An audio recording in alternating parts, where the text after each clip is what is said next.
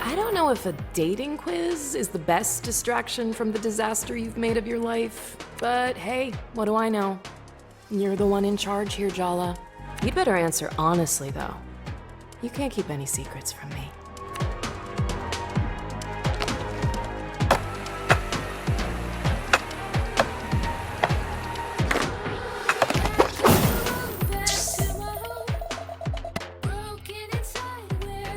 If people are gonna stare, it should be for the right reasons.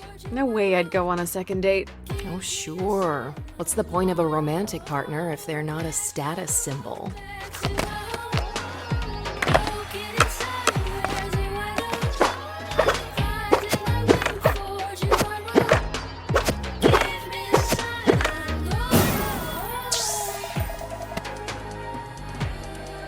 I like my space. That's just my personality, okay? Huh.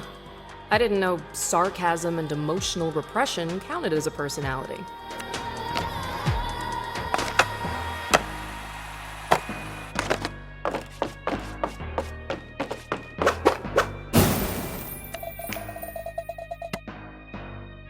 You just put a smile on your face and say it back, right? Not if you don't mean it. But maybe I do. I mean, how do you know how you feel really? Sometimes you just have to decide, right? Make a plan, carry it through, fake it till you make it. This is why your romantic life is a trash fire.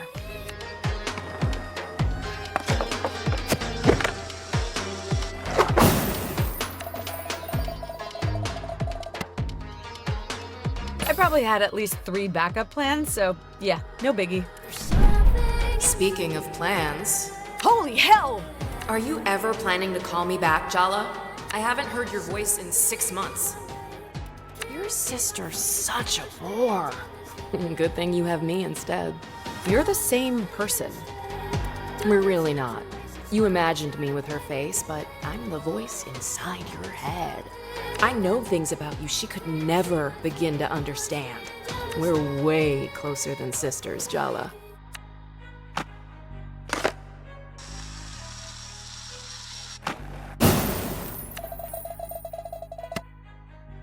I want to be the best. But your best is never enough, is it? And whose fault is that, Ma? We put too much pressure on you, Jala. No wonder you cracked.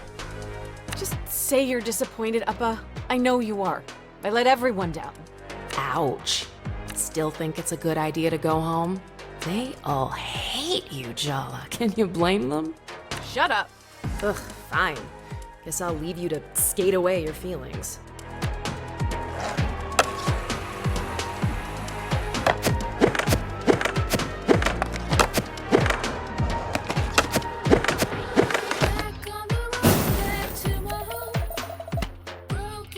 That's none of your business. Just answer the question, Jala. Tyler? Don't I deserve an answer? Isn't that why you're on a bus back home?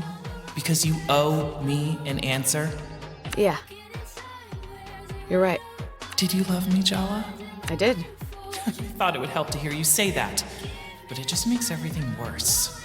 I loved you, Jala, but you already knew that. You broke my heart.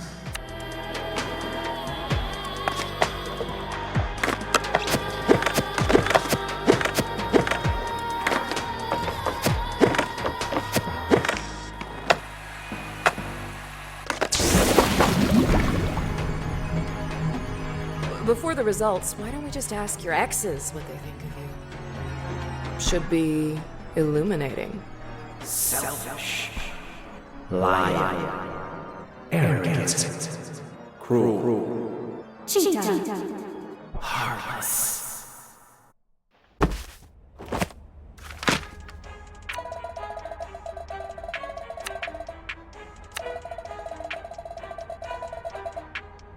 But have you ever asked yourself why you need to be liked so much?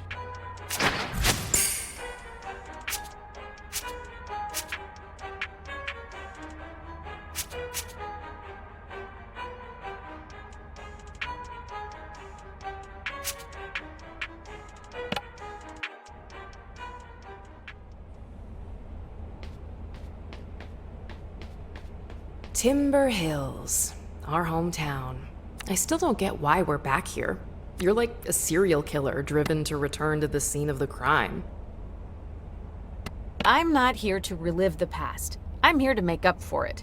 You don't fix things, Jala. You break them. I can change. You're just going to hurt yourself. All you're doing is picking at scabs. Coming back here was a mistake. I have a lot of practice making mistakes. Maybe I'm getting good at them. You're being selfish. As usual. I don't know why I even bother trying to help you. You're hopeless.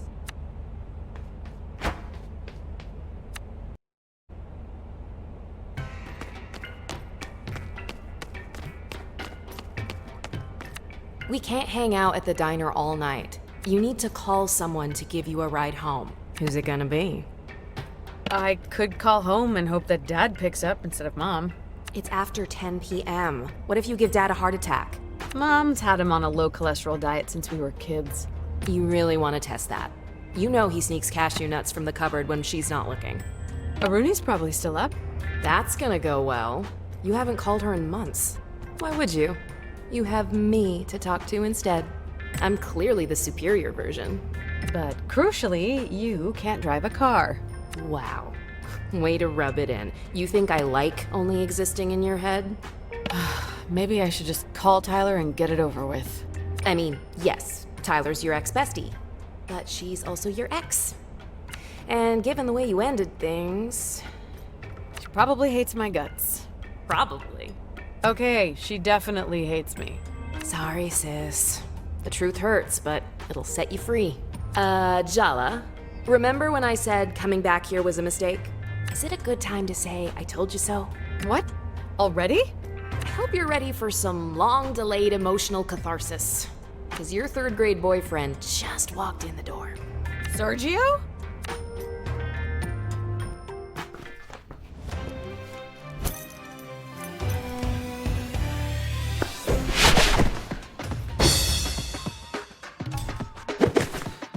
You look surprised to see me, Jala. Or are you just admiring the view? There's a lot to admire. Are those biceps even real? Oh, yeah. I filled out a little. Thanks for noticing. A little? He looks like he's been bench pressing Buicks, maybe even eating them. What happened to the weedy nerd from Geography Club?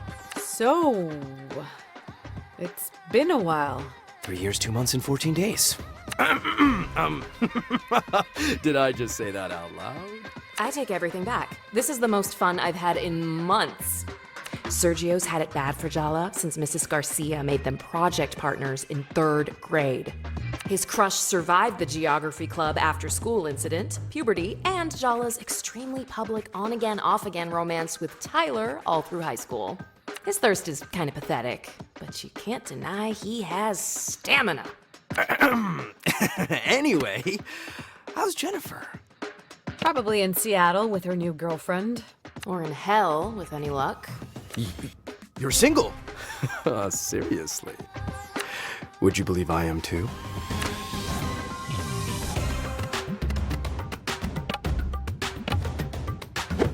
Oh!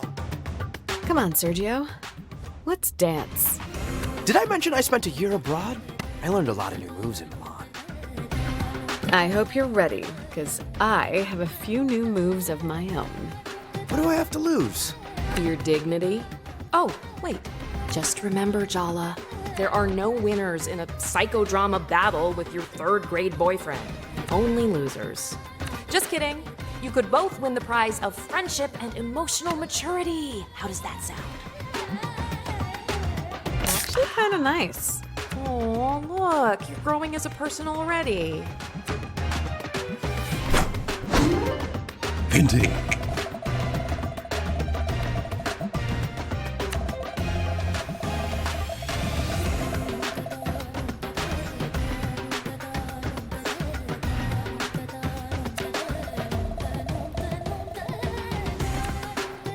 Impending.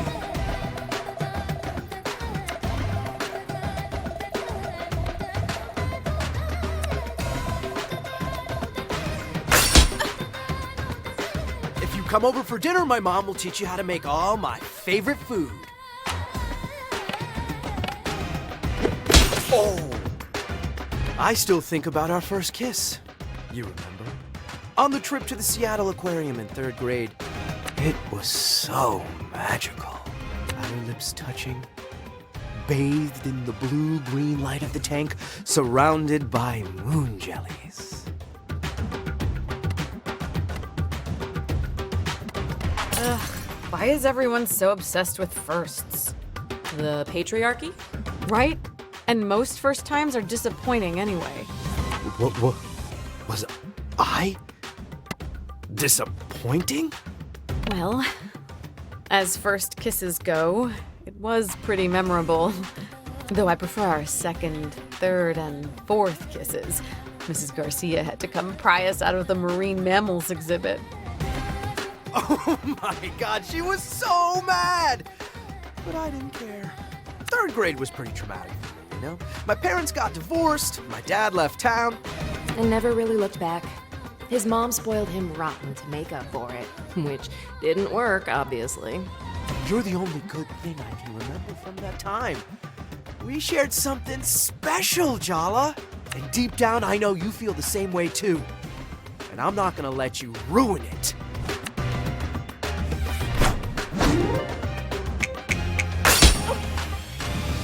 Just talk to my mom. She'll tell you why I'm perfect.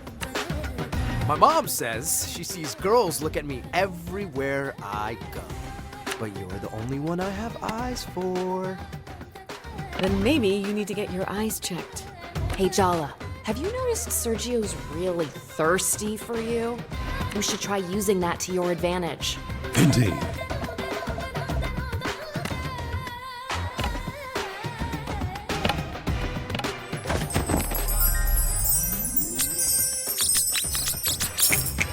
Are we flirting or are we fighting? Why not both? Does your mom still pick out your clothes for you? Or do you just have the same taste? Indeed.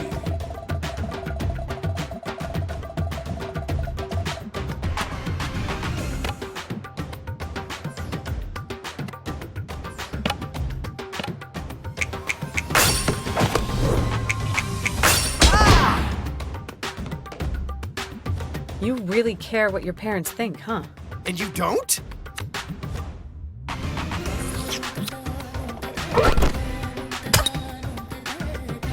You're even more terrifying than my mom.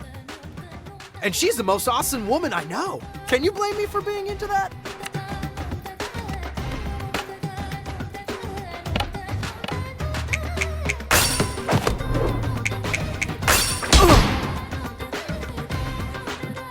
You don't fool me. I see the scared little boy hiding behind all that swagger.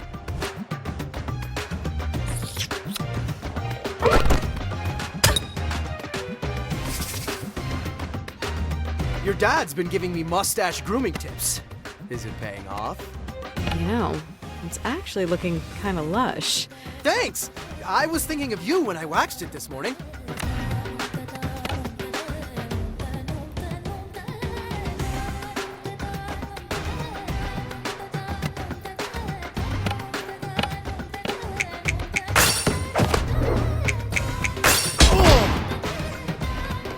Can't deny we look good together, Jala. Think about it. You and me, we could run this whole town. Or at the very least, my dad's used car empire.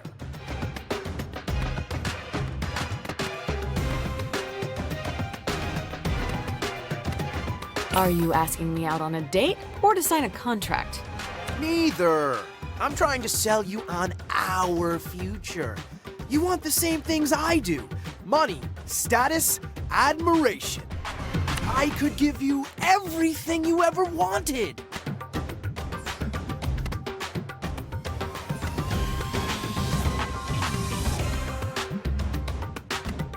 You can't buy your way into everything, you know. Maybe not everything, but you'd be surprised what you can put a price on. That's the most depressing thing I've heard all week. And trust me when I say, I've had a really depressing week. See? That's exactly what I need in my life, Jala. Someone to tell me the truth. Even when I don't want to hear it. I can't let you go again. I've been waiting a long time to get a few things off my chest.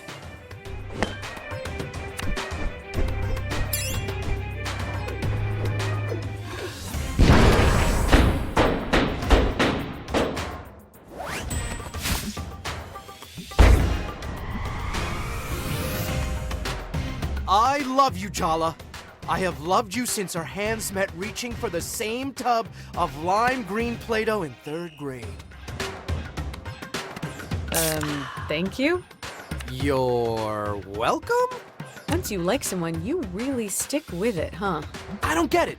You never take me seriously. I'm not joking. This thing between us, it's real, Jala. And I'm gonna prove it to you.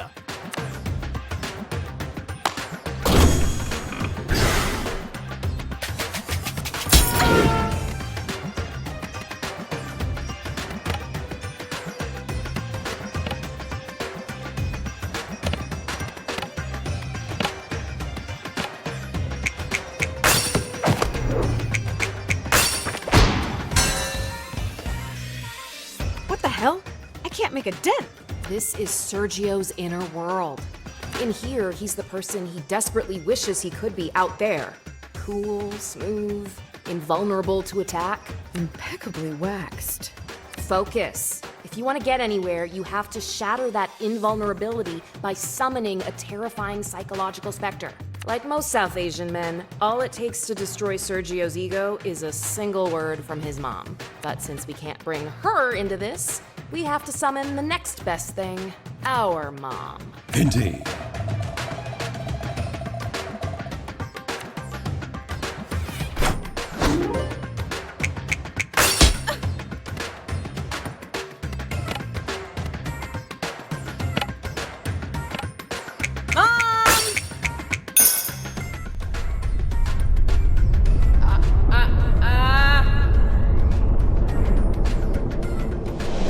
Not the chapel!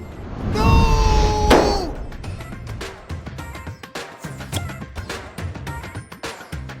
I can't believe you brought your mom into this!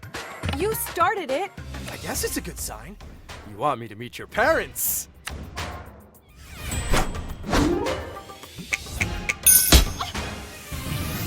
With all the toxic masculinity Sergio's got going on, I kind of suspect he'd be really easy to put into a rage. Try it. Indeed.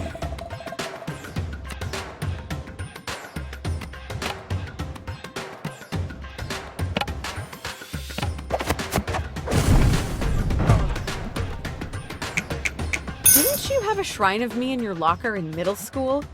The janitor made you throw it out at the end of the semester. That wasn't a shrine. It was a tasteful collection of basketball memorabilia. Indeed.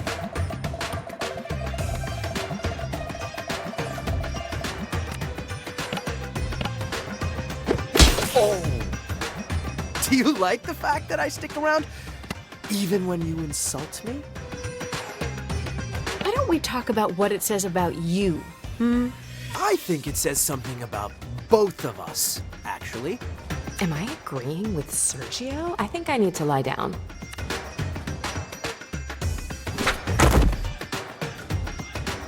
I don't even care if you win.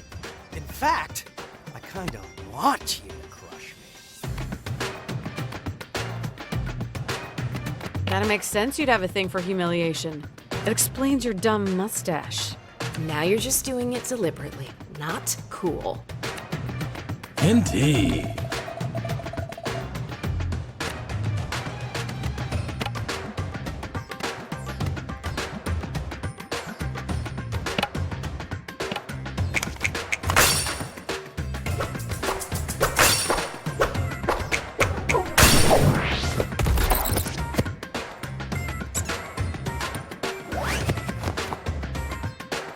It's time for you to leave grade school behind, Sergio.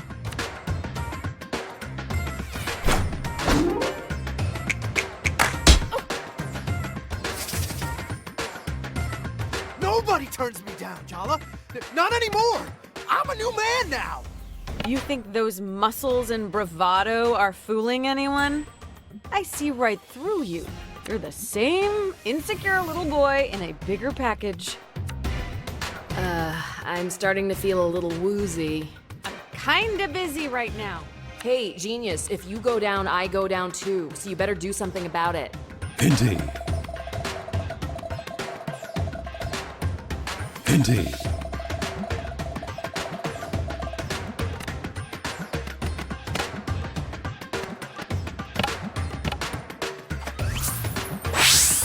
So your parents screwed you up as a kid.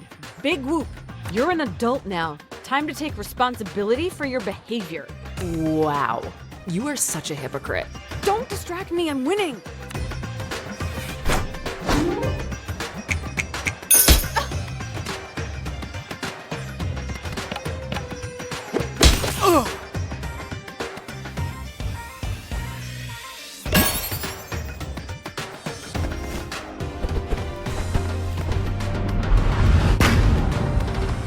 I'm sorry I came on so strong, Jala. I've had this fantasy of you in my head for so long. It's time I got to know the real you. I'm ready to move on if you are. I'm glad we figured that out, 'cause I kinda need a favor.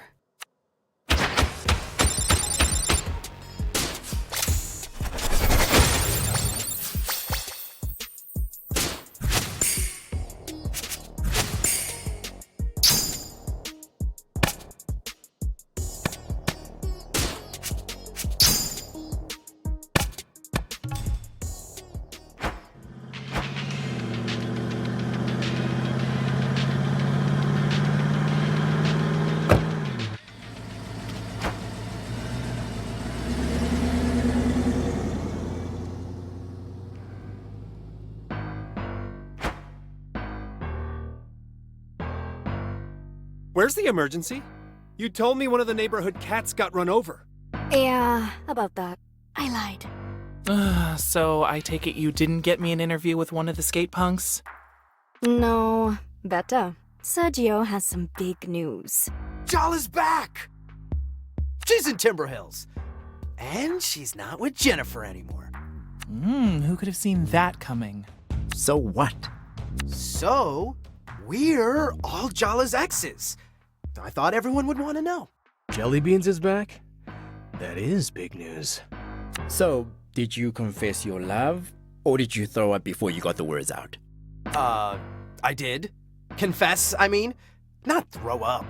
Sorry, Tyler. I know you two have your whole big doomed romance thing. There's a crater where we used to be. It's extinct.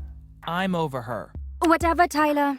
I'm gonna make her fall for me, and then crush her. That doesn't sound very emotionally healthy. Oh, what isn't healthy about long overdue revenge for being humiliated in middle school by your first crush? Ooh, fiery and gorgeous. How have we never met before? I'd remember you. Down, boy. She doesn't play for your team. I was thinking we could all get closure. Maybe even be friends. Oh, wait, you're joking, right? The rest of you can do whatever the hell you like. But trust me on this. The last thing I want is to be Jala Jairatna's friend.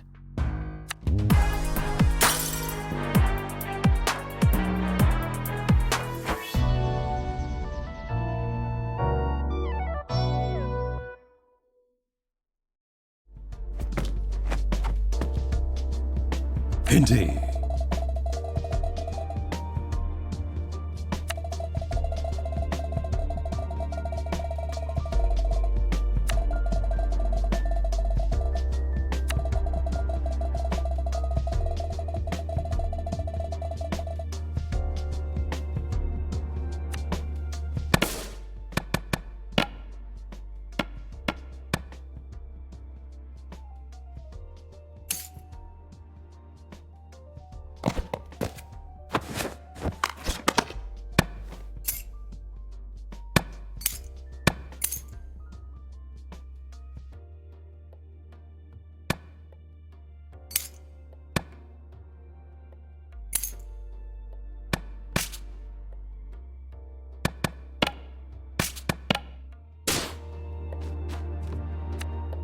Jala, you're awake.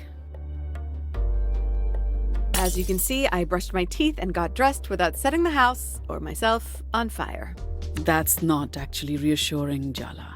As we all know, you can cause plenty of catastrophe without burning the house down.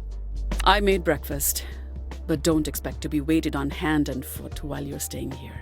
Since Aruni moved out, I'm out of the habit of cleaning up after messy children. Did she leave town like I did? Nobody has quite left Timber Hills like you did. She has her own place in town. It's not far. She comes for dinner a few times a week. Though that might change now that you're back home.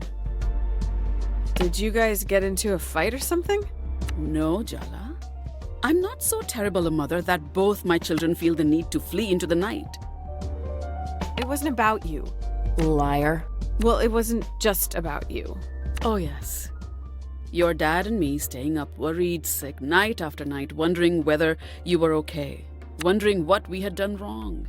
Abort mission, Jala. Abort. Abort. What we did to deserve being cut out of your life?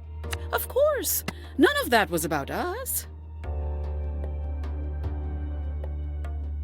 She's not answering my texts. I wonder why. You better make it right with her, Jala. And soon. She's getting married at the end of the month. That's why she left me so many voicemails. Ah, the light finally dawns. This is your mess, Jala. You clean it up. Morning, Jala Banana. It's good to see you, Apache.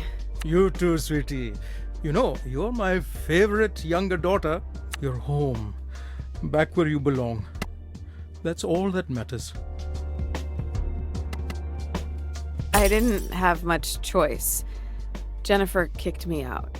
That girl. One day, I'll get her. You had a choice, Jala. Don't think you didn't. You chose to come back to us. That means something. I need to talk to Aruni. Do I even know who she's marrying? Do you even know if you're invited to the wedding? Amma! It's Aruni's choice, Jala, not ours. Don't look so defeated, Jala. This is a small town full of gossiping aunties. How hard could it be to track your sister down if you put your mind to it?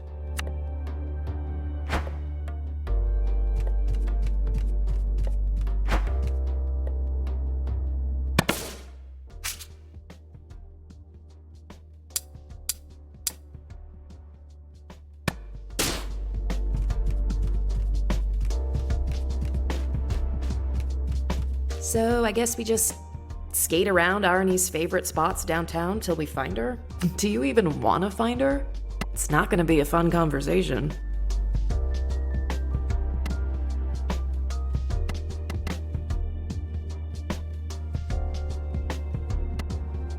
I've already had excruciating conversations with my parents, several diner patrons, and my third grade boyfriend. It's not gonna be fun. It's gonna be hard. But I'm not afraid of hard work, unlike you. I'm just saying, maybe you should give her the space she so clearly wants. What's the point in arguing? Let's earnestly bulldoze our way ahead, as usual.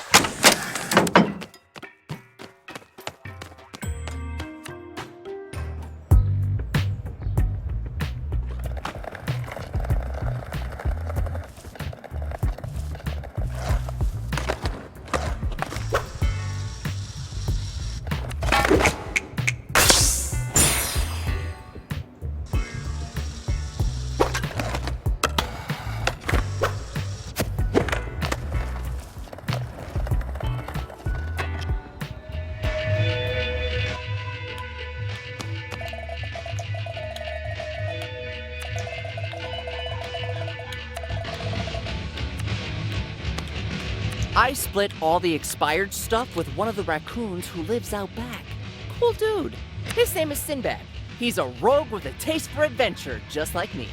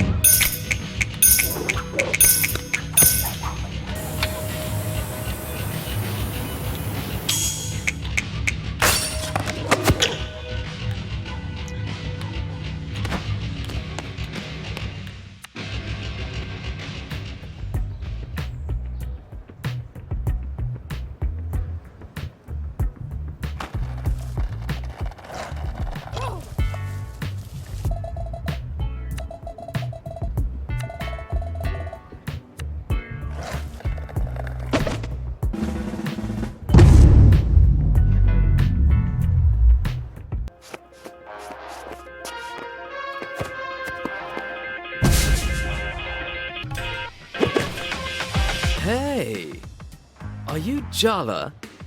Jala Jayaratna?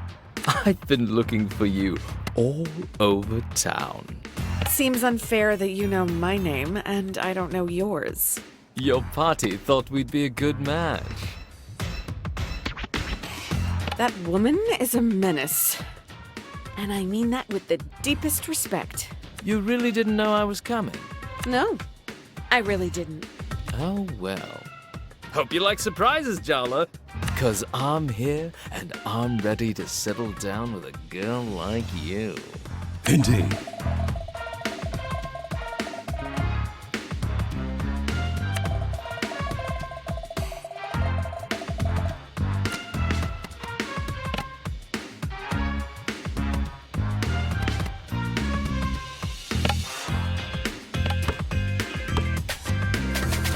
Oh!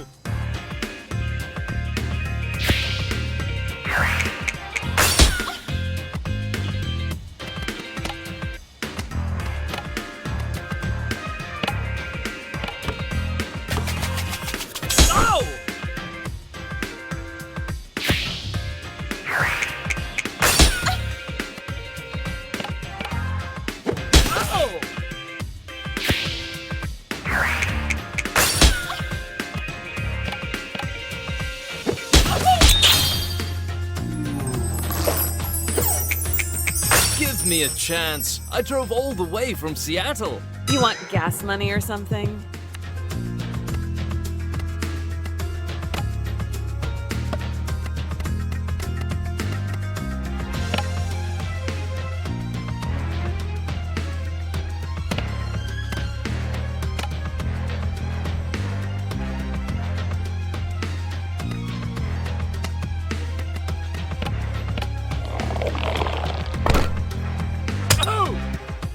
You look like you would get along with my parents.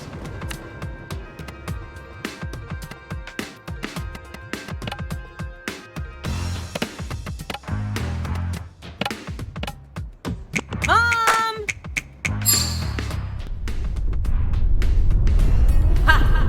I'm going to enjoy this. I regret everything.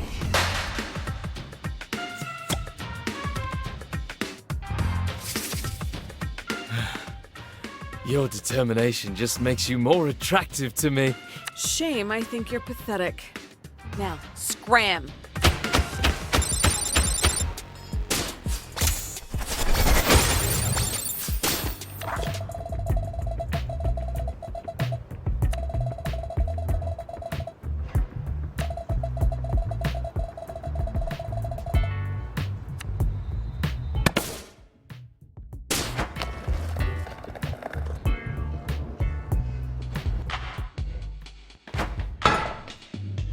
Oh, Jala.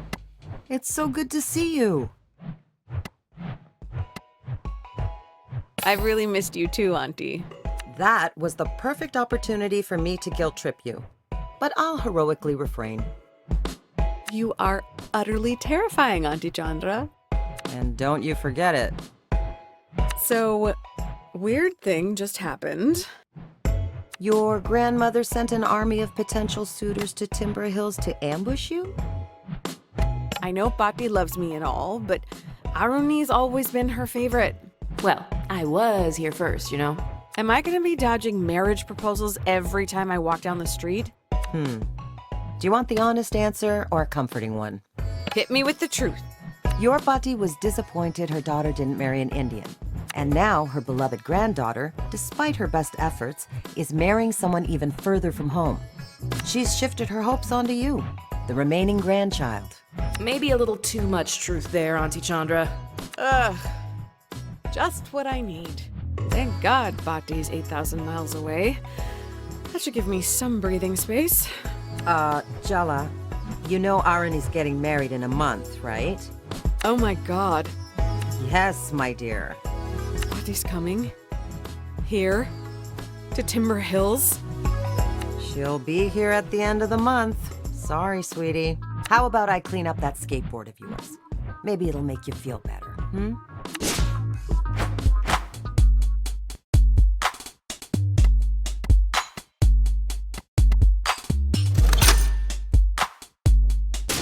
Indeed.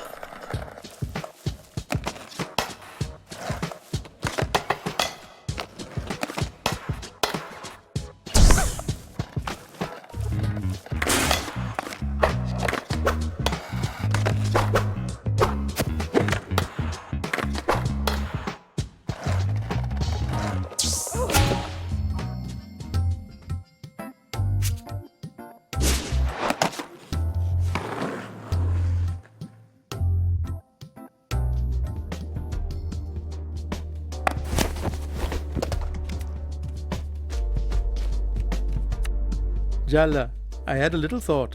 Just a suggestion. Uh-oh, Dad's come up with one of his ideas. Why don't you ask your mother for a cooking lesson?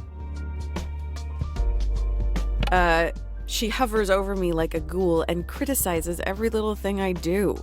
So what you're saying is, it's a recipe for disaster. Dad, you know how I feel about puns. I can't help myself when you give me such a delicious opportunity. Stop, I'm begging you. It would mean a lot to your mother if you asked. Don't think I don't know when I'm being emotionally manipulated. But is it working, Idli? Damn, he's bringing out the childhood endearments. You haven't got a chance.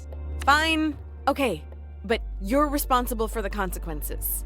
Just promise me you'll put down the knives if you start arguing. If.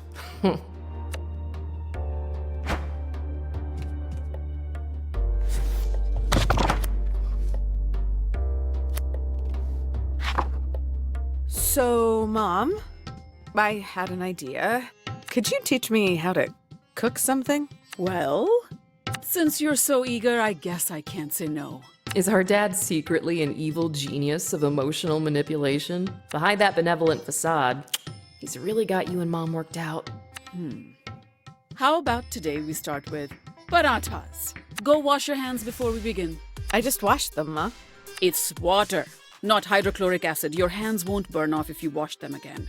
But are you here to learn to make parathas or argue with your mother? Yes, Mom. Jala Jayaratna takes the high road. It's probably also a cold day in hell, and somewhere in the world, a pig just got its wings. And don't forget to scrub your nails.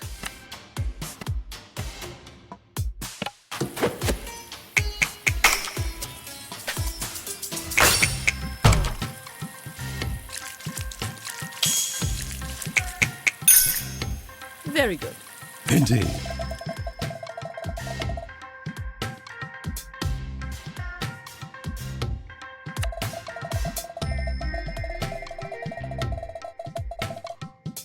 Whisk the flour and salt together. I love whisking. Feels very powerful. Please try not to cover the entire kitchen in flour this time. I was 5 years old, Mom. Isn't it time to let that incident go? Good luck. Indian mothers hoard embarrassing childhood stories like dragons hoard treasure. Just whisk, Jala. Carefully.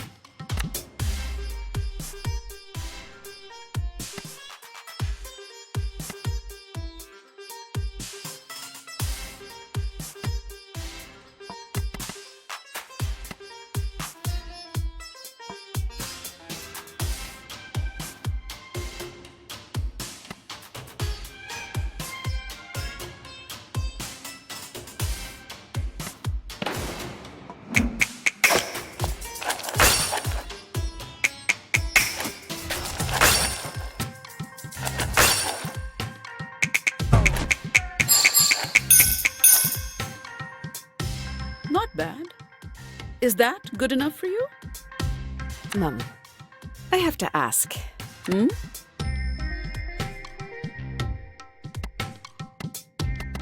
It really scares me when you're all weird and polite like this. I just know I've done something wrong.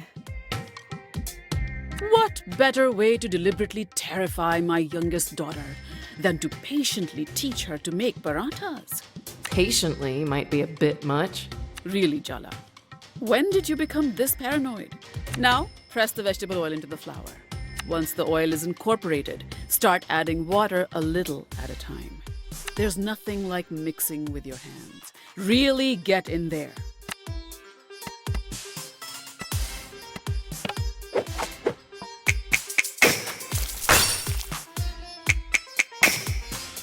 I really am an incredible teacher. Now you roll the dough into balls and leave it aside to rest for an hour. Don't you think we should actually have a proper conversation instead of avoiding our issues? Absolutely not. I set aside some dough earlier. We just need to roll it out and fry it.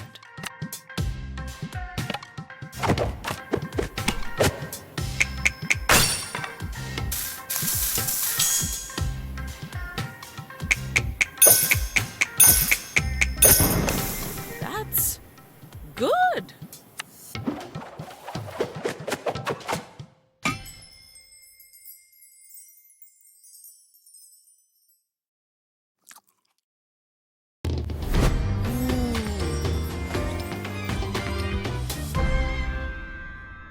So, how did I do, Amma? Oh, Jala, it tastes decent. You're improving. Guess I've always had it in me. Or I'm just a very good teacher. Oh my God, when did it become so late? I have to go to bed. I have to be up early tomorrow. It's the teachers' union meeting and I promised everyone I'd make kiribat. Just buy some snacks from the store. Jala, please. How could I show my face if I came with store-bought snacks? Good night, Jala. Don't stay up too late, huh?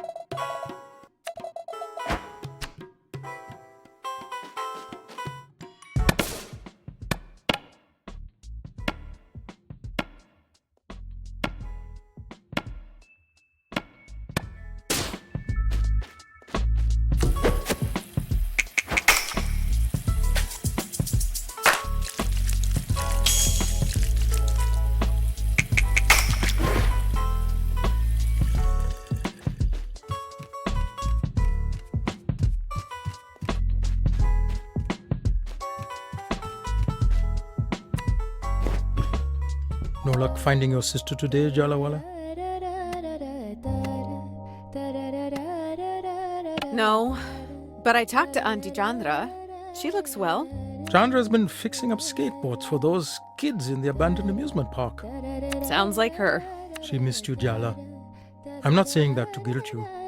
There are people who love you in this town. More than you think. Yeah, that's the problem. What are you watching? Oh, some of your old basketball games. I taped them all. This one's from junior high. You made that great free throw. See?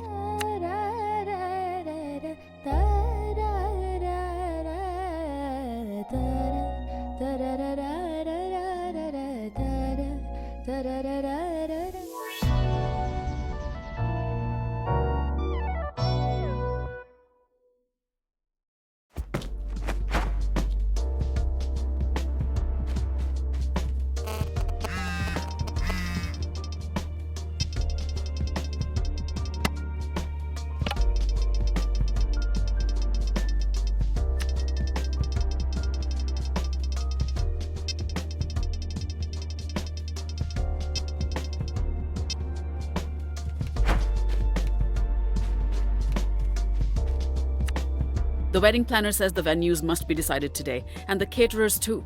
Is this for her Sangeet, henna party, or the reception? Remember that the Sangeet and henna party are one event now. Aruni insisted. Wait, is Aruni holding the biggest wedding event in Timber Hills?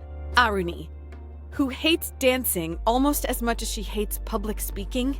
If Arani was a spice, she'd be cornstarch. Weddings aren't just about love, as sweet as that would be. They're for families and communities to celebrate together. We've been planning this wedding for months. It's not my fault we couldn't keep you in the loop. I have so many questions. You have until I finish my coffee. Please tell me you're inviting Uncle Raja. He's not blood related, and he makes speeches at every family gathering, appropriate or not.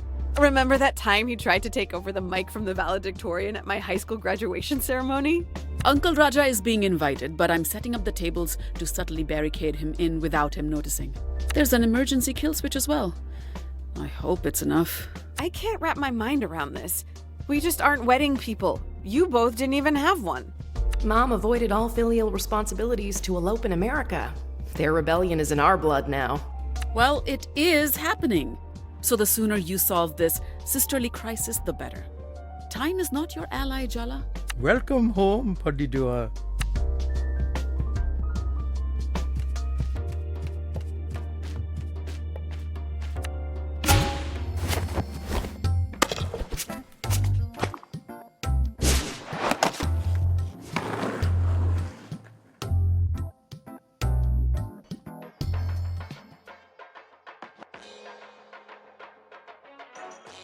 Apart from your teenage makeout spot, Bearfoot Park was meant to renew Timber Hills after the logging industry moved out. The loggers blamed environmental regulation. You think the northern spotted owl knew how much folks around here hated it? There were a lot of reasons the industry declined. Competition with Canada, over logging, mechanization. It's easier to hate the owl, I guess. What? Have you ever seen one of those owls? They look smug, like they're smirking at a joke they think you won't get. Oh yeah, screw those owls. We should have destroyed their habitats completely for smirking. Anyway, the park never opened. The town overspent its budget. Timber Hills never really recovered. Just another declining town everyone wants to get out of. Bearfoot Park is its abandoned heart. Well, maybe not so abandoned anymore.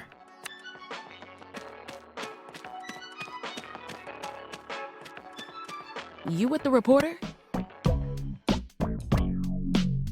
What's your name, kid? Nice try. I'm not giving an outsider my name. You don't look like you're from the mayor's office, though you could be a cop. You're a little young to be this cynical, aren't you? I grew up in the world you left us. Blame yourself. Blame society if it makes you feel better. Why would the mayor and the cops be interested in a bunch of skate punks? It's not us they're interested in. It's the park. The mayor's been trying to sell the land, redevelop it into a mall. Wait a second. You're Jala, right? Why didn't you say so? Soundie's been expecting you. What exactly is a Soundie? Duh. He's the mascot of Bearfoot Park. He's the one who invited us here.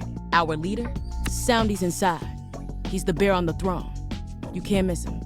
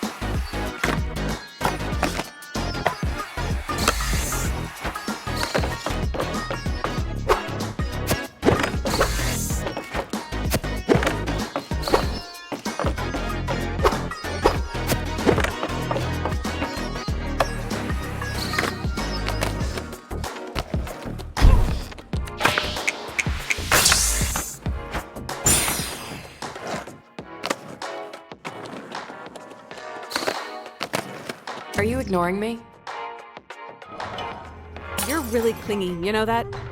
I'm inside your head. I literally have no one else to talk to. Whatever. From now on, the skate park is all yours. Enjoy your headspace, Jala.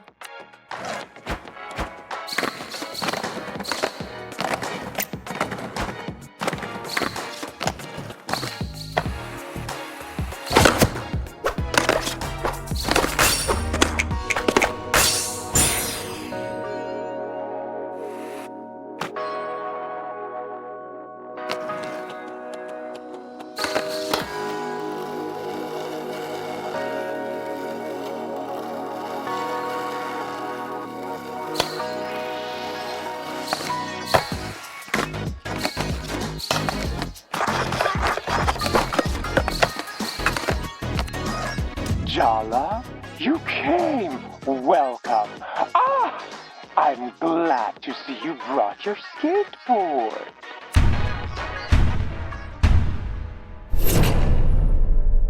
Oh, it's you, Jala. I didn't expect to see you here. Tyler, can we just park the whole emotional reunion thing for a minute? The bear owes me some answers. Oh no, hell no. I'm in the middle of a conversation. You wait your turn. Ms. Rampersad was just leaving. We don't like outsiders. And we really don't like reporters. The hell I was. I'm not leaving till I get an interview, on the record. The people of this town deserve to know what you're doing here with these kids. You could never understand what this place means. Why it matters. Why the Cubs want to stay here with me.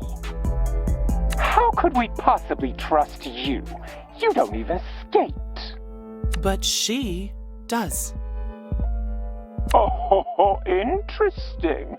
Is she your champion then? Excuse me? Yep, she is. Does that get me an interview? Complete my skate challenges, Jala.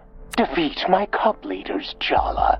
Prove yourself worthy of Bearfoot Park's secrets, and I will tell my Cubs to answer Tyler Rampesad's questions. She can investigate to her heart's content. It's a deal. Until then, Ms. Rampersad, you're not welcome here. Don't even say a word, Jala. You owe me this. Meet me outside the park when you're done. We need to talk strategy.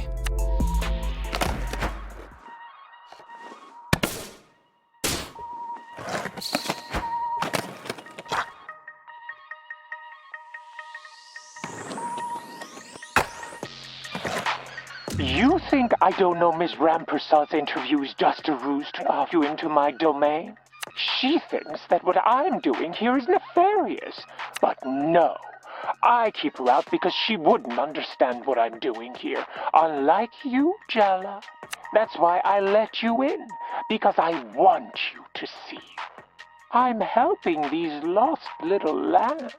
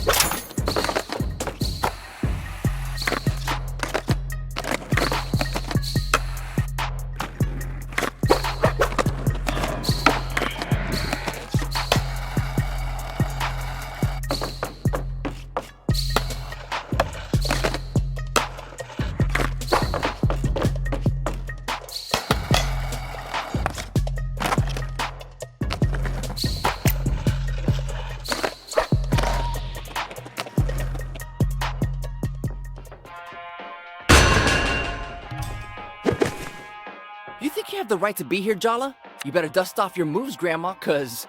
Donato, I thought we agreed to lay off the age thing. Not cool, babe. Yeah, what's not cool is you interrupting me in front of the enemy, Theo. It kind of seems like you two have a lot to talk about. I could come back later, maybe. No, we're doing this now. See what happens when you interrupt, Theo? Wow. Uncalled for, babe. Get ready to taste defeat, Jala.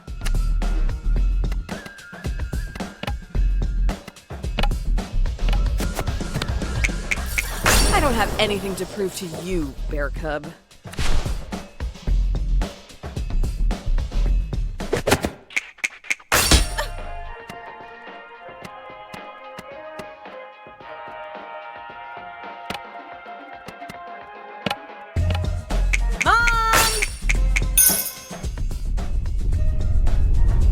Jala!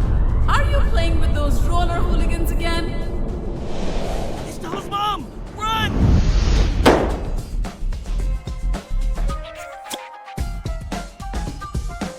Are you even trying to defeat the enemy, Theo? Because it really doesn't feel like you're committed. Oh, now you're the expert on commitment. Ha! You're mad at me. I knew it. You took Miriam from biology to the end of the year dance. After you said you didn't want to go. So you went with someone else? He's probably cheating on you. Miriam's been my friend since grade school. It's not a big deal. Your boyfriend obviously doesn't agree. Shut up. Don't tell Jala to shut up. She's not the one who's cheating on me. I'm not. Your jealousy is so out of control. This is all your fault, Jala. You're going down.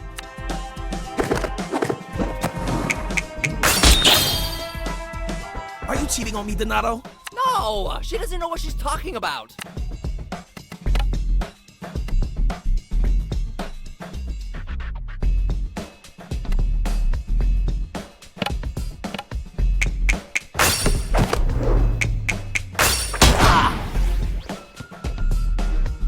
My sister told me you were a player. I should have listened. Theo, battle now, fight later.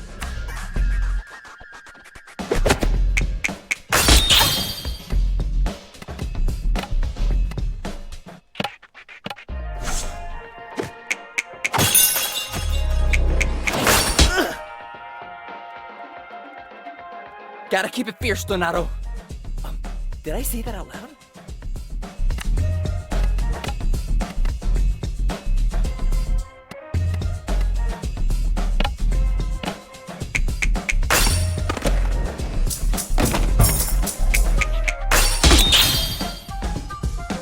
So who is it? Who have you been sneaking around with? No one. I spend all my time with you. Sounds like he's saying he's bored of you. Was this the right shirt for this fight?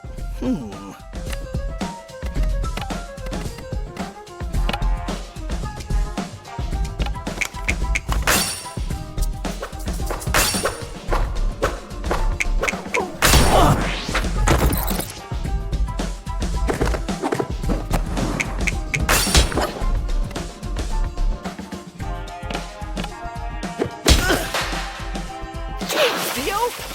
Ugh, this is my fault.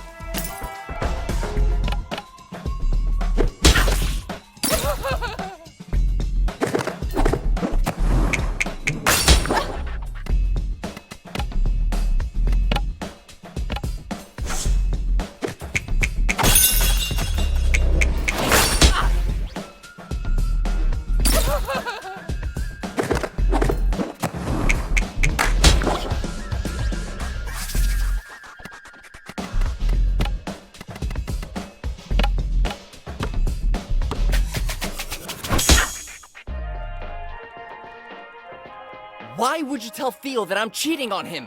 Well, are you? Yeah, are you?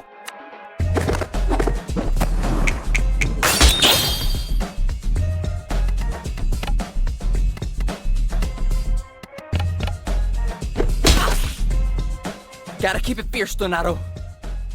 Did I say that out loud?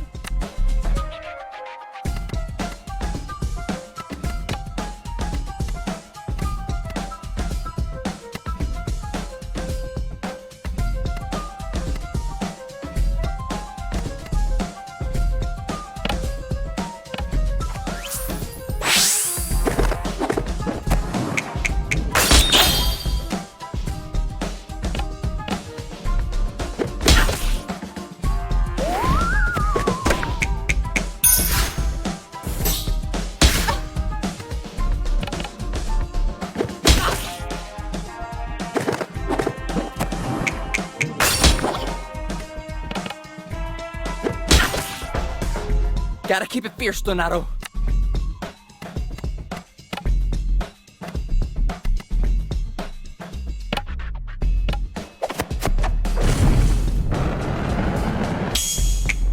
So the bear's like your boss?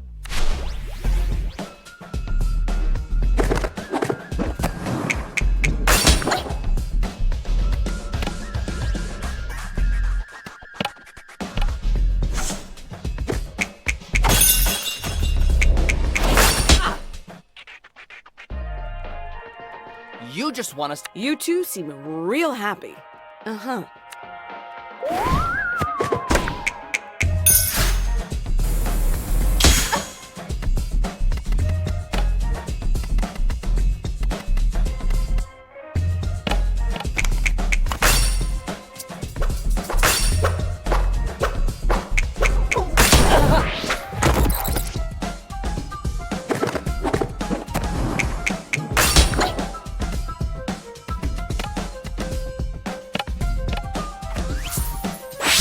Gotta keep it fierce, Donato.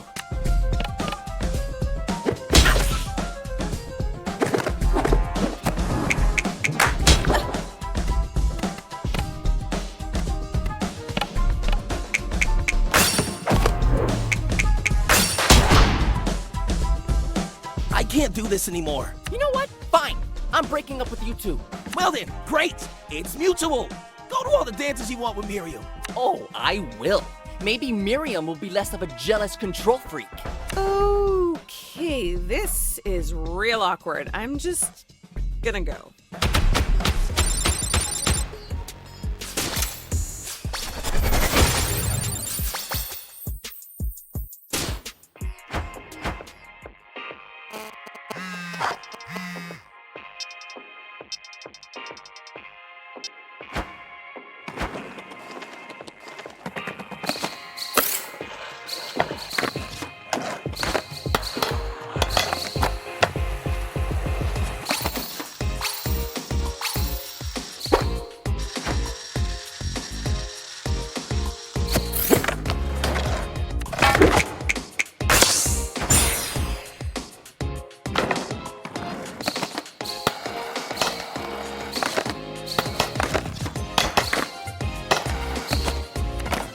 Perfect.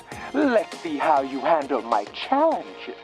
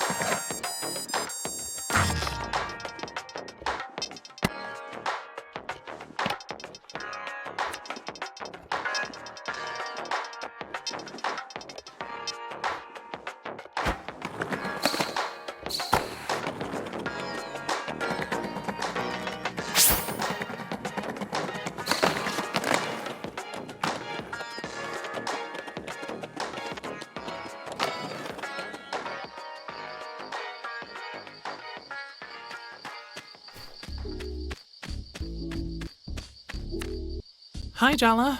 You look like shit. I'm trying something new, matching my outfit with my emotional state. Ah, so you feel like shit too? Good. How are you? Ugh, what a vast and complicated question that I'm not in the mood to answer. That's fair. You don't owe me any answers. No, I don't. Ugh, I hate it when you agree with me.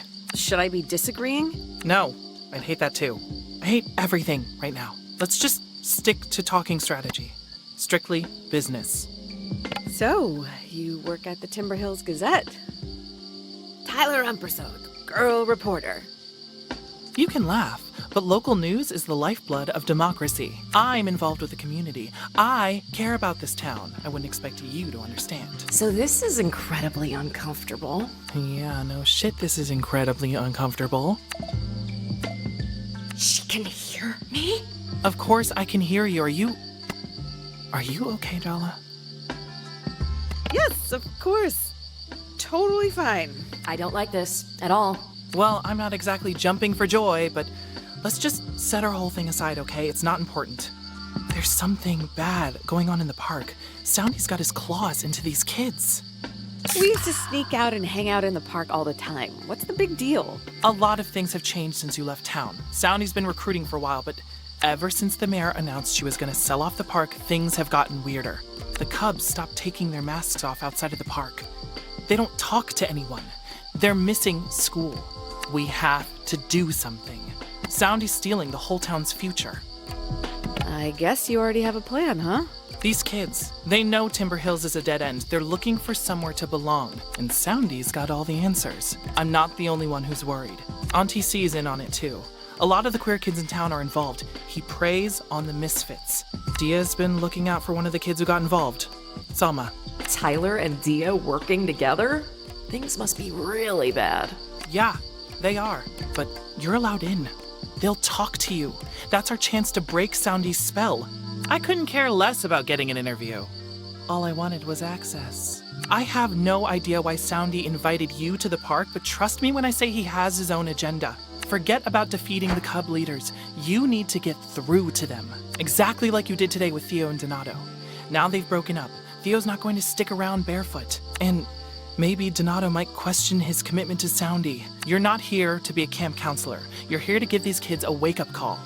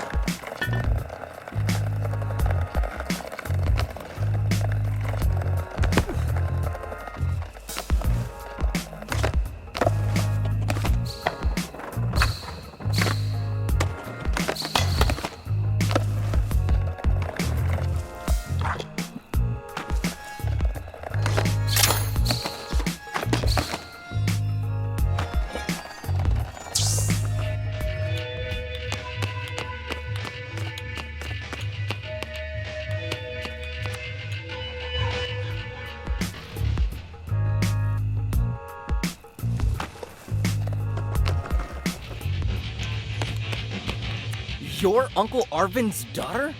No way, he's so nice. Uncle Arvin? He used to fill my grandma's prescriptions. What's your problem? Here's what your dad ordered. Cashew-flavored chocolate bar. That's the big mystery?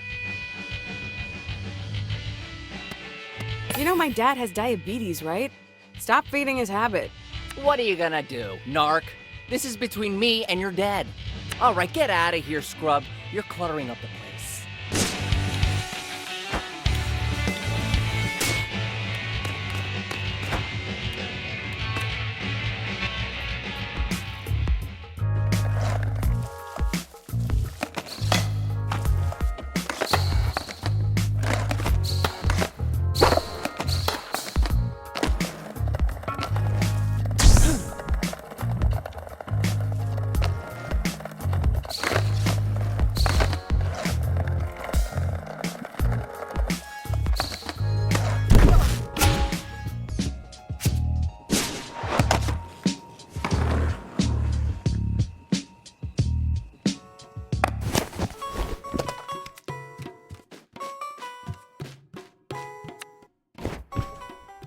Here's your special package, Dad. Shh! Keep your voice down. Your mom has ears like a bat. Oh, thanks, sweetie. You're a lifesaver. That face. Are you wishing you hadn't come home? I don't care about the gossip. I don't back down from a challenge. That's my fighter. You will make them all eat their words. Dad, stop being so sensible. Can we just watch TV for a while? Of course. It was brave of you to come home, Jala. I'm proud of you for that.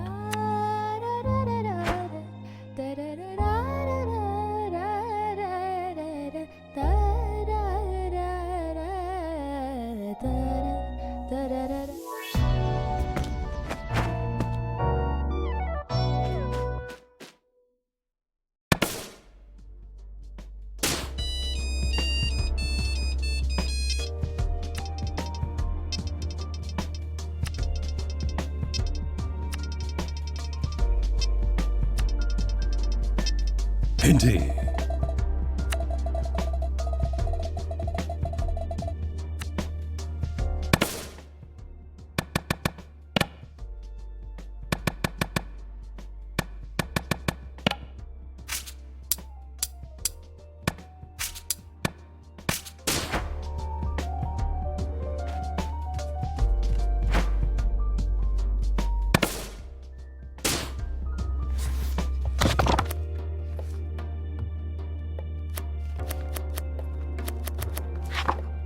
Why do you want to make katte sambal?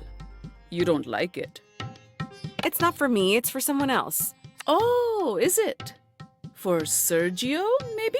Haha, busted. How do you know that? I'm your mother, Jala. I know more than you could possibly imagine. I thought you'd be trying to fend him off, not cook for him. This is quite a plot twist. Mom is underestimating the power of your thirst for his shiny new biceps. Shut up. What did you say? Nothing. Nothing at all. Let's start, Humma. Katte sambal is a simple dish. But that means there's nowhere to hide in the simplicity. Your nails look extra filthy today. Have you been playing in the mud? Only in an emotional sense. You've turned your life into a Hindi TV serial and now you're joking about it. Really, Jala? Take a deep breath or something. It feels like we're about to have a heart attack. Why are you just standing there? Go wash your hands. Ah.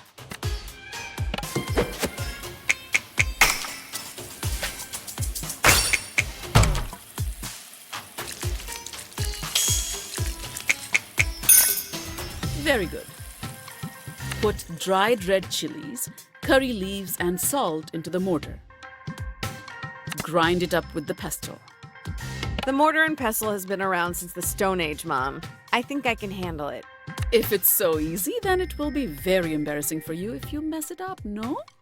Go ahead. Oh, good. Now's your chance to flavor the dish with paralyzing anxiety.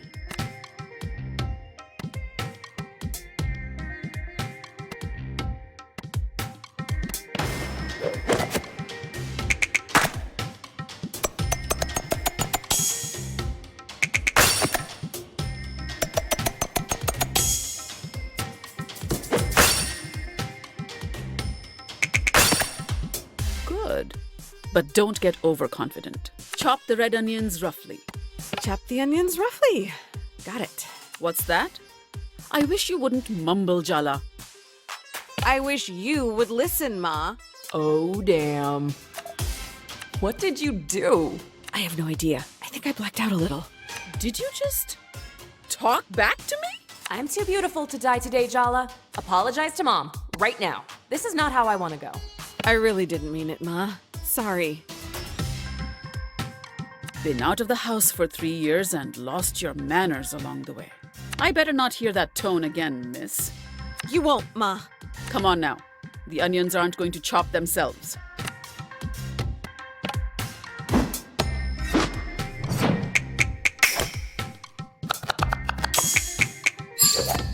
Your Auntie Chandra would be thrilled. Then again, I saw her burn rice twice. Now you add the onions and grind. Once it's a good paste, add the umbalakada.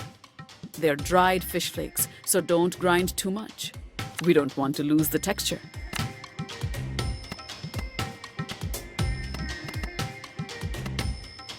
Are you doing something new with your hair? It looks so shiny.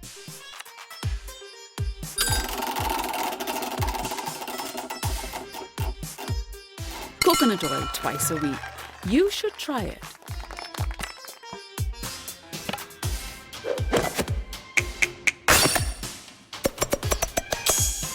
That's good. Do you remember Aruni used to eat umbalakada plain as a snack? Then she'd breathe all over me with her fish breath and tell me that's what mermaids smelled like. I didn't know that. What an imagination that girl has. The two of you used to be so close at one time. Before you messed everything up. Anyway, this is no time for reminiscing. We have to season the sambal. To the salt and chili powder.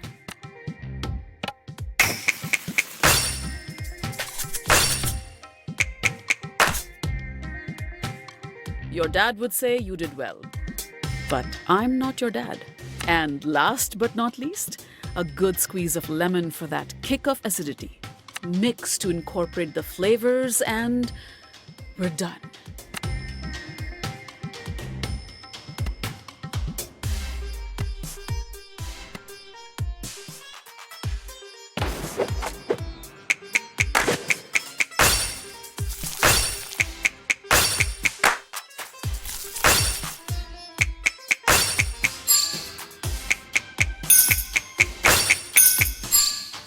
It was fine.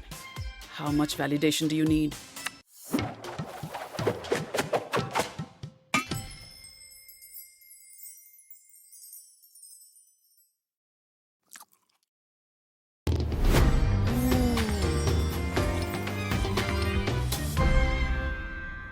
Did I do good? Almost as good as mine. Wow! Seriously? Thanks, Ma. Don't let it go to your head. I'm sure Sergio will enjoy it.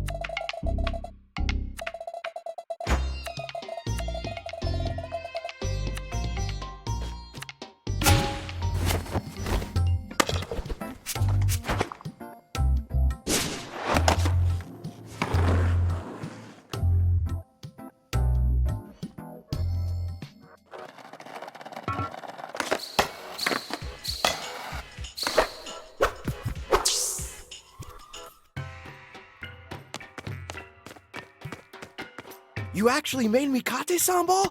Wow, thank you! It's not a declaration of eternal devotion or anything. Oh, no. Of course not. Maybe just fleeting devotion?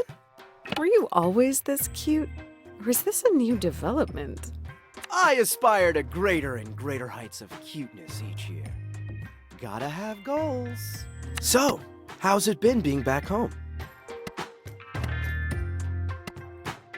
You haven't seen my sister around, have you? She's avoiding me. Timber Hills is a small town. You'll run into each other sooner or later. That doesn't mean she'll talk to me. She will. Arnie can't stay mad forever. She's your sister after all. Spoken like a true only child. Thanks again for the sambal, Jala. And hey, you've got my number. Text me if you want to talk. Indeed.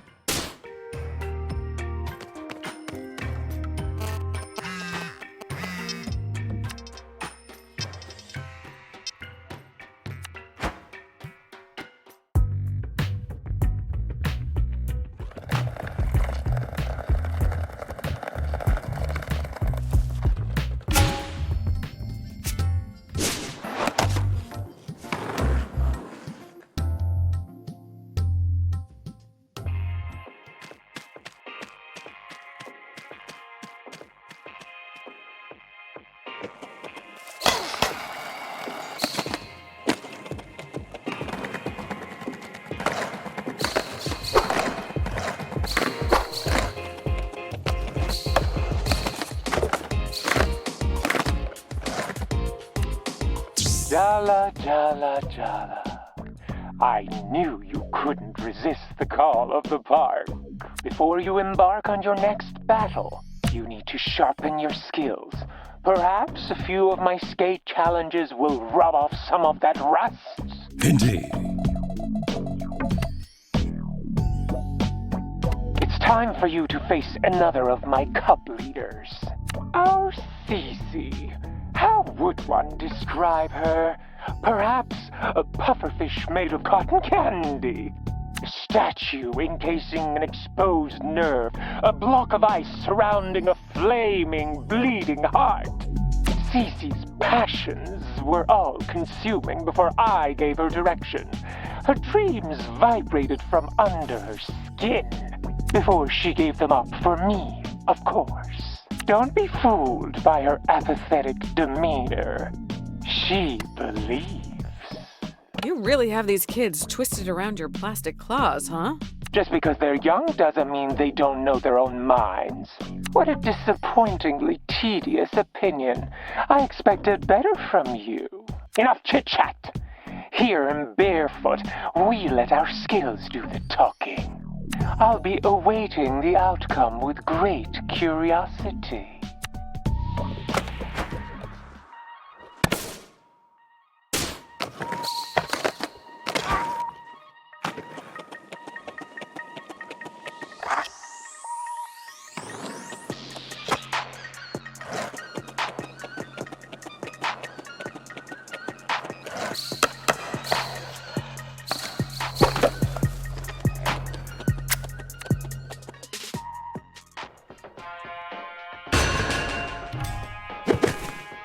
Oh, yeah. We have to fight or whatever. Let's get this over with. I will defeat you. Etc., etc. So, my name is Jala. It's nice to meet you. This is the part where you say your name too. It's Cece. Can we fight now? Do you even know why we're fighting? Trust me, I know all about your whole prodigal son returns thing, Jala. But apparently, your past includes you breaking my best friend's brother's heart. Now, she hates you. And I might have some bad news to tell her, so I definitely need to destroy you. It's just not personal. I've heard about Soundie and your best friend, but nothing about you. You should get in touch with your own wants. I know I did it too much, but it's good to check in with yourself. Is that what you consider our dynamic? Checking in? Yeah, easy for you to say. You've never been loyal to anyone, anywhere, or anything in your entire life. You know what? I actually am pissed off now. Prepare to die, but like with more intentionality now.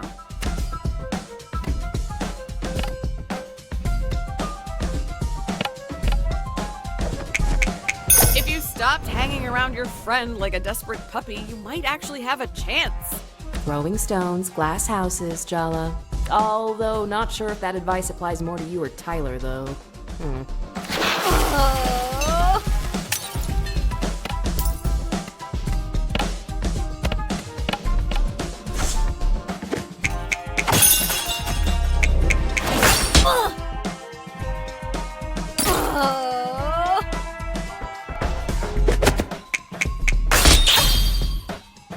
Soundie's loyal to this town because he loves it.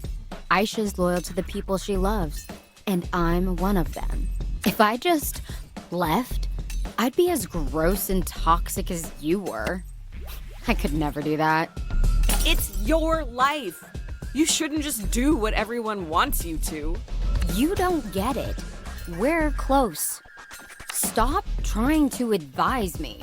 I'm not you. I'm not making your mistakes. Actually, I'm more convinced than ever in the cause. Now, I'm gonna beat you for Soundie and Aisha. Teenagers are such contrarians.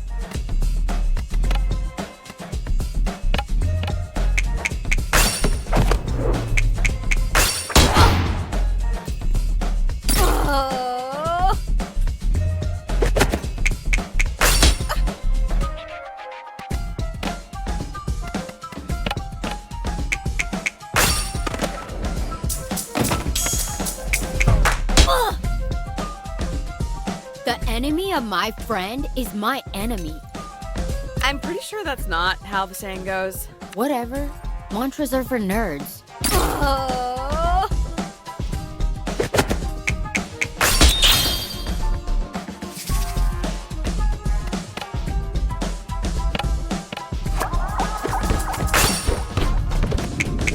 I know it's all no hope, no future right now, but that isn't me. I've got too much fight for that. Whatever.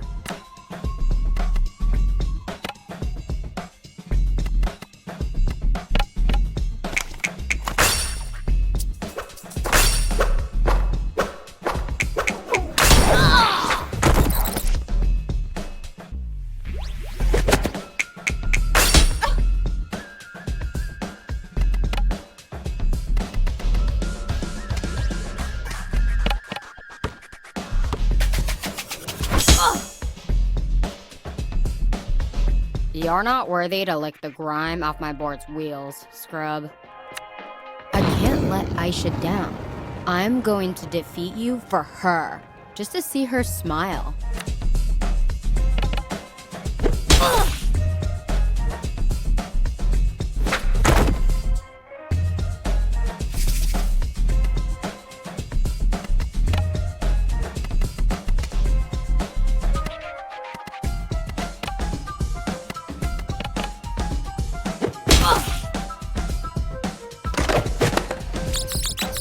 Face it, has-been. You're in decline. Your prime was a century ago. You've already peaked and faded away.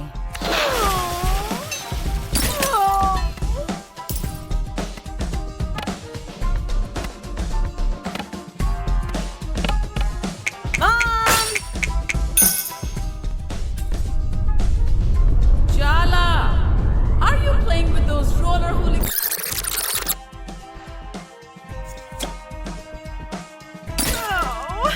Ugh, I lost? This sucks. My heart wasn't in it. It's not in any of this, really. Aisha will understand. You should give her a chance. I already know what she's gonna say. Maybe I should just suck it up and stay. For Aisha. For Soundie. I don't want to end up alone, regretting things. Thanks so much, Jala. I'm more committed to staying than ever. That's really not what I... Oh, forget it. Tyler's gonna kill me.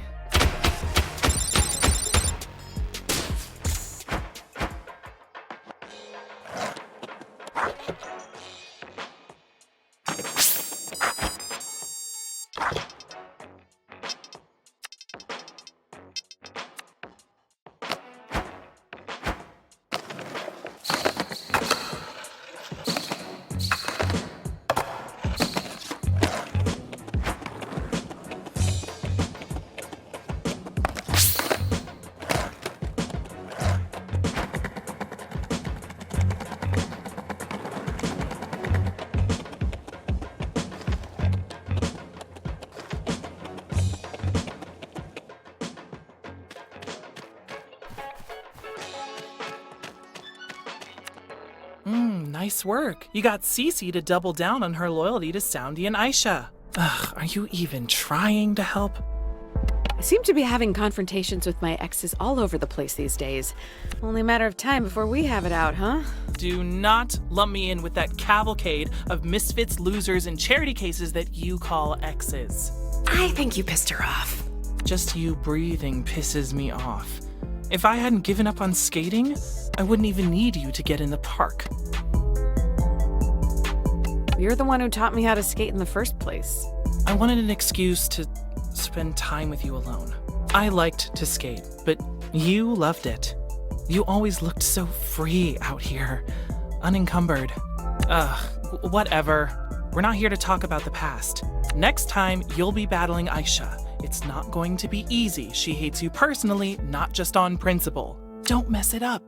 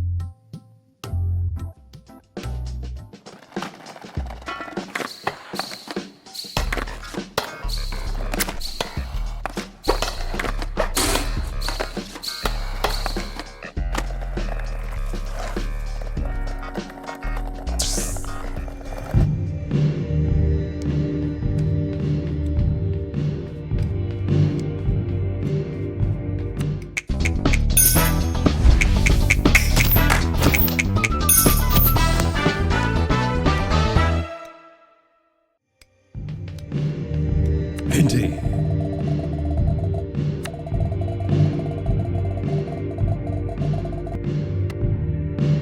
I'm ready to go. Indeed.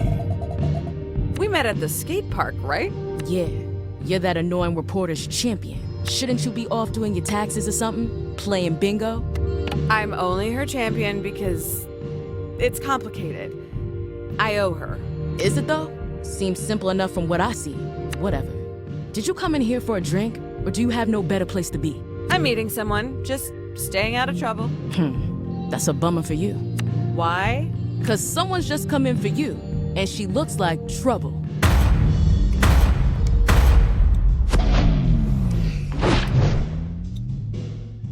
Hey, Jala. What's it been? 3 years?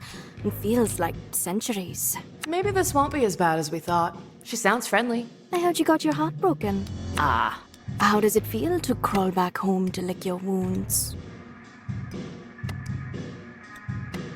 You know better than to listen to gossip.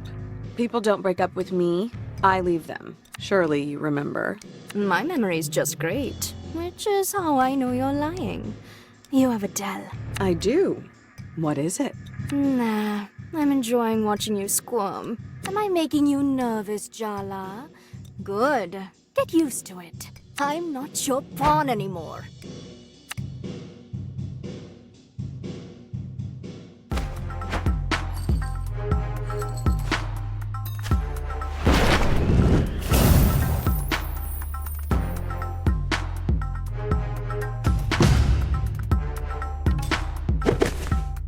I am a queen, and you will bow down.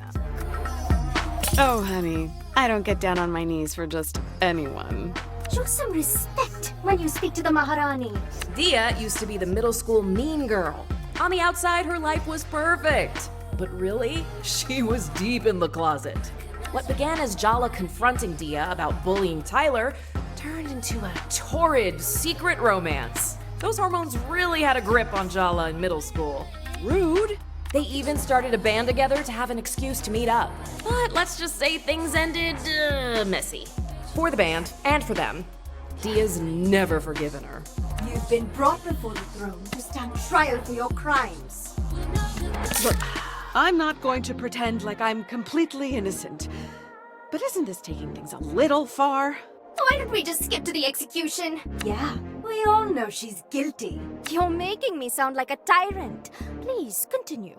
Jala Jayaratna, you stand accused of being a traitor, a liar, a betrayer, and worst of all, a shitty friend. Let the trial begin!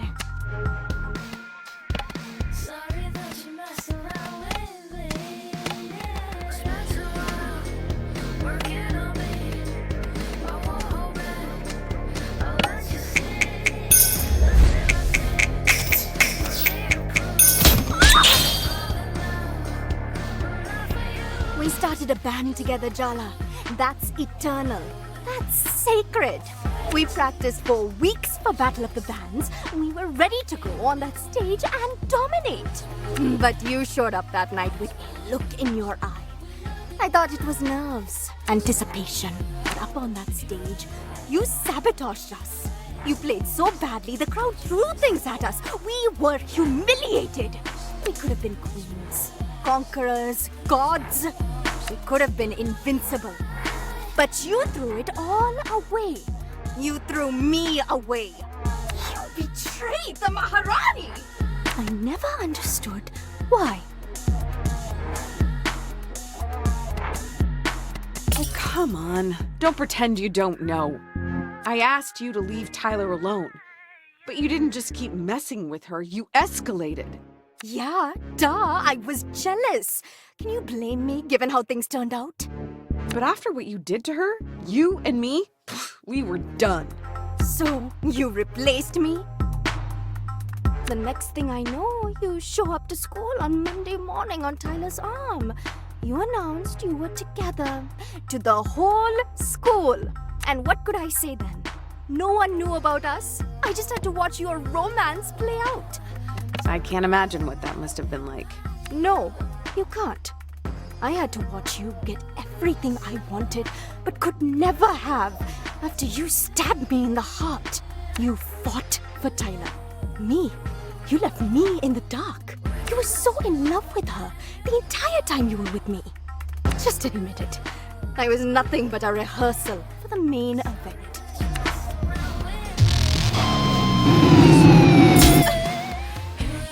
I want to show you how I saw us. The world trembled beneath our feet. Our shadows eclipsed stars.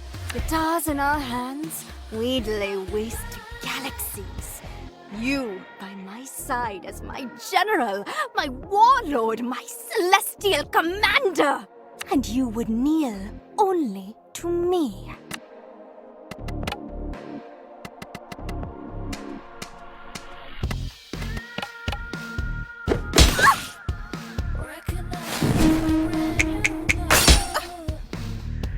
The way you touched me back then, you can't fake that. You felt it. When I kissed you, it felt like waking up, like being set on fire, like being on stage, bathed in applause. You didn't even realize you held my heart in your hands, did you? You were so careless.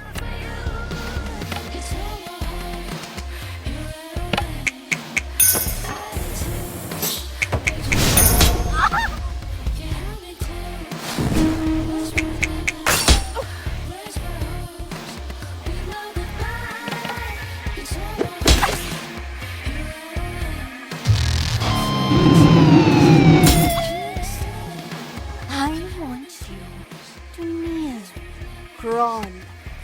Beg for me. That's...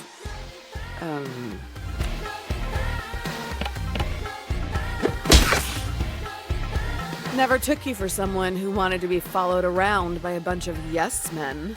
First of all, they're yes women. You know I don't do men.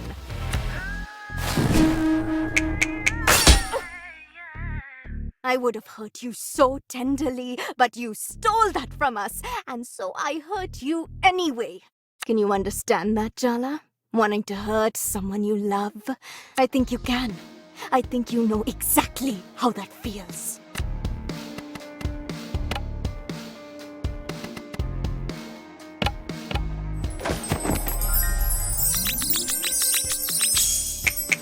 Damn. Your outfit, though. Oh, am I distracting you? My bad.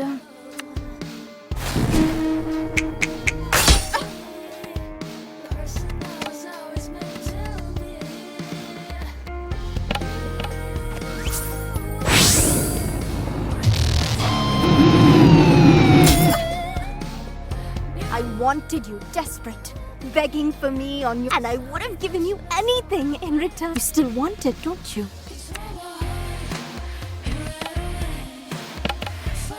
Mom!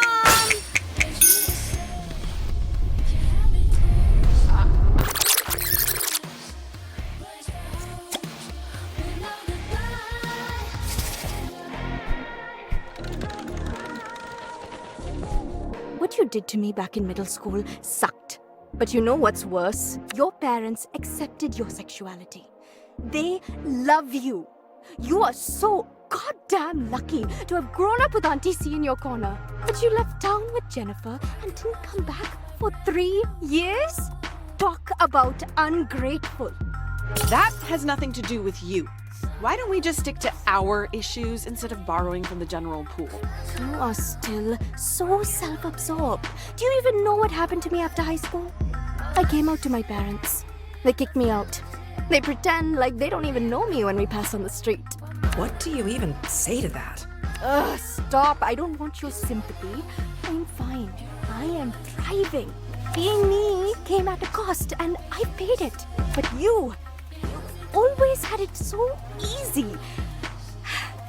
It is time you learn how to suffer. Indeed.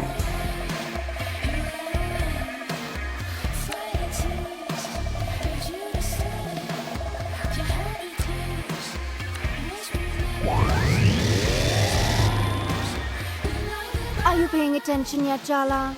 Or do I need to step up my game? step up. How about you try not to fall over?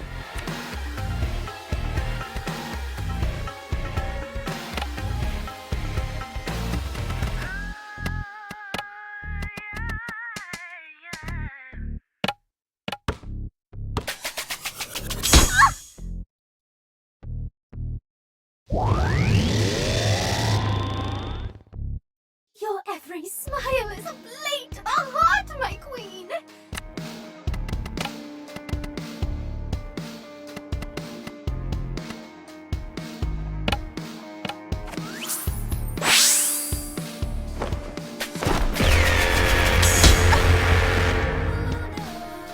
Earth to Jala. This is not the time to get distracted.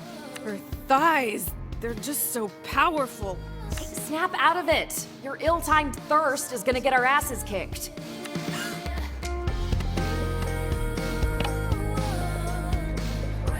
You know, that throne doesn't really look all that comfortable.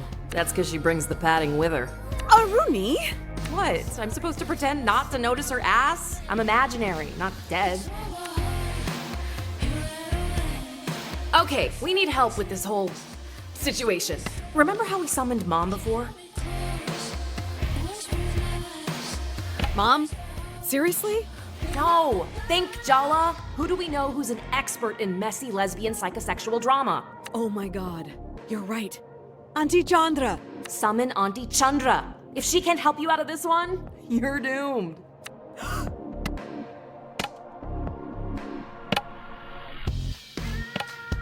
Auntie!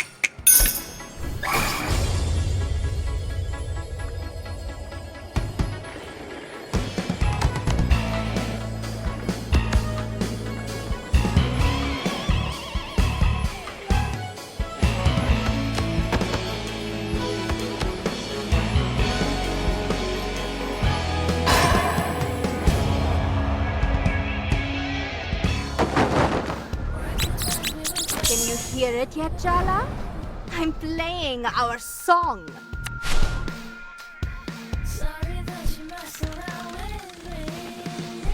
I thought what I wanted was revenge, but the truth is, I'm still not over you, Jala. Be honest, you're not over me either. Are you kidding me? When Irfan told me you kissed him in junior year, I knew. You cheated on Tyler. You were obviously bored of her, but it wasn't about Irfan, was it? It was a message to me. And that's why I told everyone what you and Irfan were doing behind Tyler's back. This song is not about you, Dia. What are you even talking about? Don't act like you don't know. I went out with Irfan after my thing with you blew up. Of all the boys in school, you picked my ex? Come on. I didn't even know you and Irfan had a thing.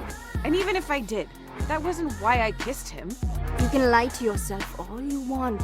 But what we had, what we did to each other, none of it was good or bad. It was transformational. I'm not sorry. And I don't want your apologies. All I want is a chance to transform you in return.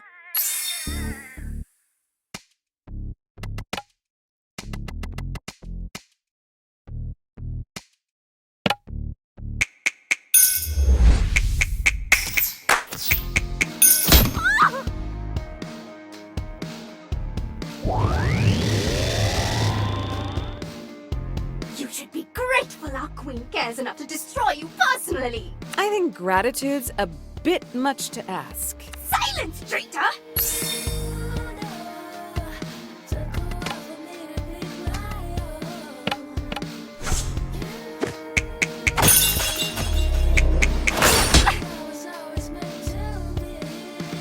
Are you really gonna be this petty about things that happened in middle school?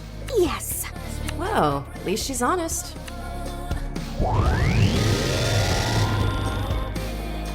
I don't want to hurt you, Jala. Oh, all right. I do want to hurt you. A little.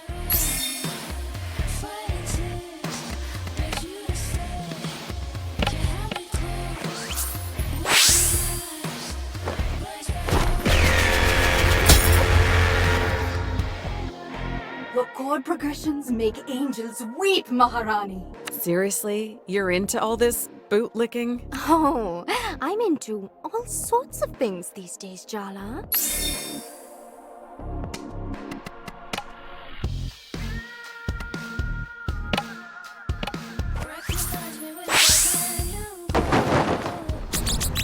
How do you like my new sound, babe?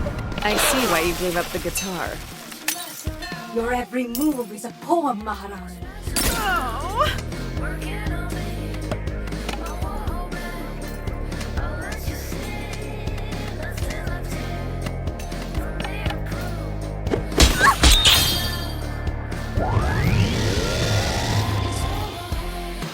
She doesn't deserve.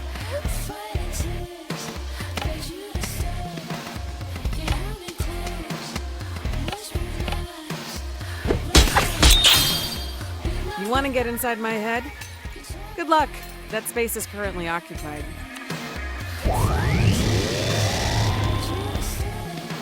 Come on, Jala. Aren't you a little curious? I could show you so many things about yourself if you let me.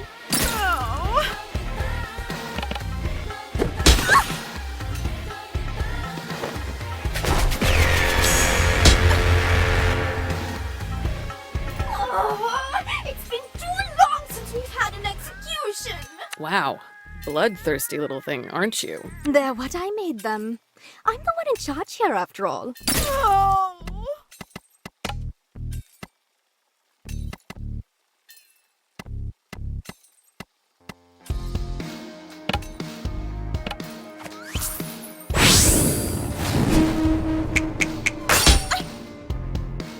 Be honest with yourself. You're enjoying this, aren't you?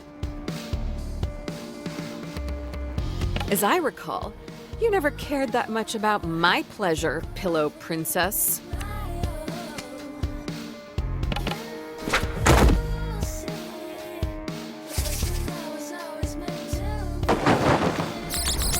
You begged me to teach you how to play the guitar. Was it all pretend? It's been too long. Wow.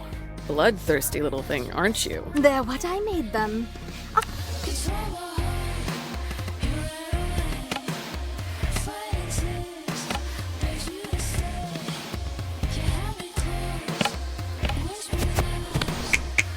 You're all mirrors and reflections. Every eye on that peacock throne. The images don't Not all of us yearn.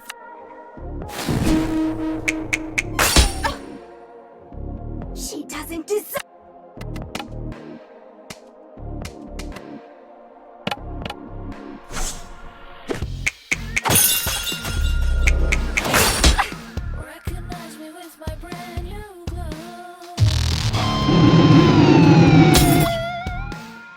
Your every move.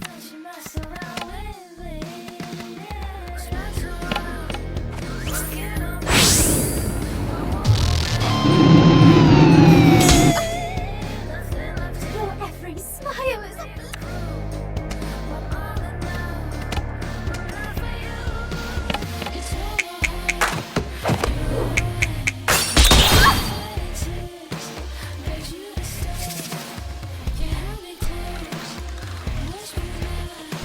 How do you like my new sound, babe? Sounds like you still have feelings for me.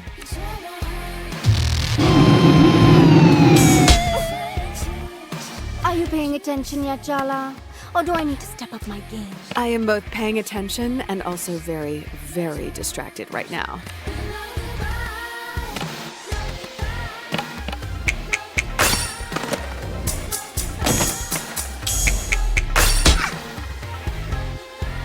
Tell me what's really going on, Dia. This isn't just about the band. Though, you know, that was pretty bad. Not helping. I'm playing my heart out, Jala. The least you can do is enjoy it. Come on, Jala. Aren't you a little curious?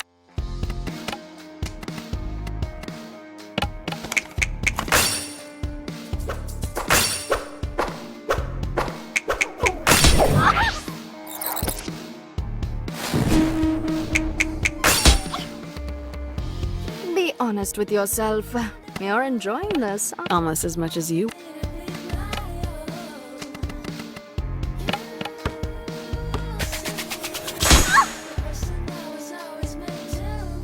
Why are the gorgeous ones all egomaniacs? You answered your own question there.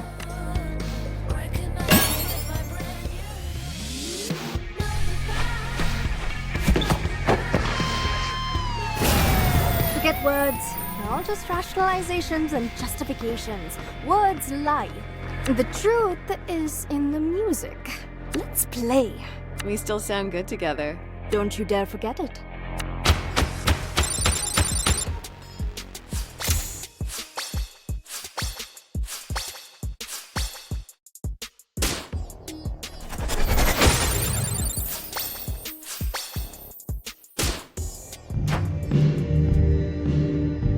I thought it would make me happy to see you heartbroken, questioning yourself. And you know what? It kind of still does. I'm over getting revenge. I'm over apologies. I'm actually over you. We can still be friends, Dia. It's not too late. Maybe. I've let you be the protagonist of my story for way too long. You're not even the villain, as much as I wanted you to be. And that's as far as I can go right now. Is that enough? I can work with that. Thanks, Maharani.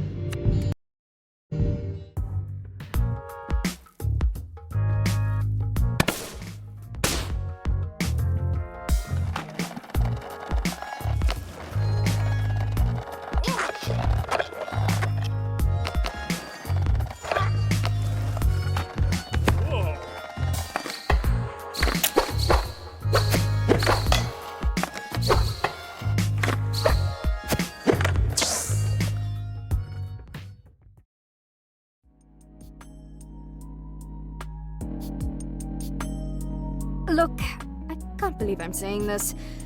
Sergio was right. Jala's changed. We talked it out. We even played the guitar. Is that a metaphor? Why? Are you jealous? No. Why would I be jealous? Jala and I are just good friends. Then you won't mind that I made beautiful music with her? Ugh, you're both pathetic. Oh, please. You think you're immune? Wait till you see her in person. I have already. What? She's helping me with my investigation into Bearfoot Park. And see, I haven't lost my mind, unlike you two. I told you, I'm over her. So what you're saying is you two have regular plans to meet up? Just the two of you? They're not dates. It's for the investigation. They sound a lot like dates, babe. Call me babe again, Tarzan. I dare you. If we're going in chronological order, it's it fun next. Excuse me? I think you have your timelines confused. No way! I made a diagram! You said to count you out. Maybe we could skip me, just for now? No way. We all agreed. Apart from me. Apart from Tyler, who's still in denial about her participation, we're in this together, all the way to the end.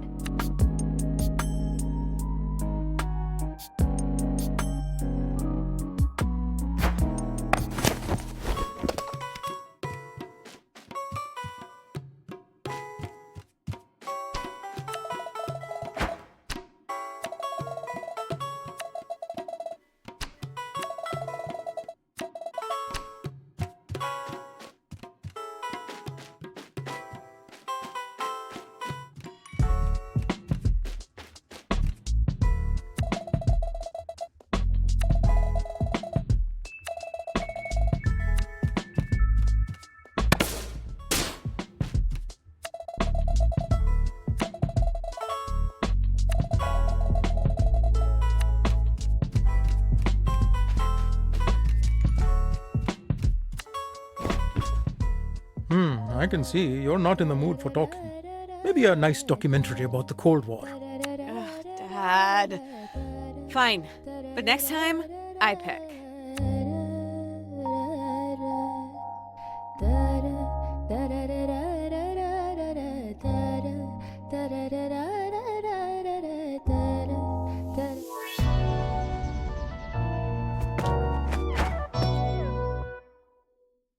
Go talk to Dad. Come on. Can't pretend with me. I know you want to. You kept us up all last night thinking about it. What are you? Chicken?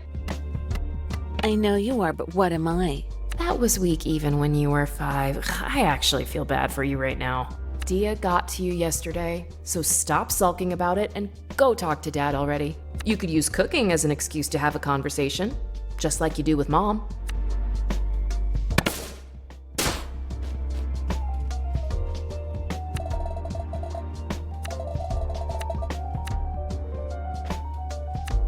Morning, parentals. Good morning. So, what are you two up to today? Nothing. Absolutely nothing. Okay. What is going on? Aruni was upset that we were discussing her wedding with you the other day. She felt as though it was private, especially since you haven't spoken yet. I knew we were on rocky terms, but I thought she liked me more than that. You were the one who stopped speaking to her first. I personally don't agree with her, though. It's quite rude and troublesome, in my opinion. Aruni's hurting too, Jala. And weddings are very stressful. Can I at least know my future brother-in-law's name, please? Because he's going to be my family too, right?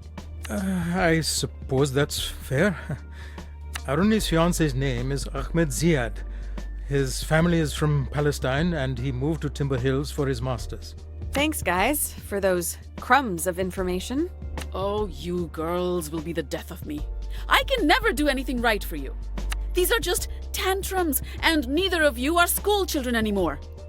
You do well to remember that. Ouch. That was a second-degree scolding.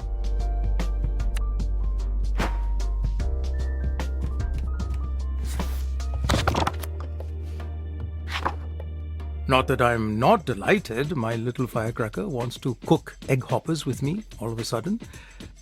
But why do I sense that you're hungry for something else this morning? How do you do that? I've been a parent for 28 years and married to your mother for even longer. You think I haven't picked up a few tricks? Have we been underestimating Dad this whole time? I just got goosebumps. Or he's just pretending to be oblivious. Terrifying thought. You know what to do first.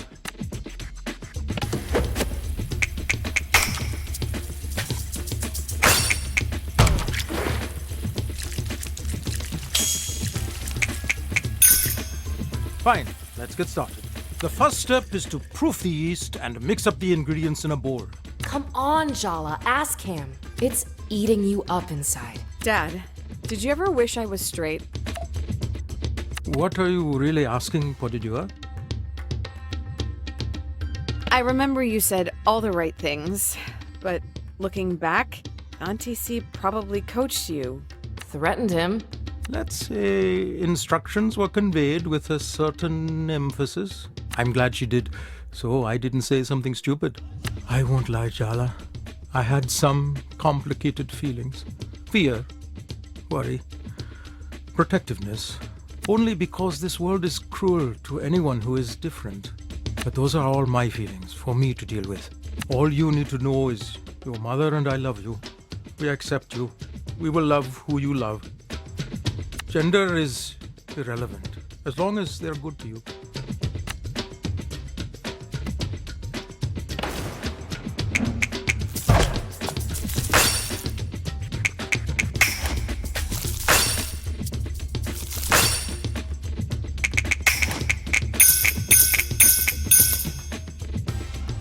Incredible, Podidua, simply incredible.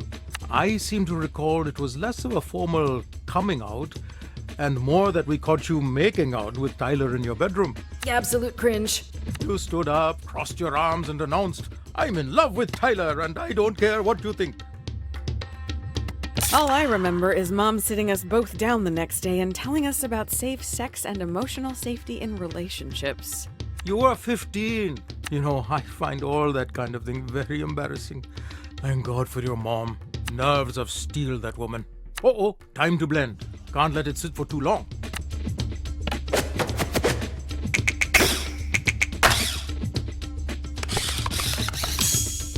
You keep cooking like that and you'll surpass me soon enough. Me liking girls didn't feel like a big deal. I felt safe, you know? You and Mom were so supportive of Tyler when she transitioned, and you obviously accepted Auntie C. Actually, I didn't immediately. Chandra and I didn't talk for a few years after she told the family she was a lesbian. You never told me that. It's a painful memory. I'm ashamed of it. I'm just so grateful Chandra forgave me. Gave us both another chance at a relationship. Dad, I can't believe you were so closed-minded. I was ignorant and cowardly. I should have stood up for her to our parents. I cared too much about what society would think. It's one of my greatest regrets in life. I missed out on so much. That's why I was determined I'd never make the same mistakes with you.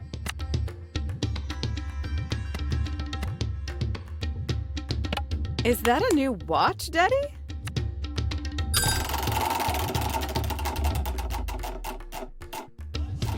Oh, thank you for noticing, Jalu. This one has 3 dials, including a barometer.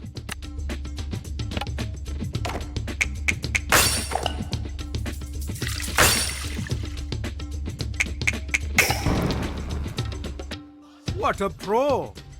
What made you bring all this up today, Jalawala? I saw Dia yesterday. You know her parents kicked her out, right? They don't even acknowledge her. Do you feel sorry for her or admire her? She acts like she's okay with it, but I know deep down she's devastated. That kind of wound takes a lifetime to heal, if it ever does. That's why I'm glad Chandra's been there for Dia. She knows how it feels from experience. Dia's parents will regret it in the end, if they have any sense. They're the ones losing out. Oh, they really make me so angry. Light the stove, Jala. We'll feel better once we eat some egg hoppers, huh?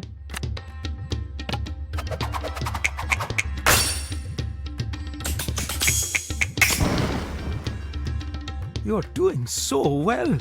I'm getting emotional. I promise not to cry. Here's the secret of egg hoppers. Are you ready? I've been preparing for this moment my entire life, Dad. The specialized pan is integral, but more than that is the cooking technique. It all rests on this, and I'm leaving it entirely in your hands. Maybe you should do it, since it's the first time. What do? You can do this. It's all you. Add some batter to the pan and swirl it around the edges to get the distinct shape of the hopper. Once the batter just sets, crack an egg into the center of the hopper and cover the pan. The most important thing is this. Do not lift the lid before the egg is ready. But how will I know that it's done? You'll just know. Trust yourself.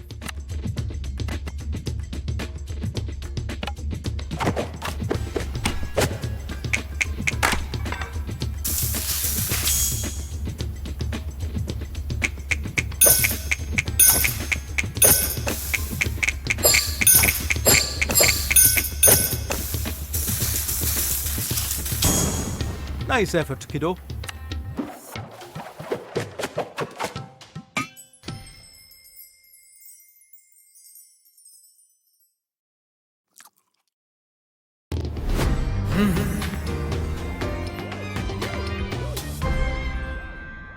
So, how is it? These are the best egg hoppers I have ever had. Stop exaggerating, Dad. I'm entirely serious. These are amazing.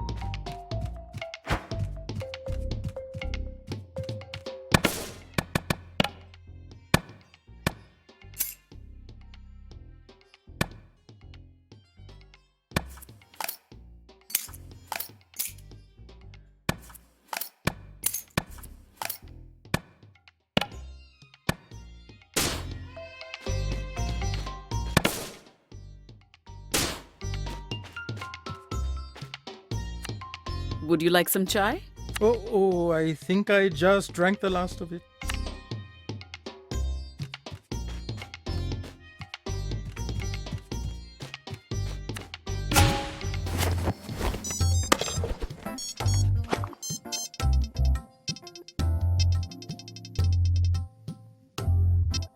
Indeed.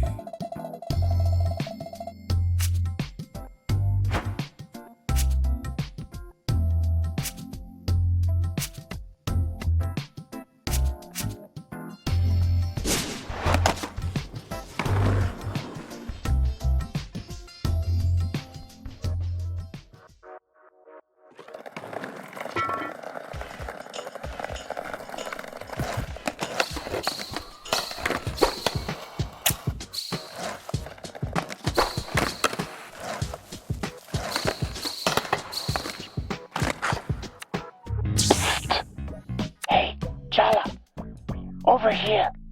Give a girl a little warning before you pop out of a manhole. That's exactly what I did. Written warning, ideally a week in advance. Forget it. So, what do you want? What? What do you want? That's an open-ended question. You'll find out in time. Or you won't. Let's just skip the chit-chat. I'm not in the mood. Ouch! Someone's touchy. I'm here to give you a gift today, Jala. My mother warned me to beware of bears bearing gifts. Smart woman, but I think you like this particular gift. The spirit of Bearfoot extends far beyond the park. Under the ground, through the air, my claws reach everywhere in Timber Hills. Even here, to what they think is the built-up, concreted overheart of the town. But you and I know better, don't we? All these people, they can't see. But now you will. I'm giving you a gift, Jala. Don't waste it. Indeed.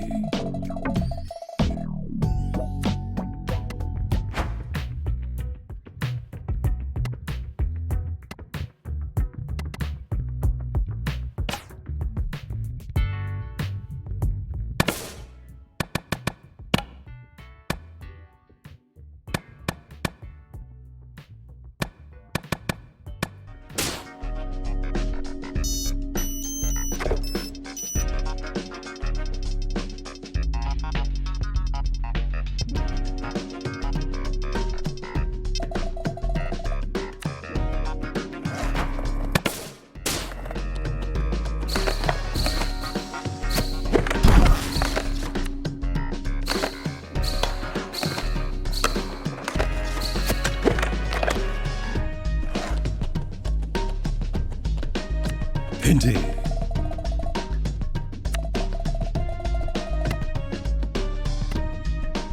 I'm ready to go.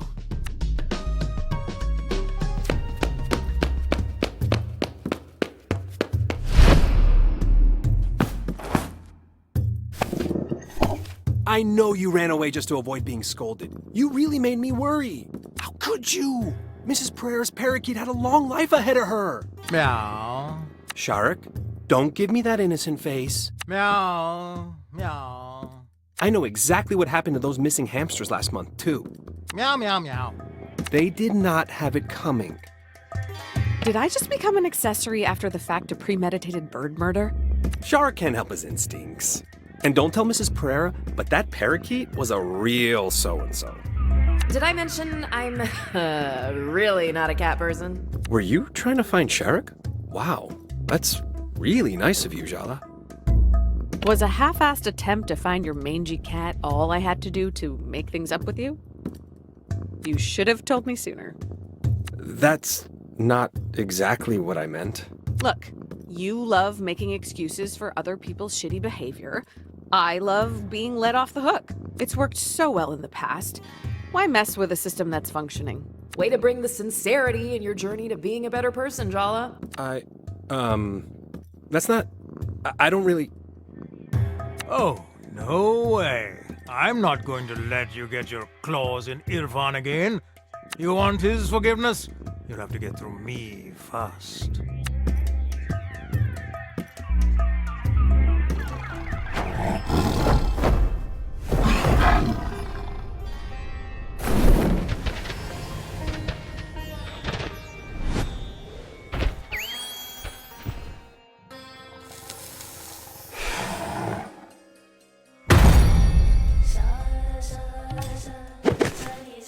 Oh, that's so much better. The cat talks? I deserve hazard pay for this. You thought you'd just have to say a few kind words to Irfan and he'd roll over and show you his belly? Well, too bad. I'm a much more formidable opponent. I've never met a cat who was a guard dog before. Cute. I'm not cute. I'm a terrifying spectre. I'm going to haunt your dreams. Yes, you are. Oh, yes, you are. Maybe I'll even rub your belly later. Oh, that would be so... No! If anything, I'll be rubbing your belly with my fangs. He's better off without you in his life. And deep down, you know that.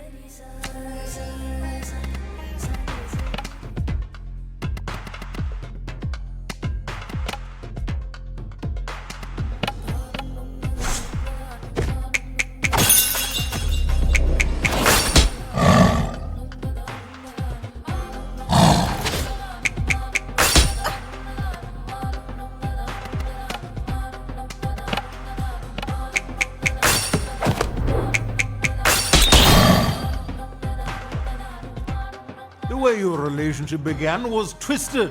Even you can't deny that. Ooh, the cat's not wrong. This one's juicy, even by Jala's putrid standards. Jala and Irfan were assigned together to do a group project about Jane Eyre in 9th grade. Irfan's dad got seriously sick, and he confided in Jala, started to cry on her shoulder, and she kissed him. Oh, did I mention she was still dating Tyler at the time? Messy. Kissing Irfan back then was not my proudest moment. Did you even know that it was my first kiss? Oh. Wow, Jala, first Sergio, now Irfan? This is a pattern. This is a fetish. Hey, don't kink shame. The first kiss stuff? Gross. Let's not lose focus. He started to cry, and your response was to kiss him? What's wrong with you? We were 16. My brain was not the organ in charge back then. I want to officially register my disgust. Ew. There was an emotional charge between us. We just got carried away. Yeah, that's emotion. It's called grief. But you skipped straight past empathy and landed on horniness. I can't believe I'm the one who's neutered when you're the one who can't control itself. You should have just stayed far, far away, Jala. I will make you rue the day you stepped foot back in Timber Hills.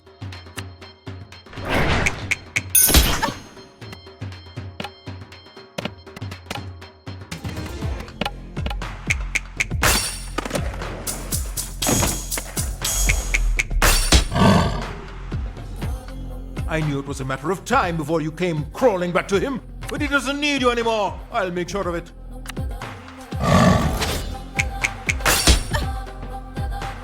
Half the aunties in town want Irfan to marry their daughters. The other half want him for themselves.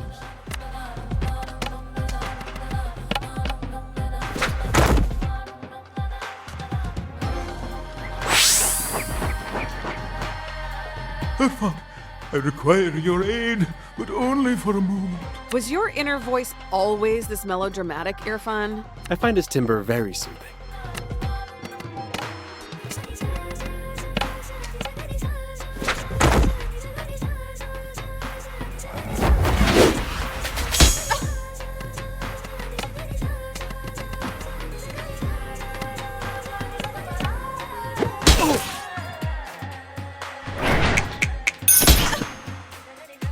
I feel so... You just...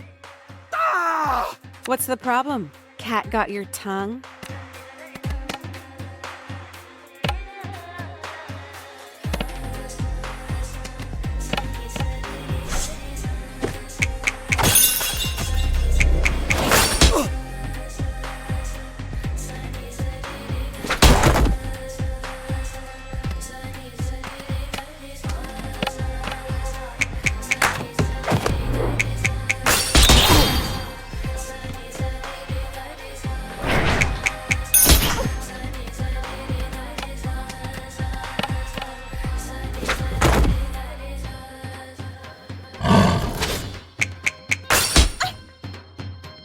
Get thee to a nunnery, succubus! I never want to feel hurt by you again. People get hurt in relationships. You can't run from that. You're so involved in the people you care about. Being that emotionally vulnerable, you can't decide if that's really stupid or actually kind of brave.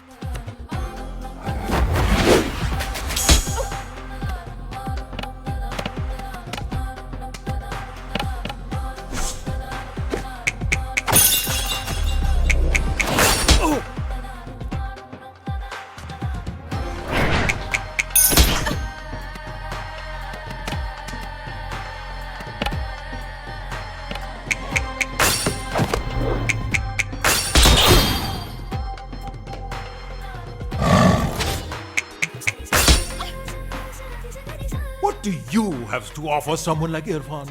He's the kindest, most gentle man you'll ever meet. The cat makes a compelling argument. Hey!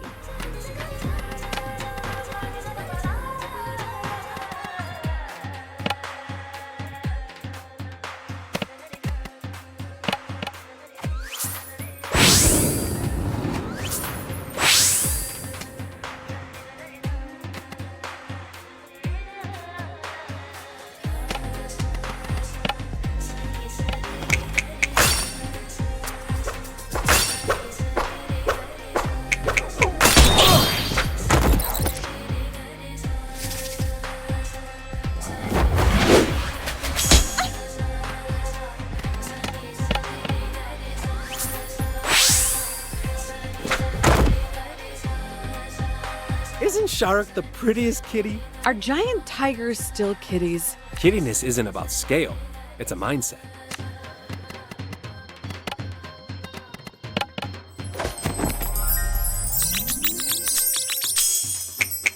Come closer. I won't bite, unless you ask me nicely. I like to reward good behavior.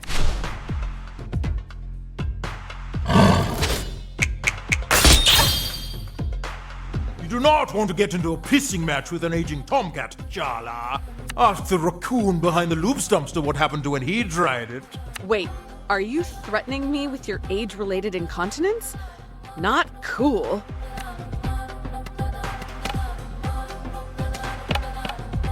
Mom! What have I always said? No animals inside the house. Ah, did she know?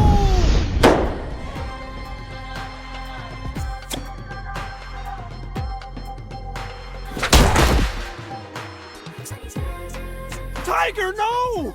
You can't leave me here alone. Jala, what have you become? How could you do that to him? He's just a little guy. I'm sorry, Irfan. Just promise me you won't let her get in your head. Shahrukh, please. I can't do this without you. Maybe letting go of a defense mechanism that's outlived its use is a good thing. Not all of us throw people away so easily, Jala.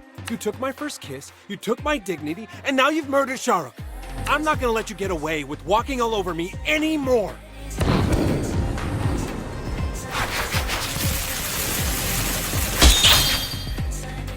That first kiss was wrong of us, but we didn't stop there, did we?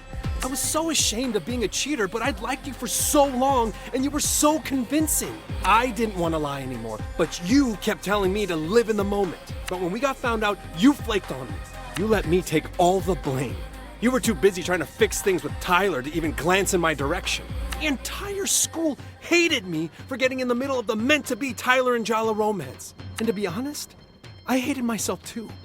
You turned me into a cheater. I was not prepared for everyone at school taking sides. I mean, no one could have expected that. Oh, really? Back then, I needed comfort. My dad was dying. I had to learn how to care for him. I had to look after my little sister, protect her. I was sleep deprived, confused, miserable. The last thing I needed was to feel ashamed of myself on top of that.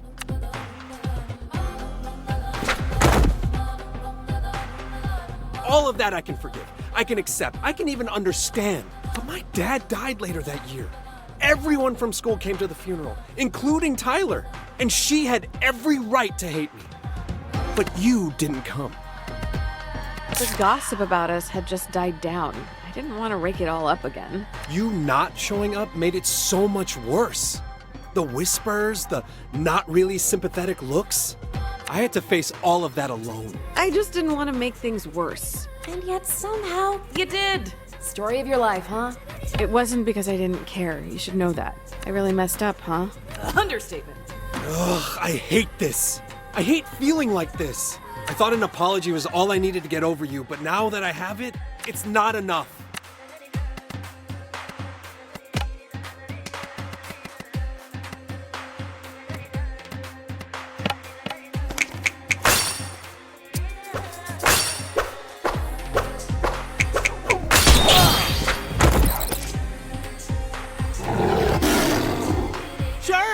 You're back!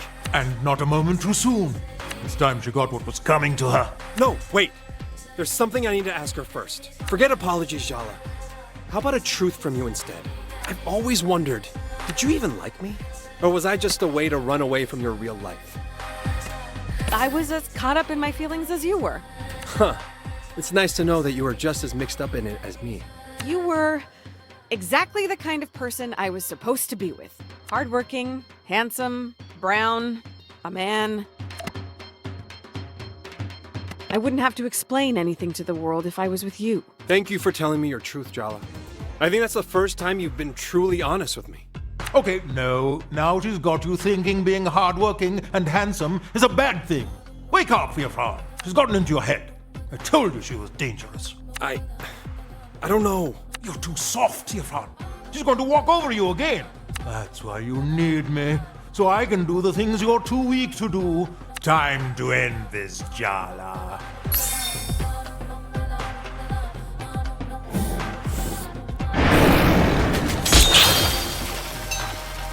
Let me help. Are you even allowed to practice medicine on humans? My sister calls you a demon from hell, so you're an exception.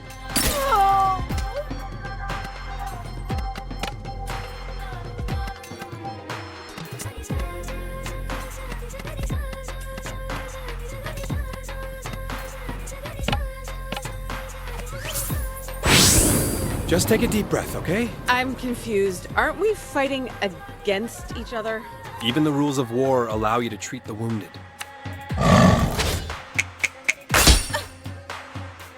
That's gonna leave a bruise. You should ice that later. Or you could tell your beast to retract his claws.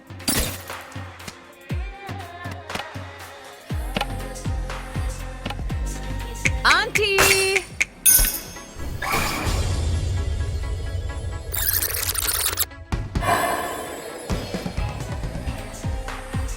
You're actually worse at being treated than most of my patients. You deliberately chose patients who can't talk back.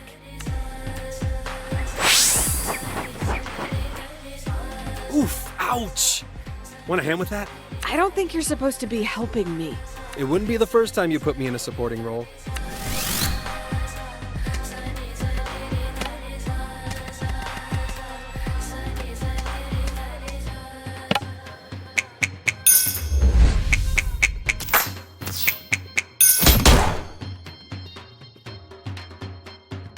Oh, damn you, you miserable happy! Sharuk? Maybe we should hear her out? You're taking her side over me? After everything I've done for you? We should get your fawn a less reactive pet. How do you think he feels about goldfish? A nice lizard, maybe?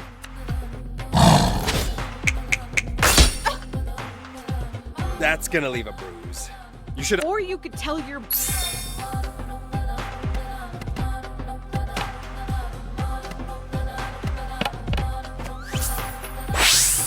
Oof, ow! I don't think you're supposed to. It wouldn't be the first time you put me. Let me help. Are you even allowed to practice medicine on humans? My sister calls you a demon.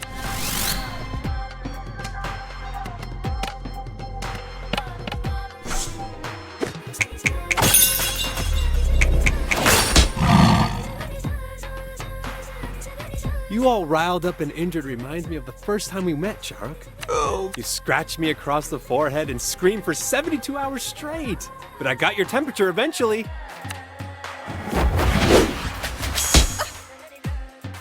Just take a deep breath, okay? I'm confused. Aren't we fighting against each other? Even the rules of war allow you to treat the wounded.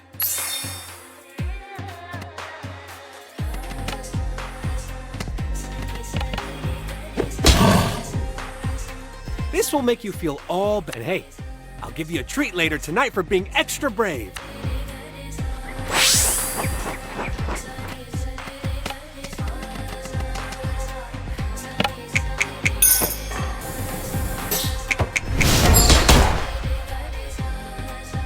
Shark, that's enough. I can take care of myself from here. No, you can't. You need me. You did all your sister's science fair projects for her. You taught her to drive. You still cry every time someone's parakeet dies. You sit up all night with sick hamsters. You even adopted me when no one else wanted me. You're a soft touch, kid. Do you feel like we're intruding on a special moment? Irfan always had so many feelings. I think that's the human condition, Jala. He could at least have the decency to be embarrassed about it. I'm soft. I like being soft. But that doesn't mean I'm weak. I don't need you to protect me anymore. I have to let go. I have to let you rest. Your job is done, my friend.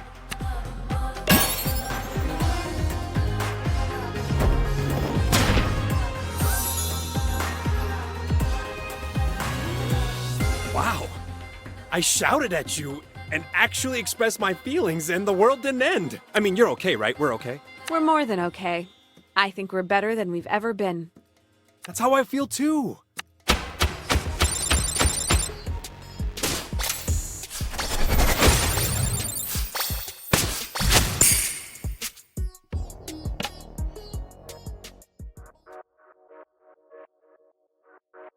I finally learned how to say no to you.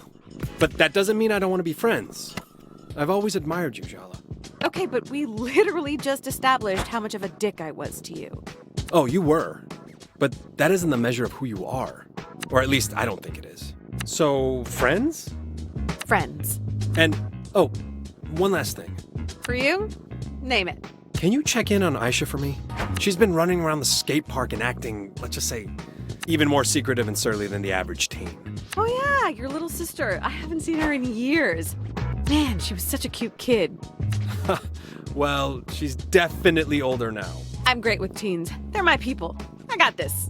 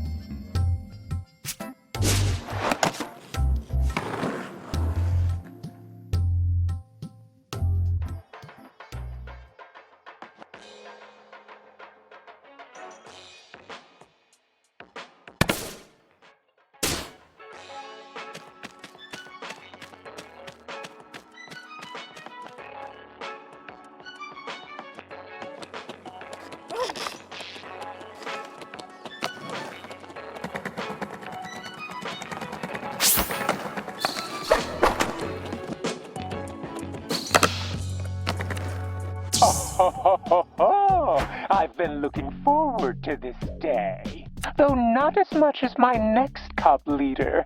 She has something of a personal grudge against you. I'd warm up a little before this particular battle if I were you. Which I'm not, thankfully. Indeed.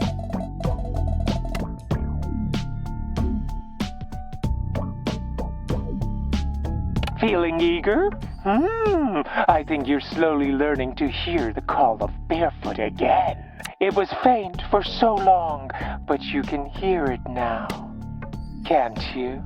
Save the culty stuff for the impressionable kids. I'm not here for the deep lore. I just want to skate. Aisha resisted at first too. Has issues with trust, that one. But once she was convinced that the mayor's skate park redevelopment would only be the beginning, how the yuppies would follow like locusts with their condos. Well, she soon realized that only Soundie Dearest could protect her home. And if the only price was to stop spending time with her beloved brother, Hard to swallow, but not enough to choke. Siblings are overrated anyway. Only children might be weird, but they get everything. Fear not, Jala. There's hope for you yet to see the light. The only thing I'm afraid of is dying of boredom. You're right. Enough talk. It's time for all of us to get what we want.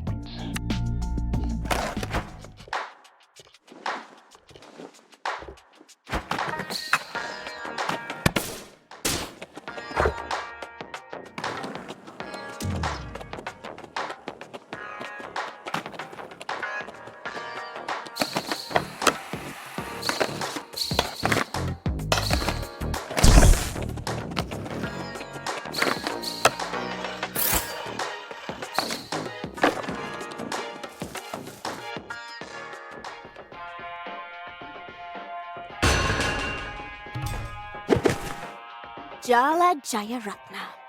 Finally, we meet. What does Soundie want with someone like you? I guess I just have to trust in the bear. Jeez, kid. What's with the attitude? I'm Aisha, Irfan's younger sister. You broke his heart in high school. Ring any bells? You were so teensy back then. Look at you now. Wow. Did you hit 25 and, like, fully turn into an auntie? I think I need to lie down. Stay away from my brother, Jala. And better yet, go back to whatever pit of hell you crawled back here from.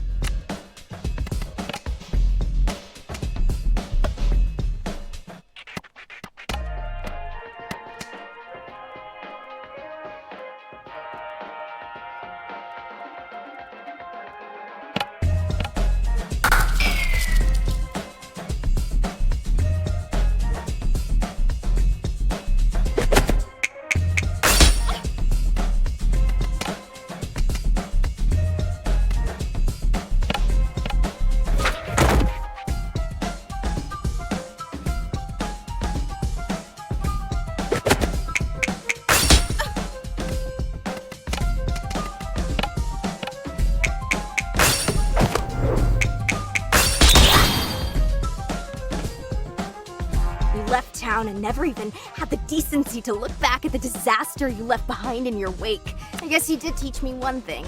You don't have to be the dominant gender to be an asshole. I'm back here now to try to make things right, which I already have with your brother. Irfan gives away his forgiveness too cheap. Neither he nor I are here to nurture your journey, Jala. Whatever redemption story you've decided for yourself means nothing to me. The truth is, you haven't earned forgiveness. All you've earned is this ass-kicking.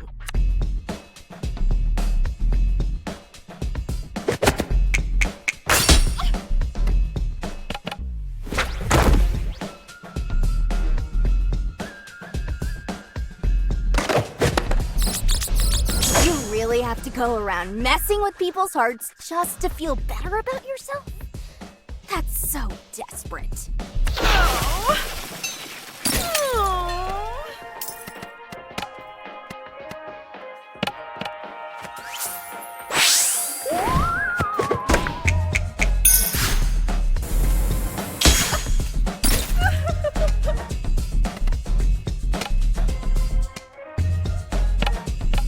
Auntie!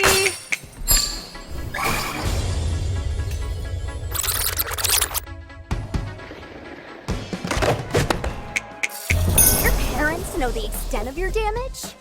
Maybe I should tell them who their daughter really is. Are you threatening to tattle on me?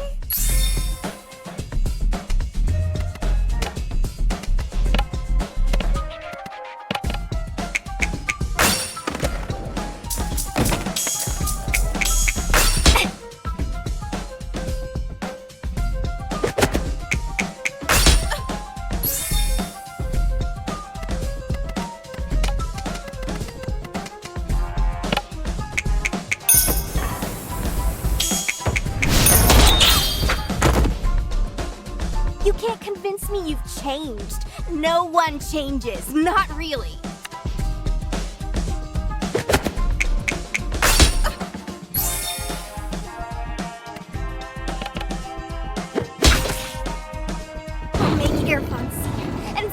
too. We don't need you here.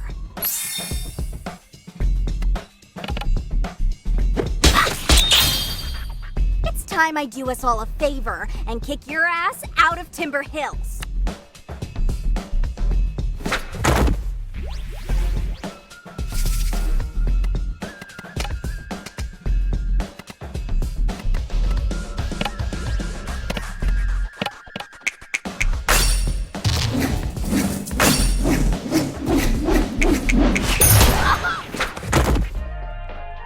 Won, but this isn't over. I'm not gonna stop until I run you out of this town. I don't care if Irfan's forgiven you. I never will.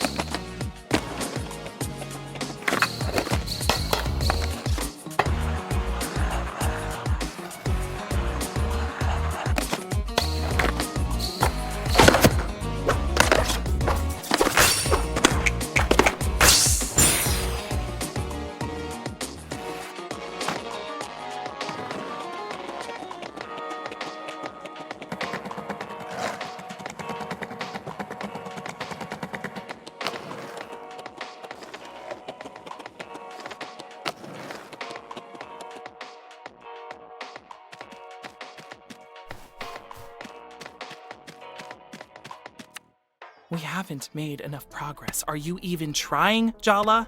Have we forgotten that it's me doing you a favor here? Don't act like you don't want to know what's going on with those kids. That's not the point. I think that's exactly the point. Aisha hates your guts, so I guess it's not surprising you couldn't get anything out of her. That's suspiciously understanding of you. I heard you had it out with Irfan. That's why I came home. To have some conversations that were long overdue. And did it help? You know, I think I actually feel better. He's too nice for you anyway. What? Nothing. Forget it. Keep going with Soundie's troop leaders. You're 4 down, only 1 to go.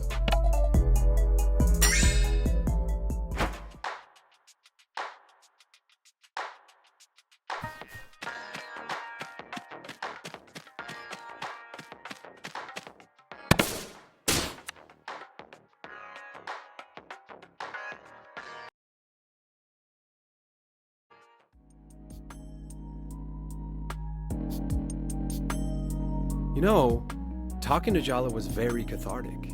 I even made a breakthrough in my relationship with Shahrukh. Who is Shahrukh? That's his cat. I'm even more confused now. He's a dweeb with no friends. Oh. Oh. Don't get hostile because Irfan's actually facing his past, unlike you. Yeah, Tyler. Change your mind about your participation yet? No, and for the record, I hate all of you. You don't really mean that. I'm deadly serious. Whew. You guys are all so dramatic. It's my turn next. And I'm not gonna spend my time crying about the past like the rest of you. I'll show Jala exactly what she's been missing, and that's a good time. Better say your goodbyes while you can, losers. I'm getting out of this damn town at the end of the month, and Jala's gonna be in the passenger seat right next to me.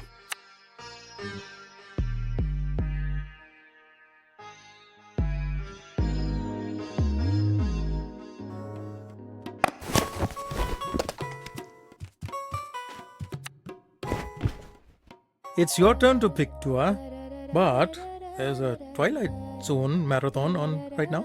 Sure, Apache. That's fine.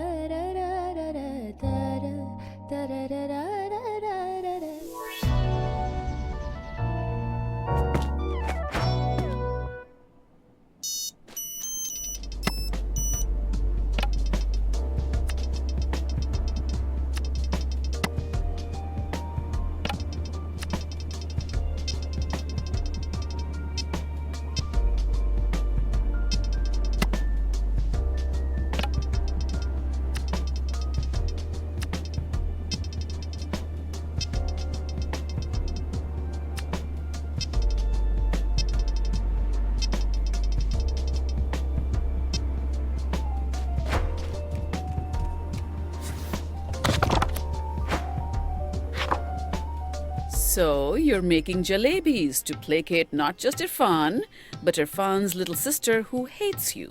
How does she know these things? You really think a plate of jalebis can earn you forgiveness? I would overlook a murder for a good jalebi.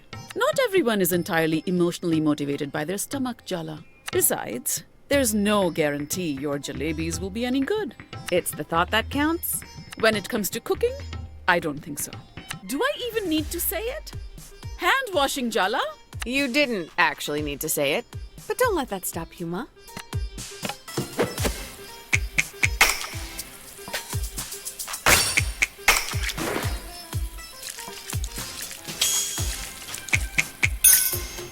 Very good. Light the stove and heat up a pot so you can start on the sugar syrup.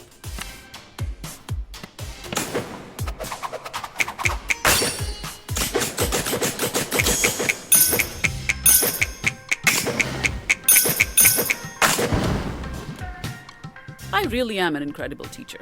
Do you really have to make a big production out of simple tasks like lighting the stove? I really do. Yeah. My mistake for even asking. Pour the sugar and water into the warm pot.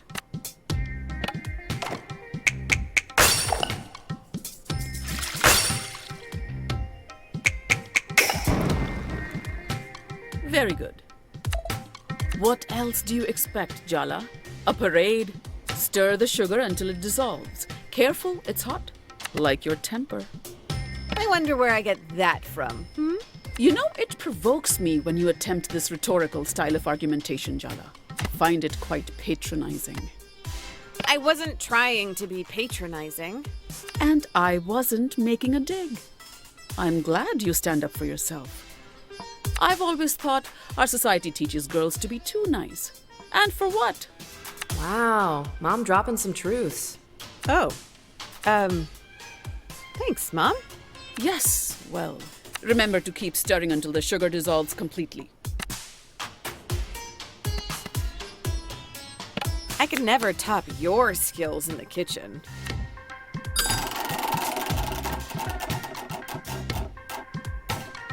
That's no reason to give up.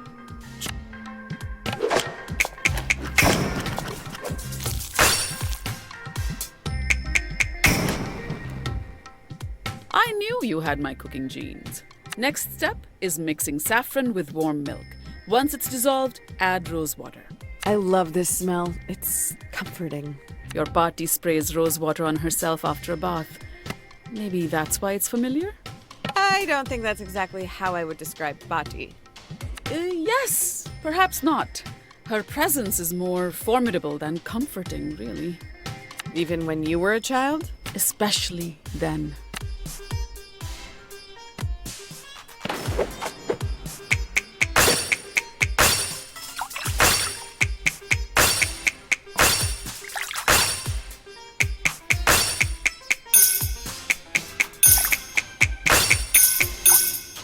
You won't completely embarrass me in front of Paati. Now pour the milk mixture into the sugar syrup. Keep it on low heat so it stays warm. Otherwise, the jalebis won't soak it up as well.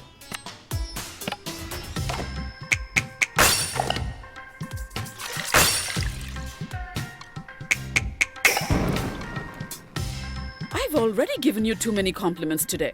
Irony's barely spoken a word to me since I've been back, you know. So, I combined the dry ingredients for you because you always make a mess with the flour. Do you think you'll ever let that go? I was like 5 years old. I sneezed and the flour went everywhere. I wish I had taken a picture. You were such a charming child. Well, now I'm a mostly competent adult. Can you at least acknowledge that, Ma? I hear your concerns, Jala, and I'm taking them on board. Oh no. Jala and I used to call this attitude, the headmistress will see you now. It may be even worse than irate Desi mom on a rampage. Just stop premixing ingredients, okay? I can handle a little flour. Okay, fine. The next part is all you. Mix water and dahi in a bowl, and then add the flour. Make sure the batter's thick and smooth. No lumps allowed in my kitchen.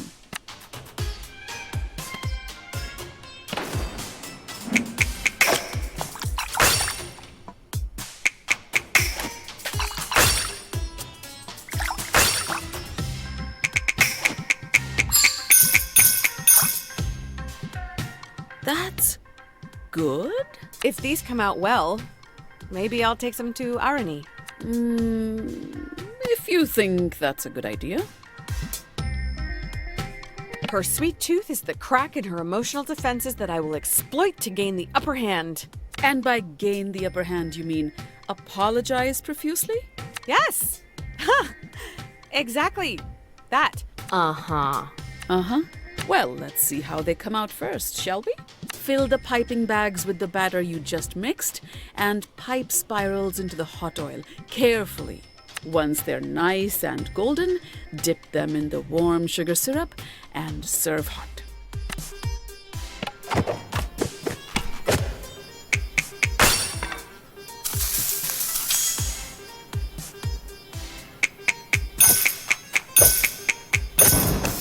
Good.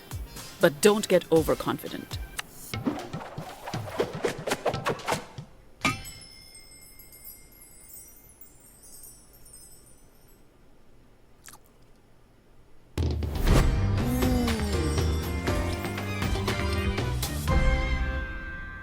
What's the verdict? I'd serve these to guests. Wow. Really? Thanks, Ma. Maybe not to desi guests, but still, not bad.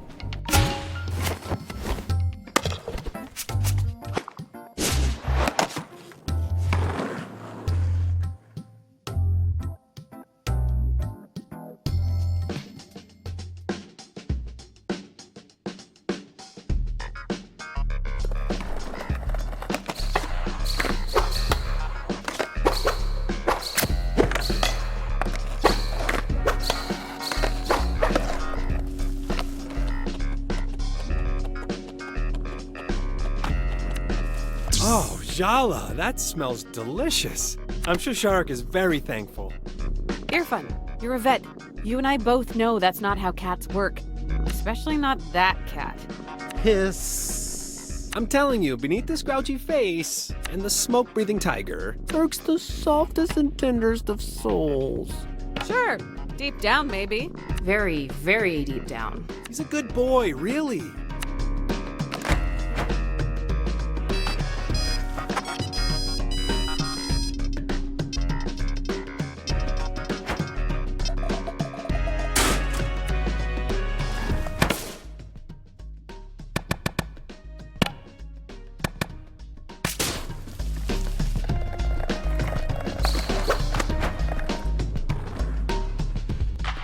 Yeah, So I was just minding my business skating, and she said she was better than me, a skate peasant, and that I was obsessed with my brother, who belonged to her. And then she attacked me for no reason. That doesn't seem totally accurate. She's been challenging all the skate punks, including you. The streets run red with the blood of babes. The blood of babes, Cece. Ah, speak of the devil. As we were saying, she's burned our crops and poisoned our drinking water. Hi. Are they actually tattling on us? Jala, have you been fighting these children? Both these young women challenged me the minute I introduced myself. Accepting a challenge is an act of acceptance with intention for combat. Duh. Really, Jala? I don't know what you're thinking. Picking fights with these girls? You're far too old for this. Well, it's too late for you now anyway.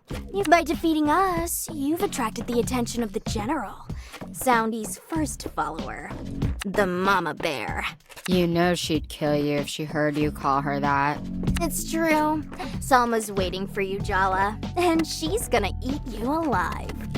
Yeah, I'm really intimidated right now. While I didn't break a sweat with either of you, I'll definitely meet my match this time. Just you wait, Jala. I'm training with Auntie Chandra now. Soon, I'll strike you down once and for all. Auntie, are you helping train her for my demise? My doors are open for anyone who needs a shoulder to cry on or a bag to punch it out on. You know that. Curse that selflessness. It's slightly inconvenient for our battles. All right, enough bickering in my shop. Hand over your boards for repairs or shoo. Yeah, Jala. How about you meet me outside for a sec? Hey, Jala. What? You're being summoned. What? You're being summoned. God, are those headphones giving you tinnitus? By who? Where? Soundie summons you to the skate park, or whatever. Why? Something, Sama. I skimmed. I'm playing Snake. Jala, you should get to the skate park and see what Salma needs. She's a good girl with a lot going on. I expect reports of your best behavior. You expect too much.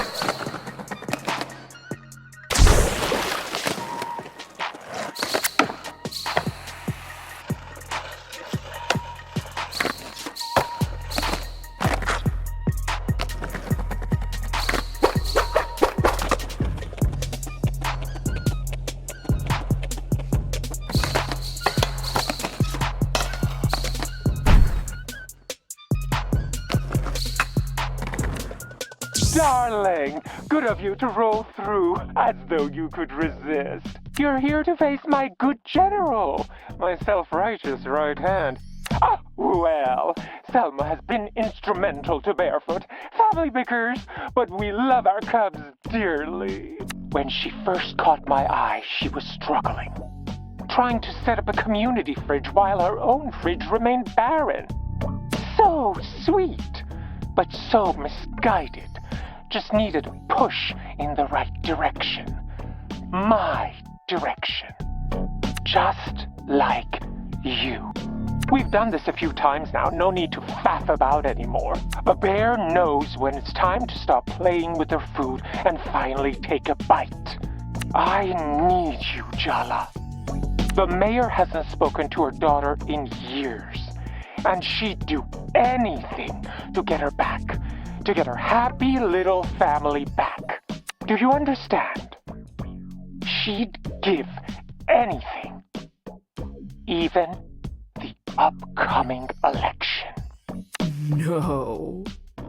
No way. I don't just want the park, Jala. My plans are so much bigger than that. Who better to represent the freaks? The untidy, sharp-edged deviants tossed in the gutter than moi. This town has no future. There's no building on top of rot. It needs to burn to begin anew. Well, there's a campaign slogan for you. I see you. You're a misfit toy. So am I. And our judges have never truly loved us. For us to thrive, they must be brought low. What rises from the ashes will be fresh, pure, Finally a place with us in mind. Don't speak. This moment doesn't belong to either of us anyway. Face my general. Consider my offer.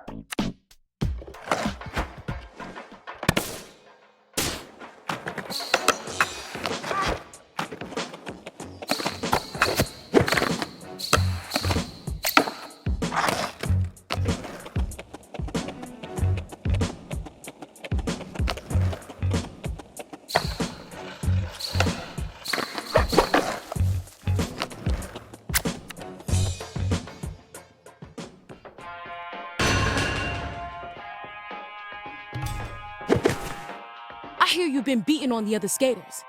They're mostly teens who just graduated and don't know where to go. Scared of taking on someone your own size? I don't think an entire cult versus one person are even odds. Dee is my roommate, Jala. I know how much you actually care about fair play. We really don't stand a chance against small town gossip, do we? Not only did you return to town, but now you're hindering our work and saving it. Soundie says the fight should be a test. I said it was the only choice you gave us. I keep telling you all, I'm doing this for Tyler. I personally don't care about whatever weird LARP thing you're all getting up to in the woods. You don't get it. You just can't hear the message. I noticed, though, that people with loving homes are the most willing to throw theirs away. They don't know what they have, can't appreciate it. And you, Jala, you had an abundance of love. Dia told me you kept looking for more and more, tossing out what was left behind as scraps. It's not even close to that simple with my family or my exes. At home, it felt like I was being smothered. And in my relationships, I was chasing something because I always felt alone. The initial rush would fade and... But you weren't alone. Not truly alone, with nowhere to live and no one to turn to. I left home when I was 16 and got my first job. My parents didn't ask about me once. I came to Timber Hills and didn't know a soul. But I have people now. So I fight for my life here. Before Soundie, these kids had nobody to fight for them. When we talk about the Bearfoot Code and protecting the soul of Timber Hills, it's us. We're the soul of Timber Hills, the youth who want to build our lives here. Soundie understands that. The mayor doesn't. If you're not with us, you're against us too. Soundie thought better of you. And until now, I've been too patient. It's time I make him see how wrong he was about you.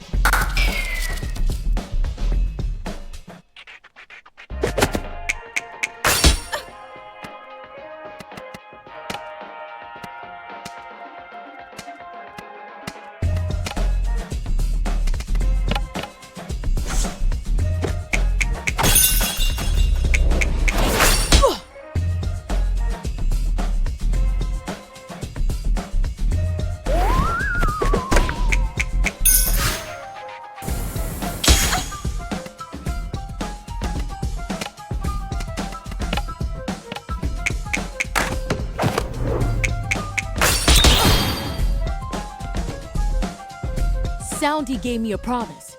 He would protect me, my friends, our town. Now, his obsession with you threatens everything we work for. Don't you see what's happening? You're being manipulated. Soundie is using your passion and the youth of this town to form his personal army. I wouldn't let that happen. I know better. That's a dangerous way of thinking. Selma, you're in it. And I'm looking at you and telling you what I see from the outside. The truth is, Soundie's holding you all back. You'd lead those teens better than he can. Me? Leading? I couldn't. Soundie may have shortcomings, but... Enough! You're trying to throw me off, huh? Divide and conquer? I don't think so. I'm channeling every ounce of the Bearfoot Code, and I will put an end to your descent, Jala.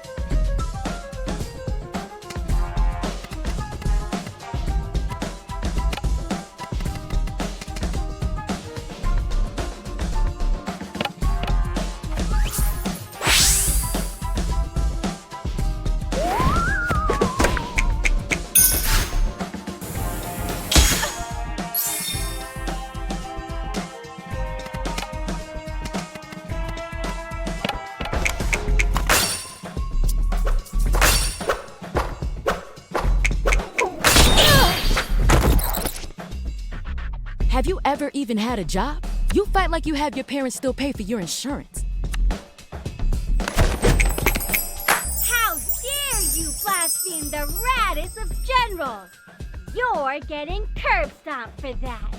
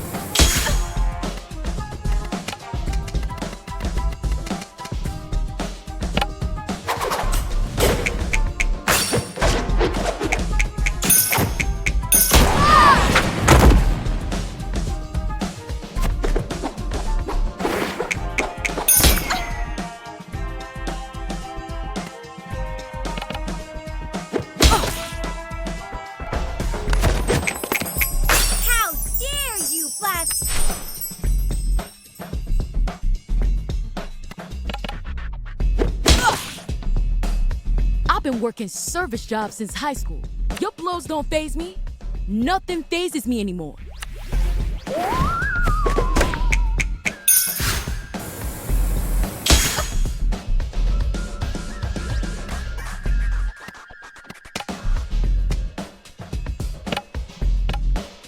Auntie!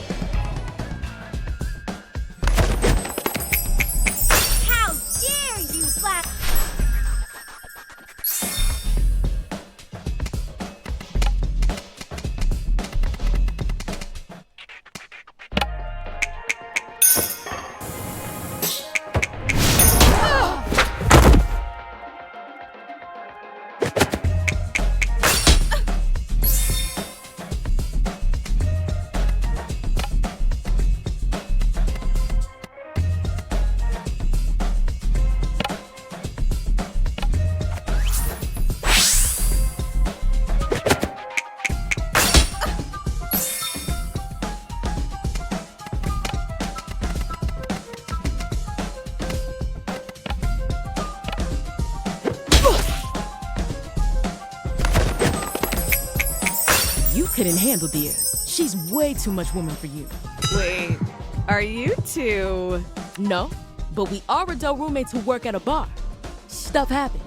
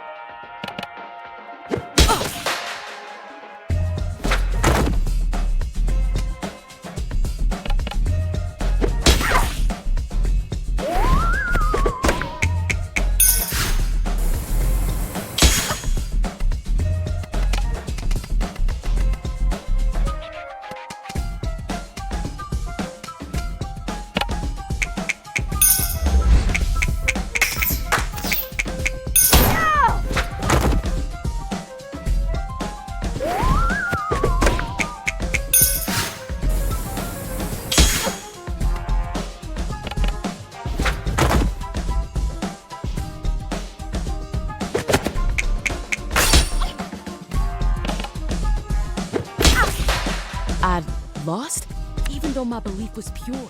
After all my efforts, I keep fighting so hard my whole life, but I never win.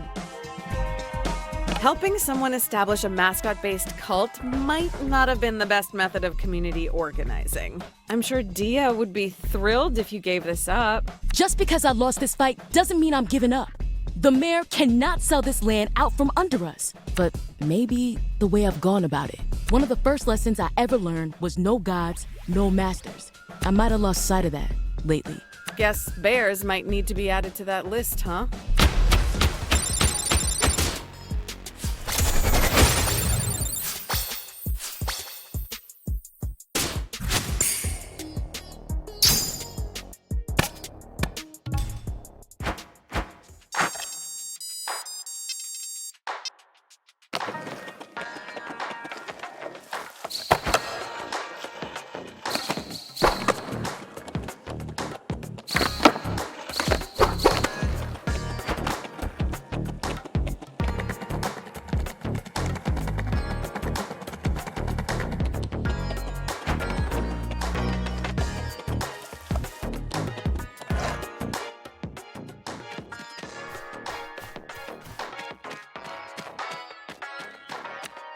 I know you tried to get through to Salma. She hasn't had the easiest of times. Not everyone's lucky enough to have a supportive family. You've done all you can.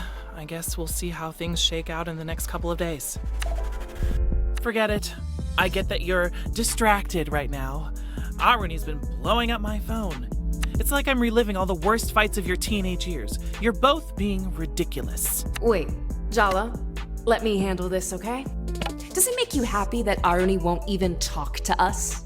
It makes your grudge look reasonable in comparison. Wow, you really are trying to pick a fight today. And I'm not in the mood to oblige you. You left us behind, Jala. Are you really surprised that we're wary of letting you back in? How exactly are we supposed to fix anything if we can't even have a conversation? How is pushing her when she's not ready helping anything? Fine. I don't care if she never speaks to us again. We don't need her. So that's what you're really afraid of? That this rupture will be permanent? She's not avoiding you to punish you, she's protecting herself. Think about it from her perspective. How is she supposed to believe you won't hurt her like that again? Give her time, Jala. People's feelings don't run on a schedule.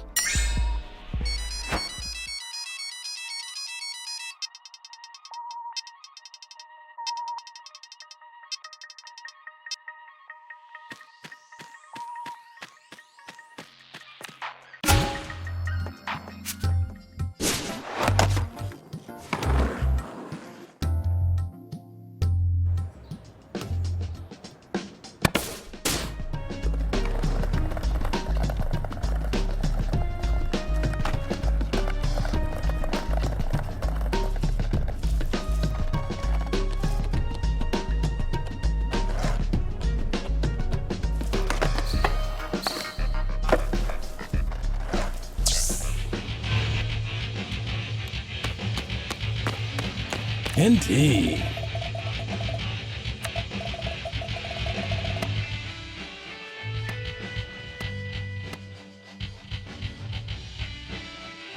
I've been waiting to kick his ass.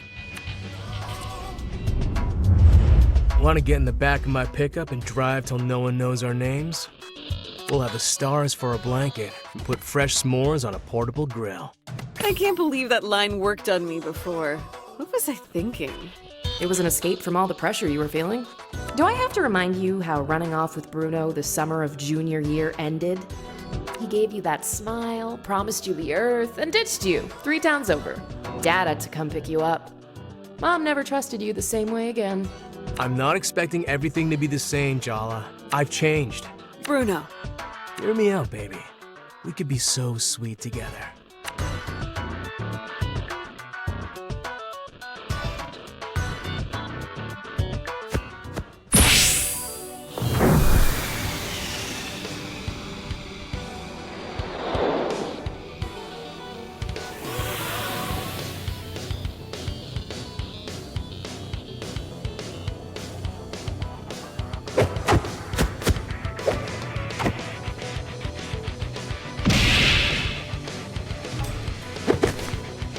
But back in town to take responsibility? Don't you know where that road leads? To a boring office job being exploited by the man. Settling down, applying for a mortgage. Home ownership? In this economy? Can you really see yourself doing laundry and taxes for the rest of your life? Letting your dreams wither into distant memories? Do you really want to settle for an ordinary life? Excuse me, but surely it's easier to live your dreams if you also do your laundry and taxes. Not to be like an immigrant stereotype, but don't you want a job you're good at? A house, a goddamn dog even? I'm not afraid I'll ever be ordinary. Kinda sounds like you are, though. I'm not a poser. You take that back. Can I tell you a secret, Jala? Every one of the promises I break, I believe them completely when I make them.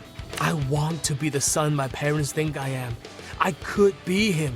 He's a part of me. Yeah, a part he plays. It's not the same thing. Maybe with you, I could change. Stop being so afraid. There's more to me, Jala. I just need someone to give me a reason. Are you really serious about that? Of course, baby. You can be my compass, my guide. What if I really can change him? Are you even listening to yourself? Change comes from within, dummy. He's appealing to your ego and you're falling for the con. I need someone like you to help me, Jala. You're the only one who can. I believe in you. I always have. Oh, Jala. These are Bruno's contradictory inner selves. They're his shields against true self-reflection. You have to shatter his illusions of himself before you can take him down. Got it. Time to crack open his candy-coated shell.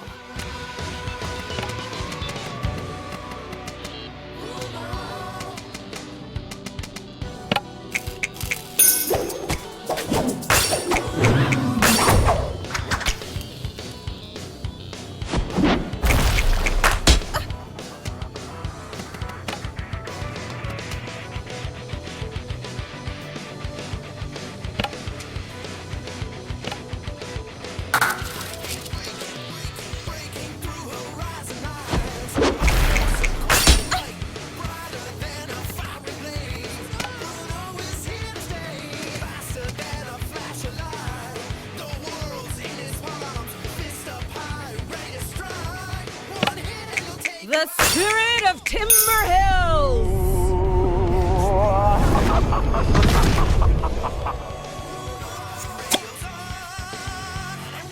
I know I wasn't the best boyfriend, but we had an adventure. I know you still remember. What I remember is Jala finding out that Bruno's entire life is built on an elaborate lie. His parents back home in Malaysia sent him here to get an MBA. Bruno dropped out without telling them. His road-dripping lifestyle? Paid for by the tuition checks he's been cashing. For one knife's edge, heart-pounding, dizzying moment, we were free, jelly beans. And right now, you look like you're caught in a trap. I could be your way out. I'm trying to be a better person. Face up to my mistakes. Live with the consequences. You always were such a martyr. Can't you see you're just chaining yourself to the past? Not all of us find it easy to live with hurting people. Oh, yeah. Hurting yourself is way healthier. At least my way is fun. Let me paint a picture for you. A beautiful collage of future memories. So close, all you have to do is reach out and touch. The Santa Ana wind in your hair, the California coast turning gold in the sunset. The radio's playing our favorite song, and it's like we could be young forever. You and me against the universe.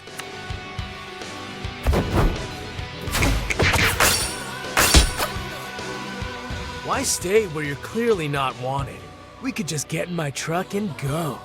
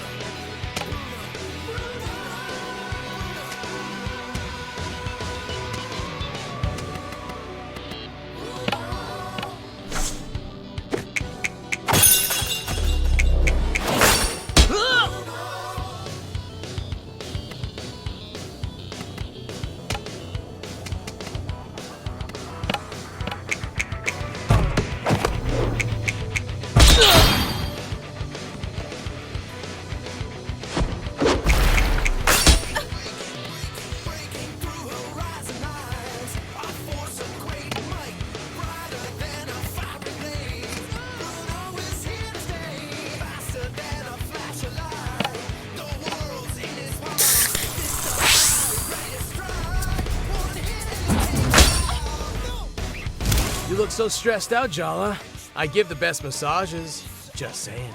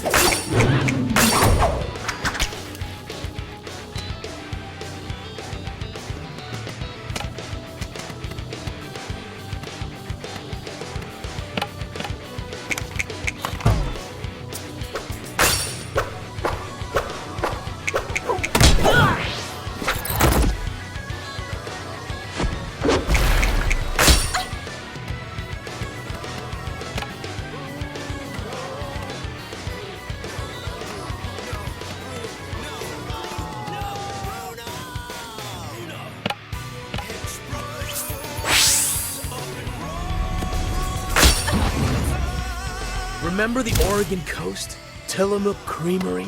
That night on the beach? It was an amazing summer. We could totally make more memories like that. You just have to let me in.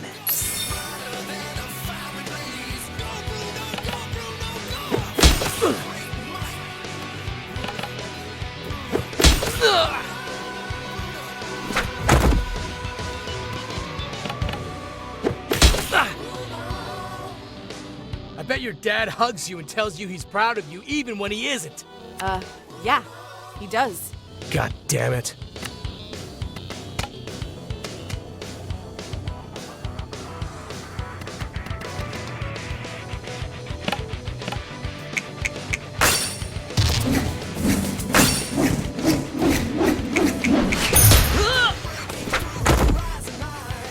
I can't believe it.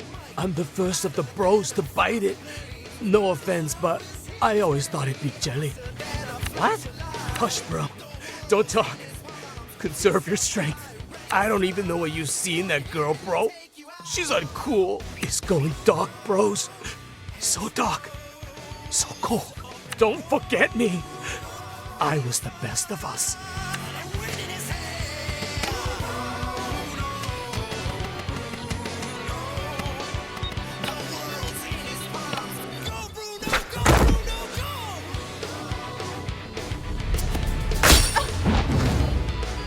Come with free snacks.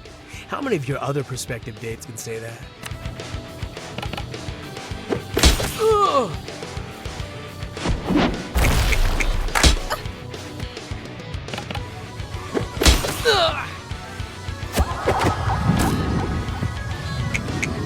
Why don't we take a long drive? Let the distance bring a fresh perspective. This is the spring of our lives, Jala. Let's just enjoy it.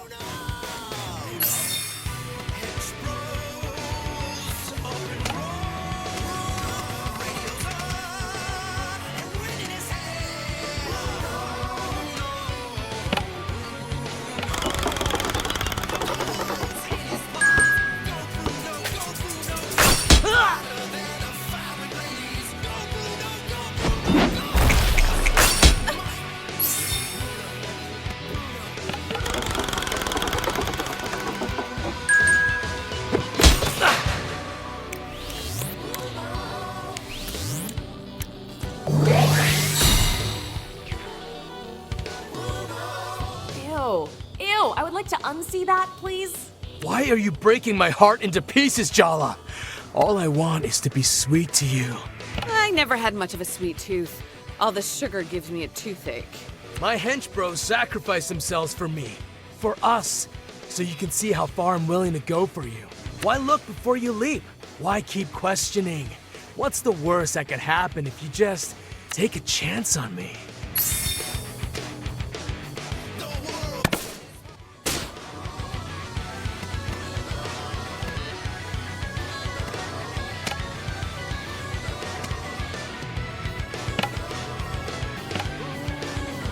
Auntie!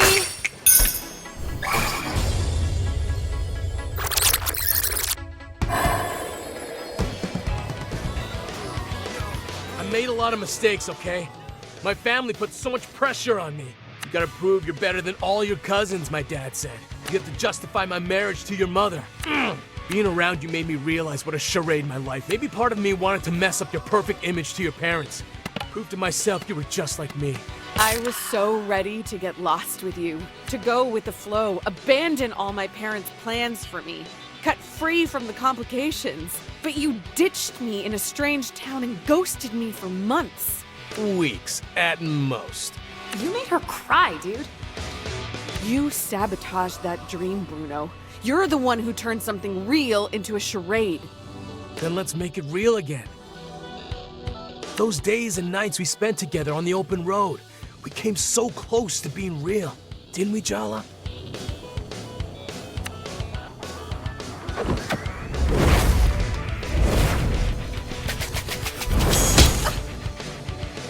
You can't break me down, Jala. I'm more than just the sum of my parts. You're just a boy playing with his toys.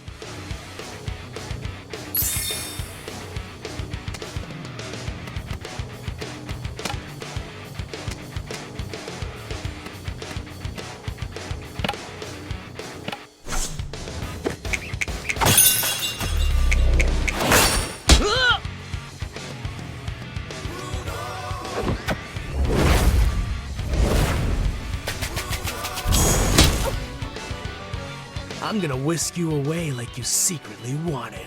That's called kidnapping, Bruno.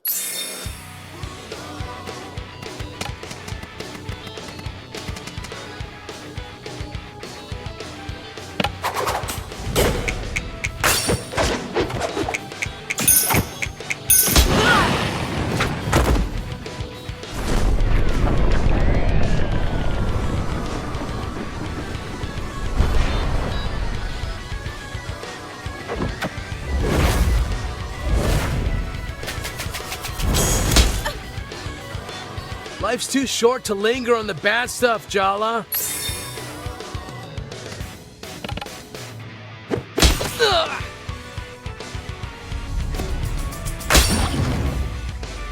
Go on an adventure with me, Jala.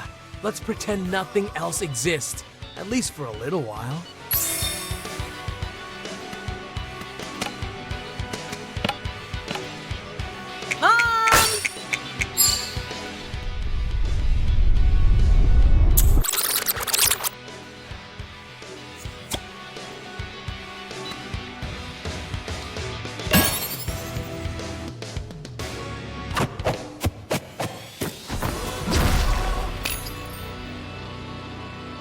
I wanted you to run away with me again, because going back to the past is safer than facing the future. I've been running in circles a long time, trying to pretend this game will last forever. But I guess you can't outrun the future. Even the past can sneak up on you, if you're not careful. So what happens now, for you and me? How about we try being friends, instead of solutions to each other's problems? Why not? I'll try anything once. I'll be in touch, Jelly Beans.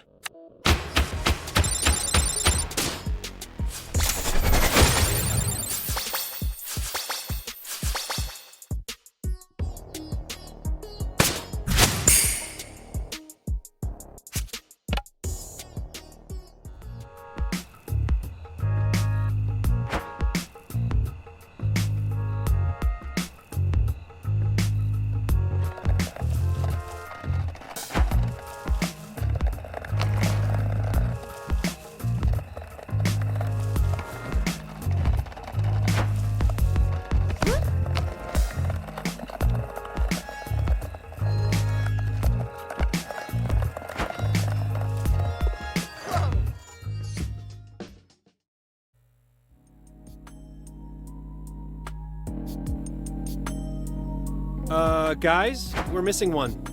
Where's Bruno? He left town. Alone. How do you know this information? So much for Bruno's master plan. No, seriously. I'm mildly concerned that Sergio is stalking all of us. He really just left town? Without even saying goodbye to us? I'm just taking a healthy interest in my rivals. It's just good sense. Leaving town is kinda what he does. I'm not the only one hearing this, am I? Hello? Sergio's been a creep since grade school. What's new? What's new is that I'm in the blast radius of his creepiness. Also, I'm not a rival. I barely even count as an ex. You and Sergio have that in common. Wow. Et tu, Tyler? I caught you practicing clever lines to devastate Jala in the mirror yesterday. Friendship code violation. Friends don't let friends lie to themselves, babe. Enjoy your little confrontation on delay. Don't come crying to me when it all goes up in flames.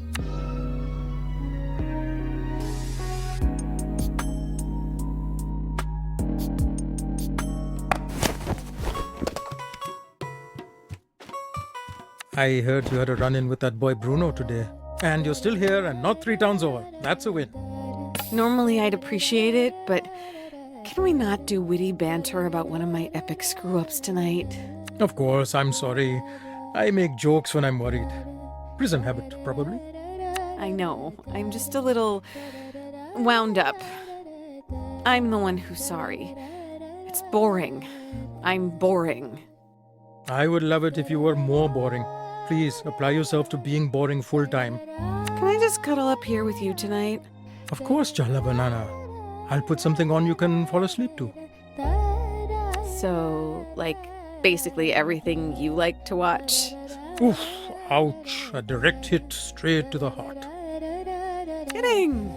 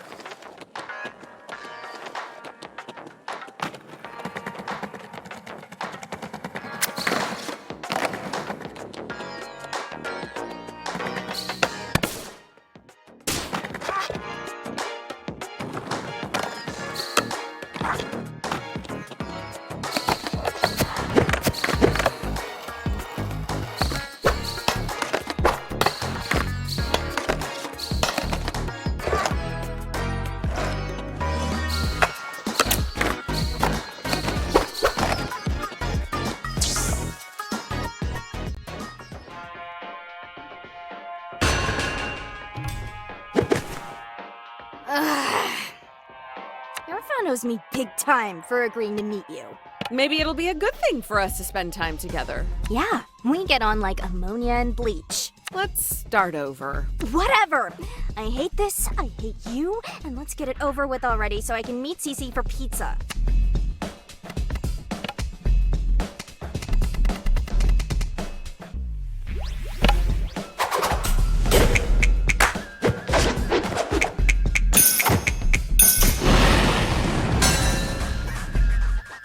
Okay, you are on a skateboard.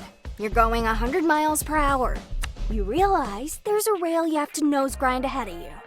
But there are 5 people tied to the rail. You can turn right, avoiding them, But there's a single skater there, and you'll kill them instantly on impact. What do you do? This is a trick question. The trolley problem doesn't have a right answer.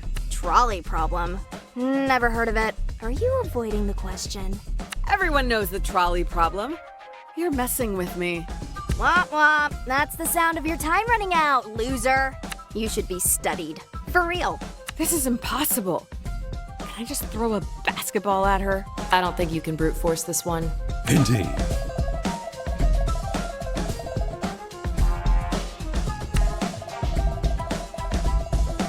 Look, if she sees you taking this seriously, she might too. Okay, Jerkarutna. I'll give you one nobody could get wrong. When was Timber Hills founded? Bear-human hybrids founded Timber Hills as their metropolis in 1267.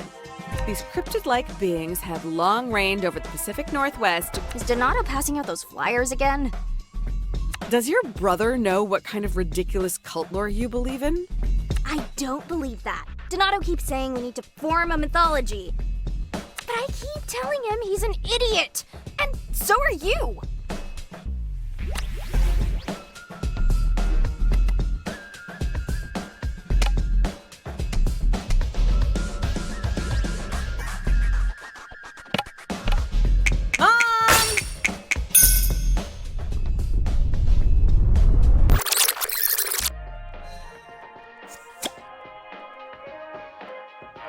Okay, you are on a skateboard. You're going 100 miles per hour. You realize there's a rail you have to nose grind ahead of you.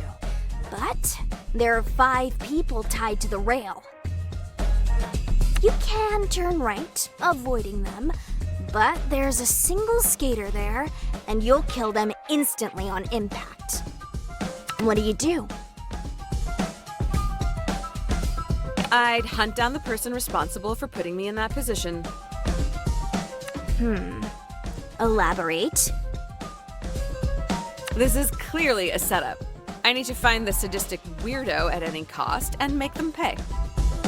You're saying the right thing at least?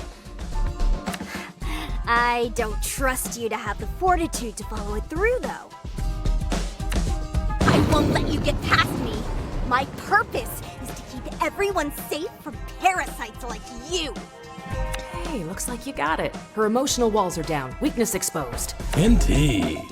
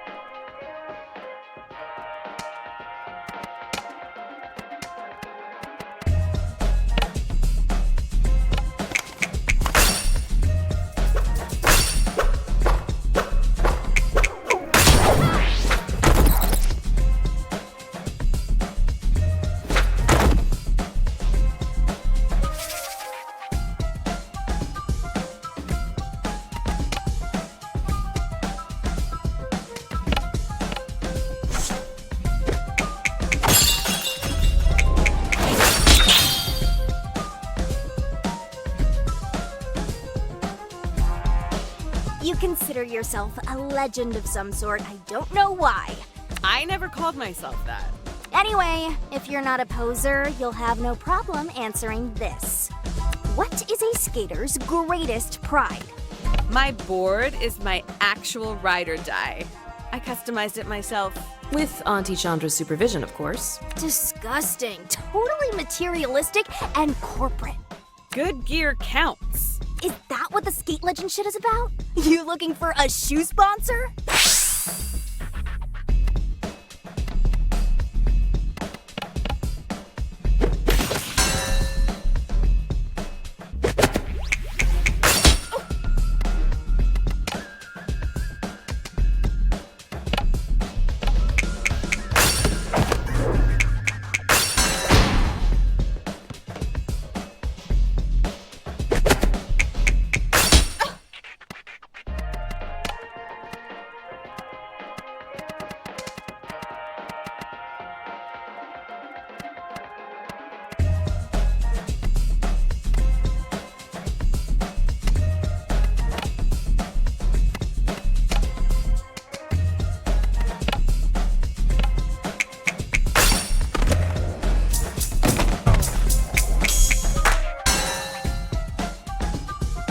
forced to interact with you, maybe I can at least use your pathological tendencies to my benefit. I think she's warming up to us.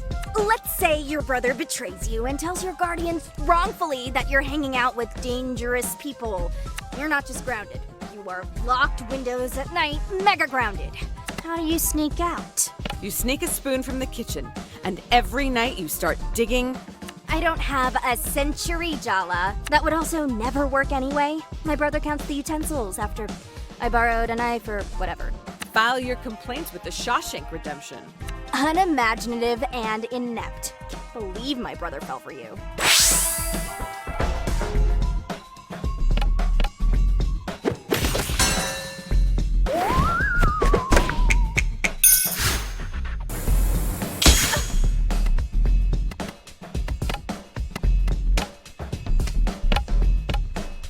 Auntie!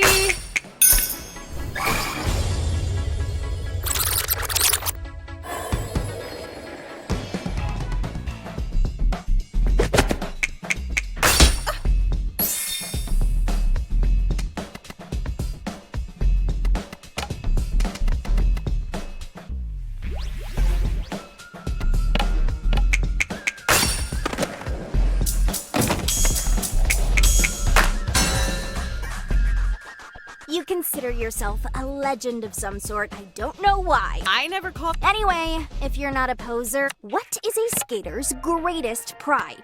Experience, time, effort. It's what all sports are about. Pushing yourself hard enough to improve. Ew. That's the response of someone who thinks they're better than everyone else. You get better at skateboarding the more you practice. It's a fact. Oh, so luck has nothing to do with it? Just get good? That's not... Pull yourself up by your Vans shoelaces, everyone. So say it's Jala.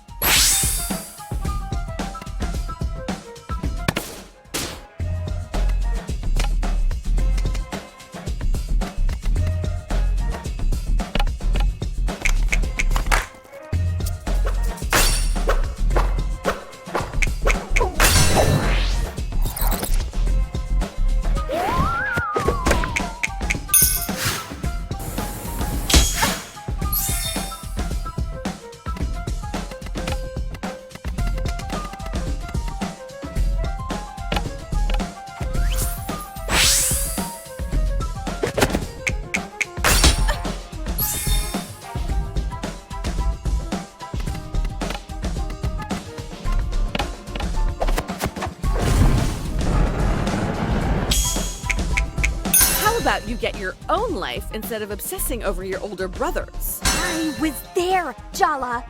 You're the one who doesn't realize the extent of her damage. If I'm forced to interact with you, maybe I can at least use your pathological tendencies to my benefit. I think she's warming up to us. Let's say your brother betrays you and tells your guardians wrongfully that you're hanging out with dangerous people. You're not just grounded. You are. How do you sneak out? Maybe, and hear me out, your brother is right. There's really nothing going on between those headphones, huh? It's the proper adult response to a teenager in a bear-based cult asking for sneaking out advice. Admit it, you have no ideas. You're not a rebel, you're a selfish hack.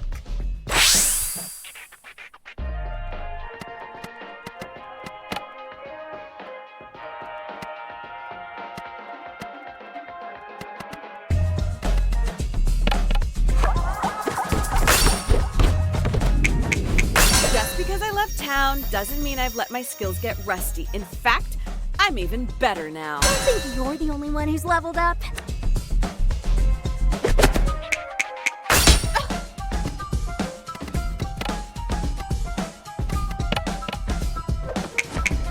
When you lose miserably, I hope you don't take it personally.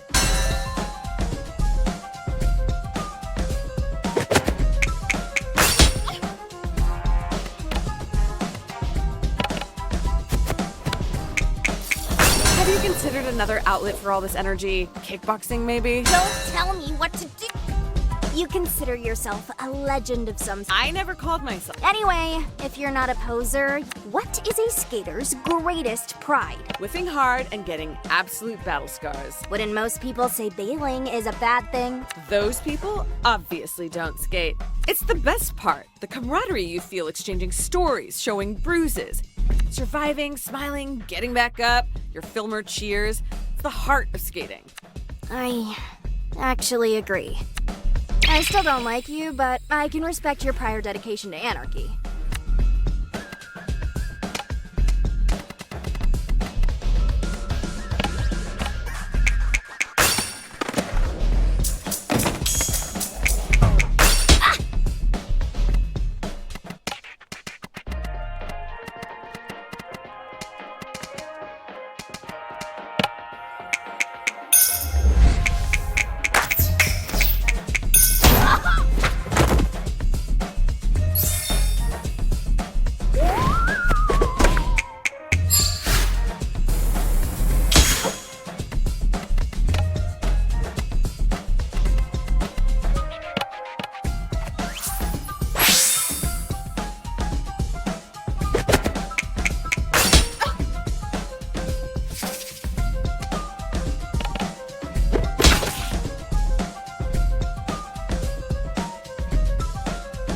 Okay, last one. I'm doing better than you thought, aren't I?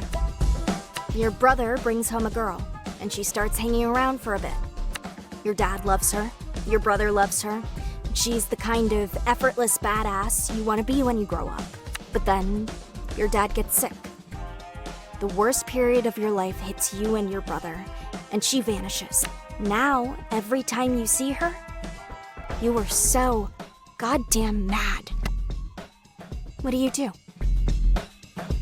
I don't want to make excuses. You could try. I think you deserve more than my words anyway. So, you're giving up?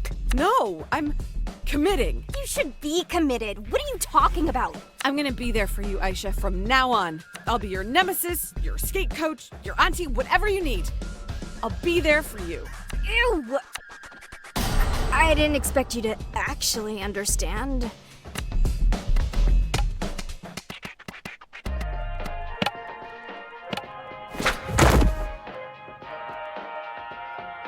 I just needed a minute to let your audacity really sink in.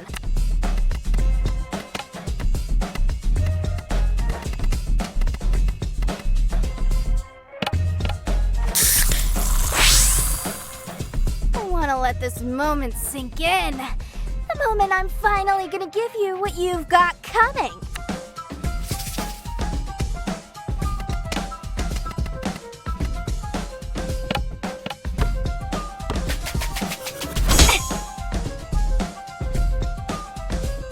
Feel good. Say uncle. And never.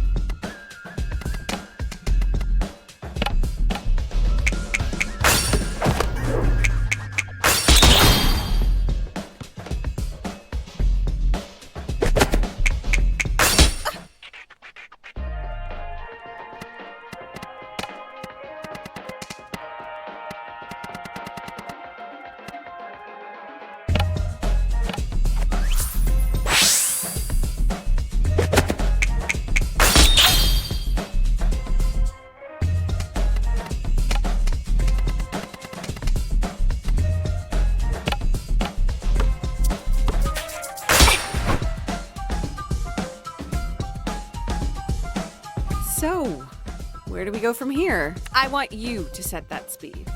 I'll admit that your presence bothers me less. It's like exposure therapy or something.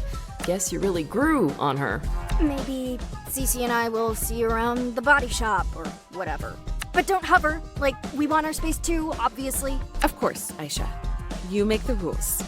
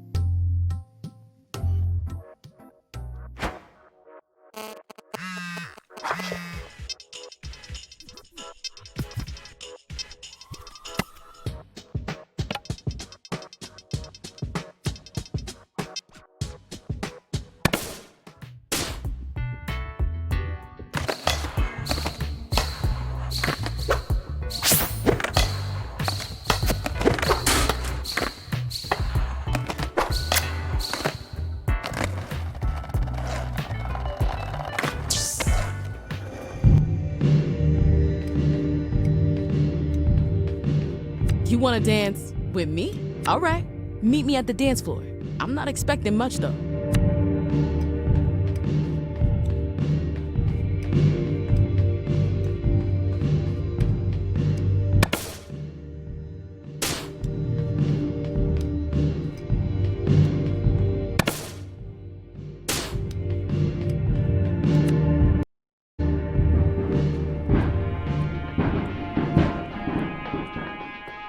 Think you could keep up? Cause I don't slow down for beginners. While others simply partied, I was training, honing my skills. Countless hours with just me and the pulsing dance floor. I no longer know where I end and the beat begins. All right, enough chit chat. Shut your mouth for once and let your body talk instead.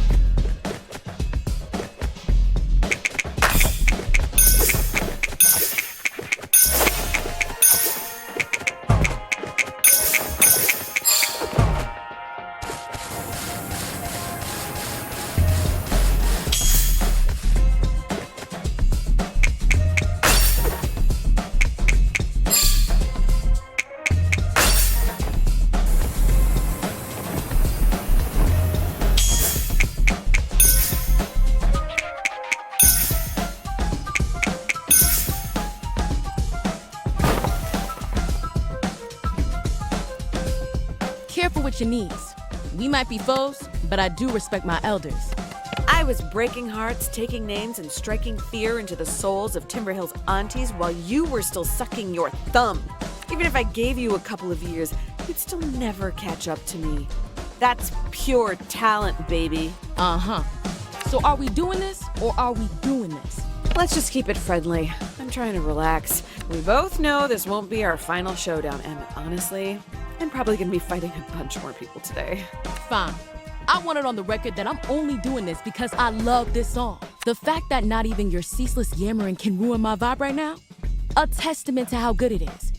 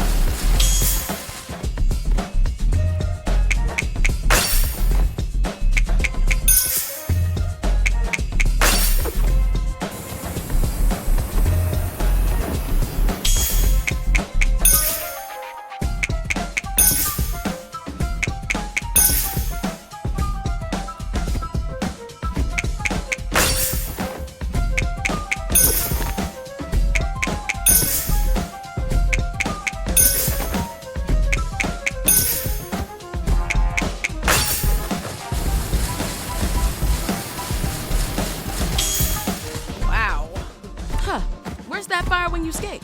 Yeah, you're not so bad yourself. Watch it now. If Dia hears we're getting along, she might get the wrong idea and then eat me alive. And not in the fun way. Skater to skater. What's fun without the element of danger? Ha! When you're right, you're right.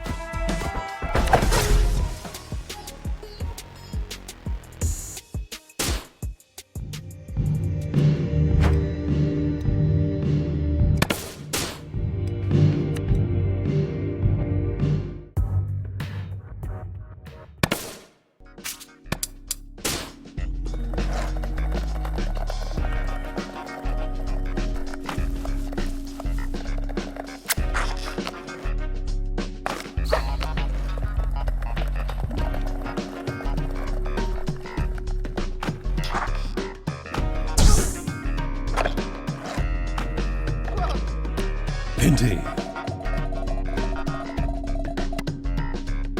I really don't need that right now, to be honest.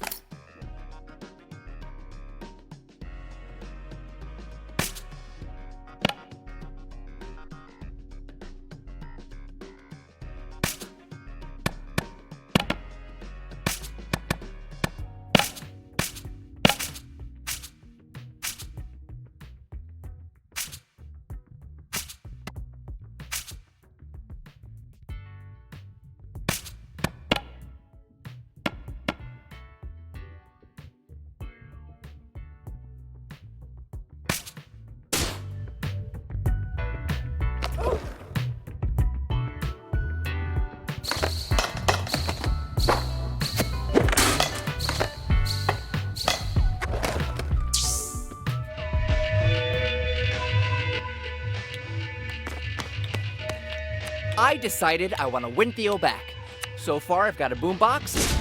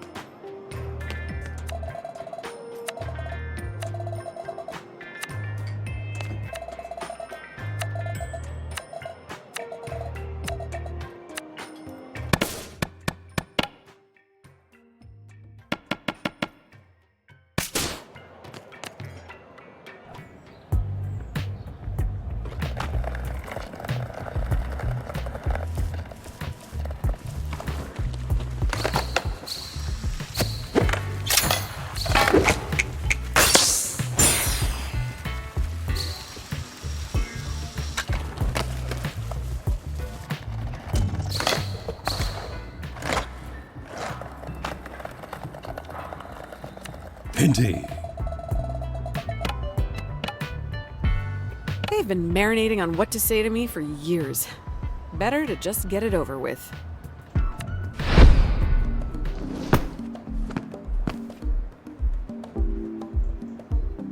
I'm short on time, so forgive me if I skip the meaningless small talk and speak directly. I've got the talent search I'm organizing and judging.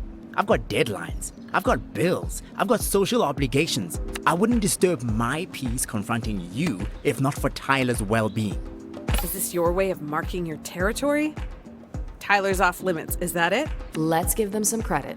They did also humble brag about how booked and busy and important they are. You make people feel special. You gas them up so much they don't realize they've been completely isolated. I'm here to make sure you never rope Tyler into that cycle of torment again.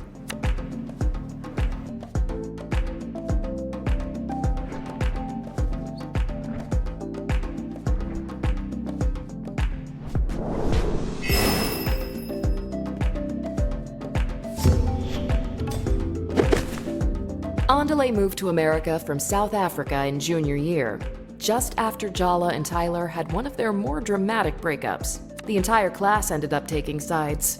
As the new kid without any idea of the complicated history between them, Andale became a battleground in their romantic rivalry. You started confiding in me about your relationship with Tyler, getting my sympathy, making me believe your version. I thought Tyler was a monster, and I fell for you. Forget the false pretenses of our brief relationship. You stole years of friendship with Tyler from me.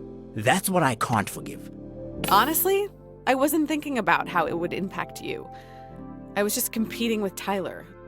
Ah, you finally admit it.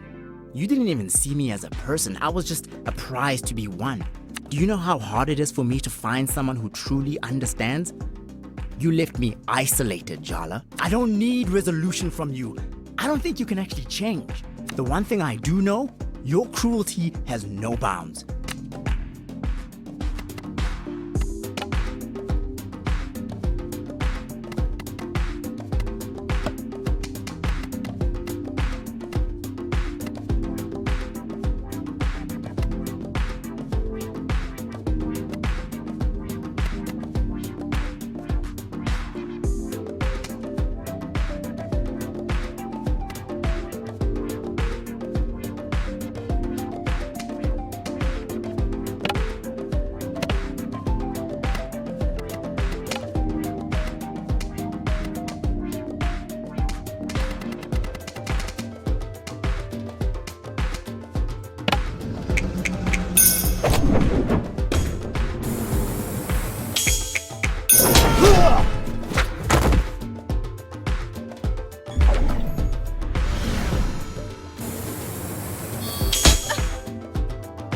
When I think how close I was to not having Tyler in my life, how can I forgive you?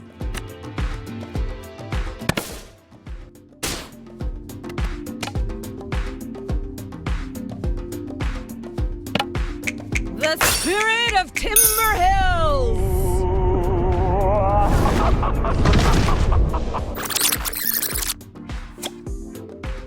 You struggle against your culture, but I embrace the support mine gives. You are trapped. You are lost. That's why you jump from one relationship to the next. Why you lie, cheat, evade.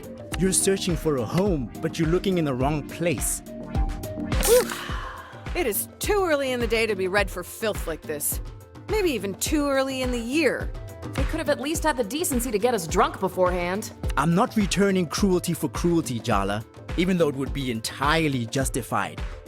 I pity you.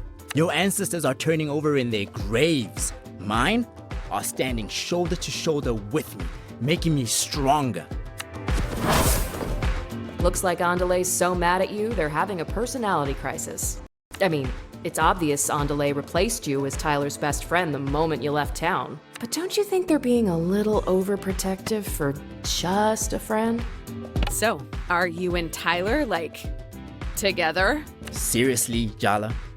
Unlike you, I can care about someone without trying to sleep with them. You'd love it if I lost my cool like everyone else, wouldn't you? I refuse to let you get under my skin.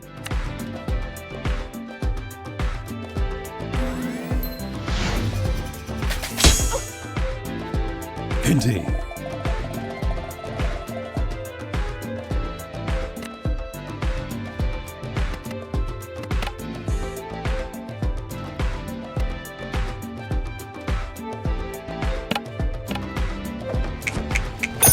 So, are we still pretending this fight is about Tyler, or are we over that little fiction? Tyler's the only reason I'm even entertaining this ridiculous charade. So, persisting in the delusion. Got it.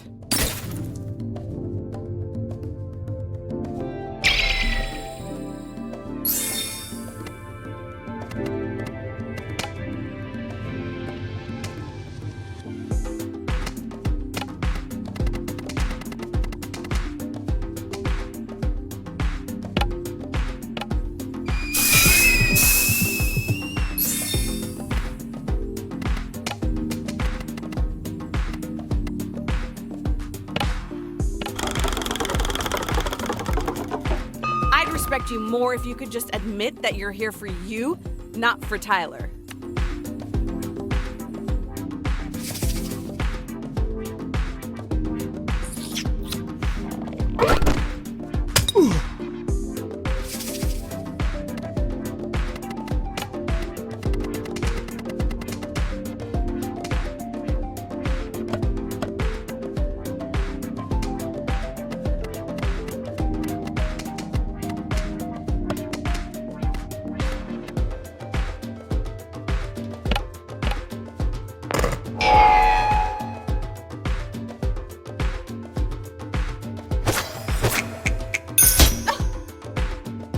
America seeks to destabilize our cultural foundations.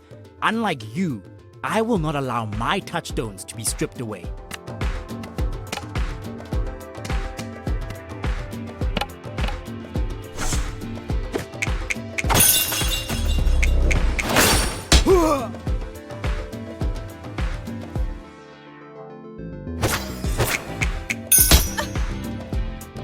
I'm the model child, a pillar of support for my family, an icon in my industry, helping my community thrive. I'll carry it all without a complaint. Unlike... Yeah, I was thoughtless in high school. Newsflash, we were all teenagers.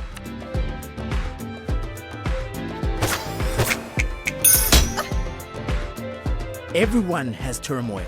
Yeah, burying your trauma is great. Especially if you're planning to have kids. You can just dump it all on them. Ask our Emma. No downsides. At all.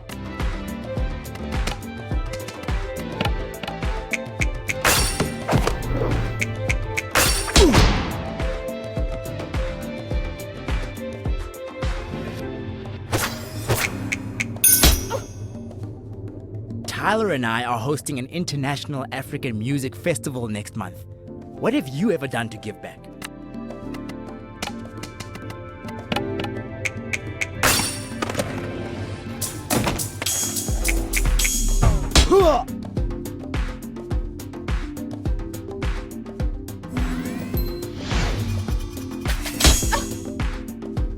Have you never thought of the sacrifice our families made?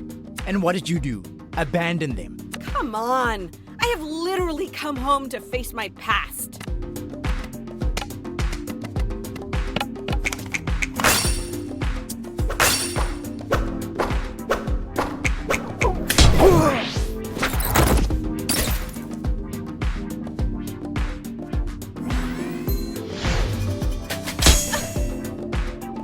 When Tyler looks at me, I know she sees me.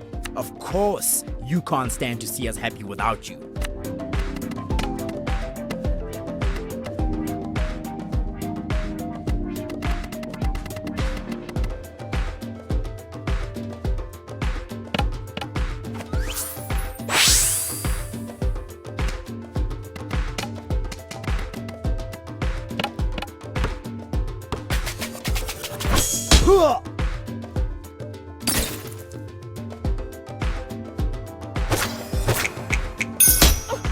I don't want to make changes to my body, and I know what I'm shaped like. What people assume when people say non-binary, they think of someone petite. Sometimes I think, Why try so hard to fight the inevitable? Maybe if Other people's ideas of you are just limitations.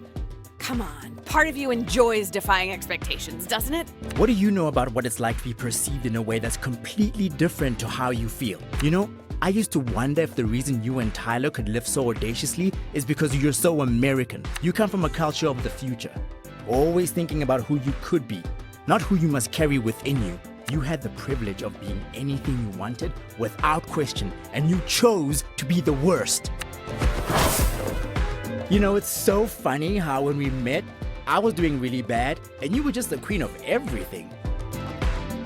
But now I'm successful, sexy, and financially covering my parents, while you're crashing at home and everyone hates you. So funny, girl. Ha ha. Hilarious. I don't know, Andale. I'm getting the distinct feeling you're not as secure as you claim to be. In fact, I'd say this little performance of yours reeks of insecurity. Maybe a few top notes of desperation? You know what? Fine. Maybe my culture can't handle me. Maybe my family won't ever be able to understand me. Forget them. My real family is the friends who never judge me and never pressure me. If my heritage hurts, why bother? Leave it behind. Throw me in that melting pot and put on the lid, baby.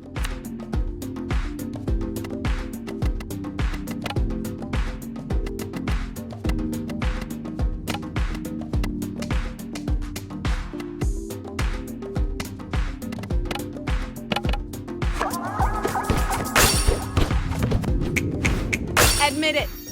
You.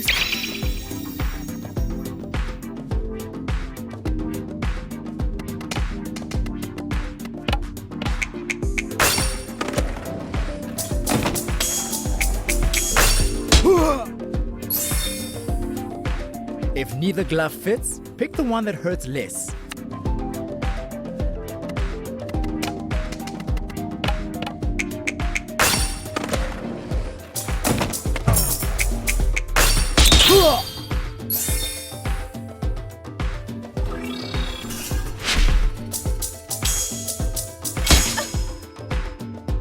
Wait, what just happened there? What always happens when kids break from a traditional upbringing? Chaos. Their attack is making them vulnerable too. I can definitely relate. No, really? Indeed.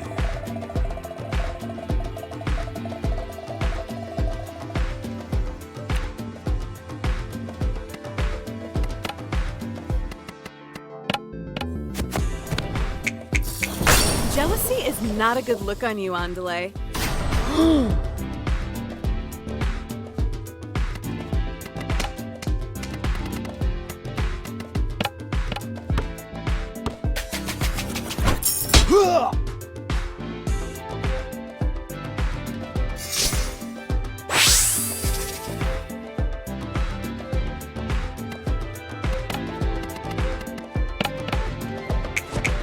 You sure you're feeling all right, Andale?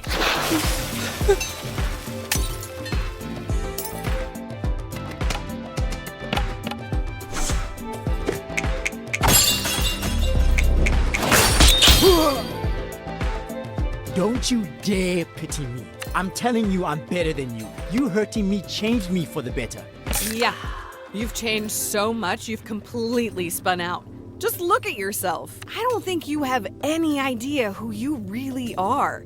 You're just bouncing from one extreme to the next. Fine. Fine. The truth is, I'm a mess. I'm scared of being disconnected. But the idea that my family and community might reject me hurts more. I'm all over the place. I only tell my parents good news. I only tell my friends funny stories. I'm afraid I'm gonna be found out as a fraud in my industry every single day. I'm beyond boundaries. But am I beyond understanding? Will I always feel impossible? I don't want to compromise who I am. I contain multitudes, feminine and masculine, South African and American. I'm all of these things, and yet defined by none of them alone. God, it feels so good to just say that all out loud. I feel stronger. Wait. Did we just accidentally give our opponent a pep talk?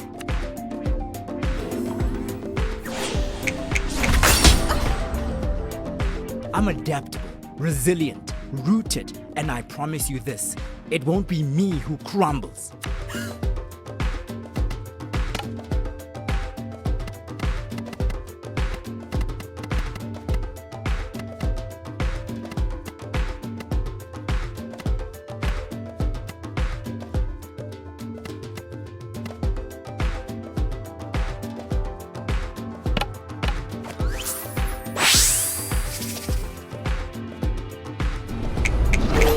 My skills were forged by real struggle, not the kind that coddled middle-class kids like you give themselves to be interesting.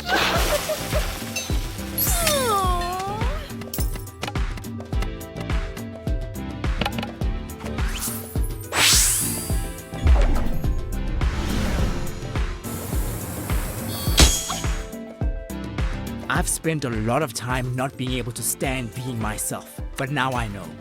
I'm the only one I'll ever need.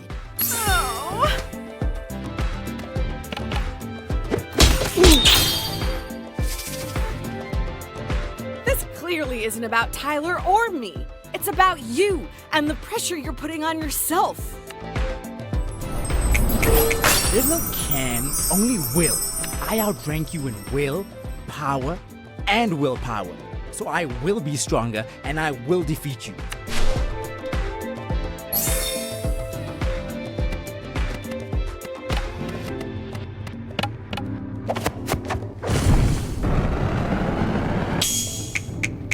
Yeah, you really sound like a cool, collected person who definitely doesn't have strong feelings for me.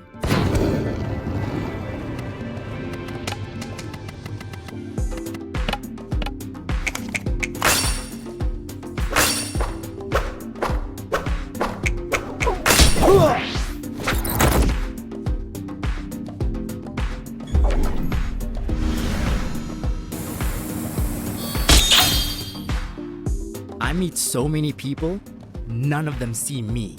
All of them see the parts they want. I thought you were someone I could be whole with. What a disappointment.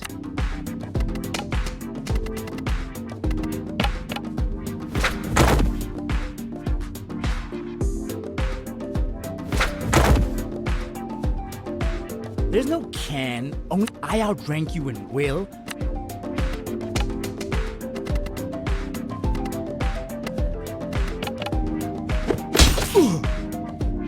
I don't recognize you. What I should have recognized is that most 17-year-olds don't have 5 entire scorched earth breakups behind them.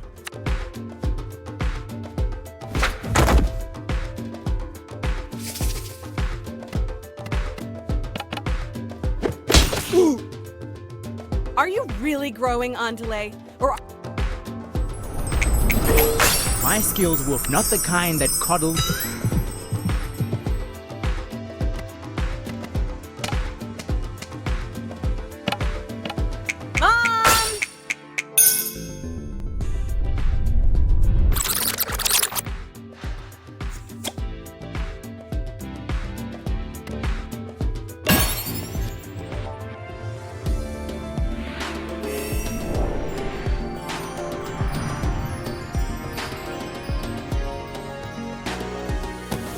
You know what, Andale? I'm happy you and Tyler are friends. You've been a better friend to her than I have, hard as that is to admit. I'm sorry that what I did to you two got in the way of that.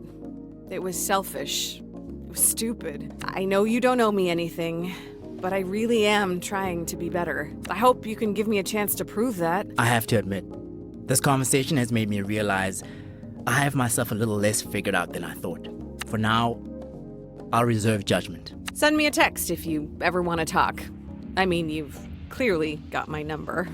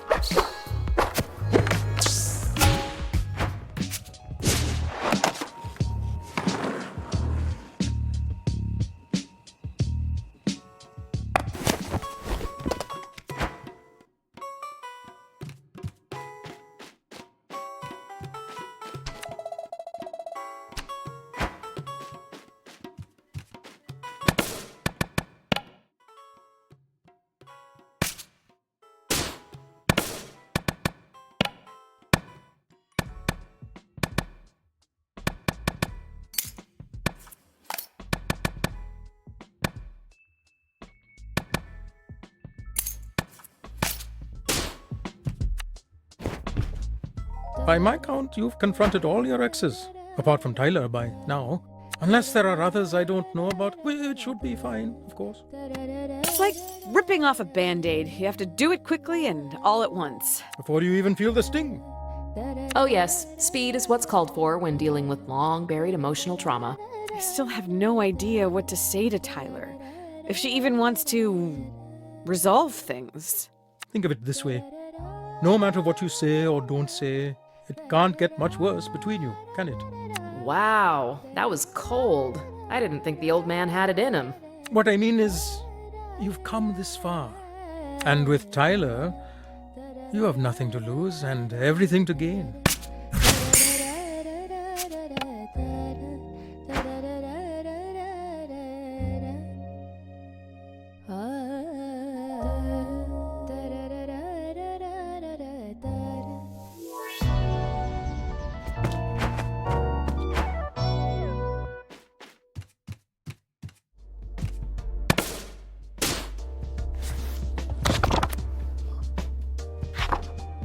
Let's make fish fry. The trick is in the marinade. Everything else is quite straightforward. I wonder what else she's been marinating on. What was that, Jala? Everything going to plan with the wedding? Really, Jala? Can't I just want to teach you how to make fish fry without having some ulterior motive? Sure, Let's just get started, shall we?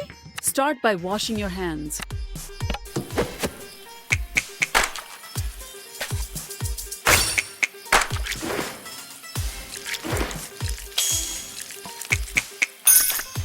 Adequate.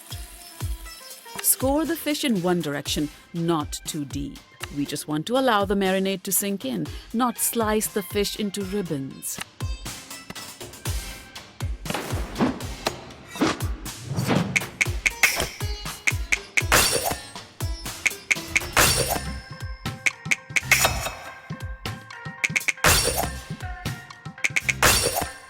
I really am an incredible teacher.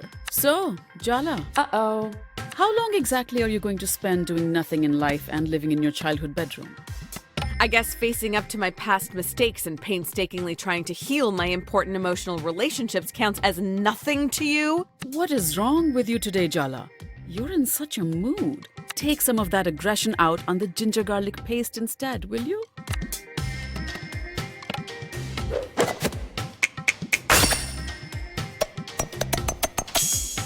Even Paati would approve. What am I saying? Maybe Chandra told me you've been helping her and Tyler with the skate park situation. Is it not going well? Is that why you're so touchy this morning? What could possibly be stressful about seeing my ex who hates me every day? Well, I don't approve of the goings-on in the park. I've never trusted mascots. That's why I never took you girls to Disney World. What? That's why Auntie C snuck us there? I thought Amma just hated joy. Now, add the turmeric, coriander, Kashmiri mirch, garam masala and cumin to the paste. Then finish with a dash of lemon.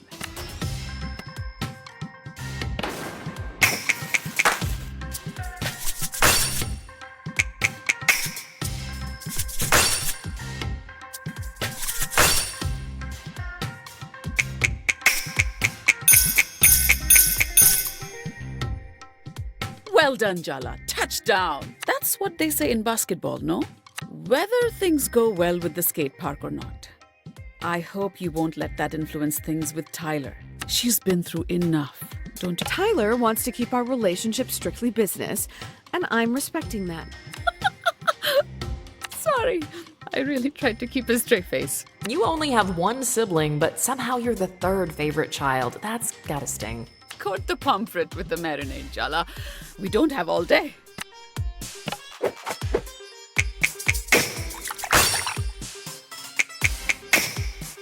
That's good. Set the fish aside to rest and marinate for a bit. Speaking of which... Oh no, I hate it when she makes these recipes metaphors for our emotional failures. Don't you think you've let the situation with Aruni marinate long enough? No. You know what? I was planning to apologize, but now I'm the one who's pissed at her.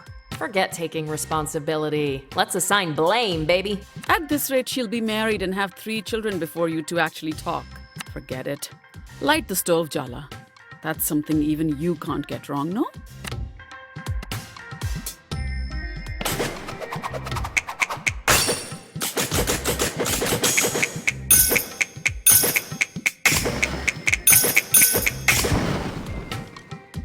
Very good. What else do you expect, Jala? A parade? Given your attitude, I'm sure I already know the answer to the question. But still, I'll ask. Are you planning to stay in Timber Hills? Look at that! The oil is hot enough to fry the fish now. So it is. Put the fish in the pan gently. I don't need you getting burns on top of everything else.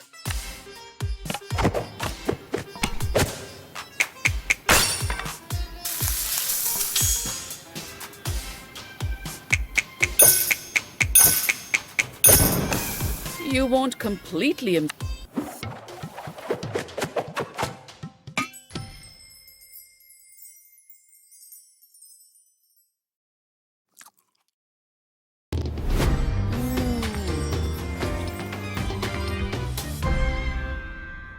How is it, Emma? crispy on the outside, flaky in the middle, spicy, a little acidic. So, perfect in every way. Your overconfidence will be your downfall, Jala.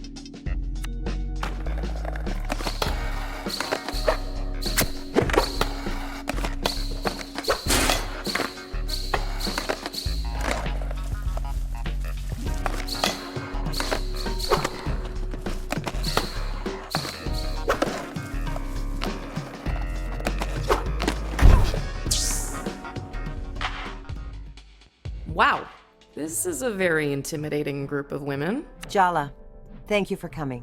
I called you all because we need to talk about what's happening with these kids in town. You really picked Jala for this job? Salma can't stand her, and I'm pretty sure Aisha has a burn book full of her yearbook photos. No offense. Offense very much taken, thank you. Soundie wouldn't let me in. She was my only option. Oh, yeah. It has nothing to do with the torch you're still carrying for her. If I didn't know any better, I'd say you sounded jealous. Tyler and me are strictly business on this one. Really. Risky business. Say one more word and you lose a bun. You wouldn't dare. Try me, princess. Ladies, my shop is not the place for a catfight. Oh, good one, Auntie C. Didn't two librarians pull each other's hair out over you right here last week? What? That's not... Ladies, let's remember what this is about. The kids. Do you think you're getting through to them, Jala? Convincing them to kick that Soundie to the curb? I'm cautiously optimistic. You can count on me. Ugh, famous last words. Seriously. Uh-oh, they're ganging up on you now. You have the same mindset as a teenager. Just speak their language. A2, Auntie? Salma will barely talk to me. So I guess Jala's our only hope. God help us. God abandoned us a long time ago. We live in hell. That's the positive attitude I know and love, Tyler, dear. Go see what's going on at the park, Jala. Hopefully what you've done is enough.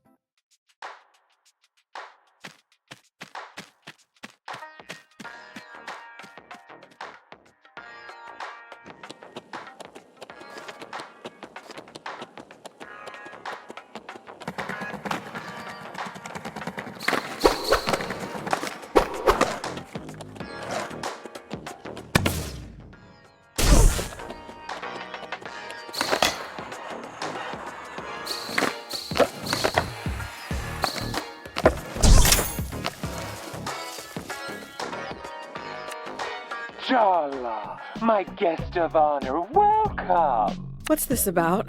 Maybe he's got some kindergartners for you to fight this time. Which would you rather fight? One giant 5-year-old or 10 Aishas, but she's kindergarten-sized? Jala, Jala, Jala.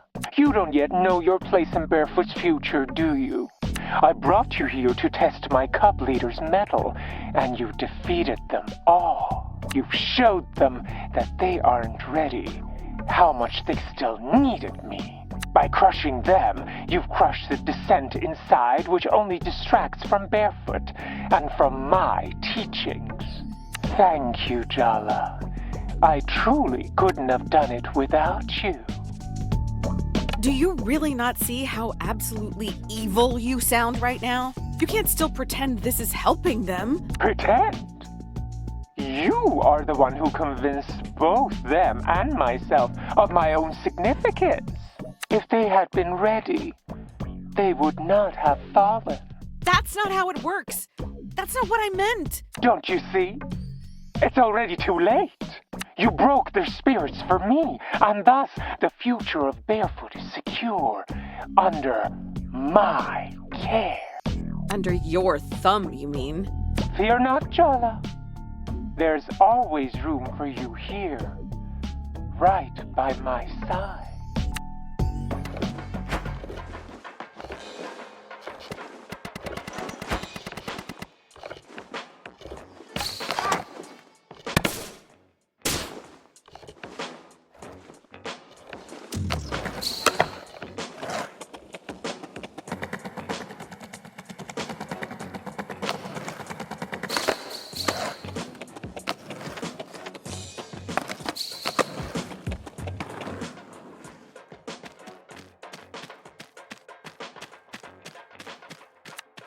Great. Soundie's still on his throne, and the kids are more committed than ever. Congratulations, Jala. You somehow found a way to make a bad situation worse. Oh, I don't know why I was delusional enough to think getting you involved would be a good idea. You emanate disaster.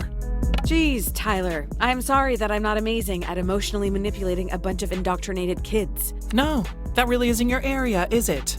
You have much more experience with Exes. I get that you're disappointed, but I tried. I really did. Ugh. I know you did. I know you did, okay? God, this is the worst day. I was being unfair, which is not an apology. It's an acknowledgement. I accept your acknowledgement. But I never should have asked for your help. The truth is, Jala, you're just a tourist. Nothing that happens here really matters to you. You can fix things or mess them up even more. Even if you do, you can just leave. You don't have to live with it. But I do. That sounded a lot like goodbye. That's because it is. I'm doing us both a favor. There's nothing to be salvaged here, so why bother diving into the wreck? Why don't we skip to the end? Save ourselves the inevitable disappointment. Tyler. Goodbye, Jala.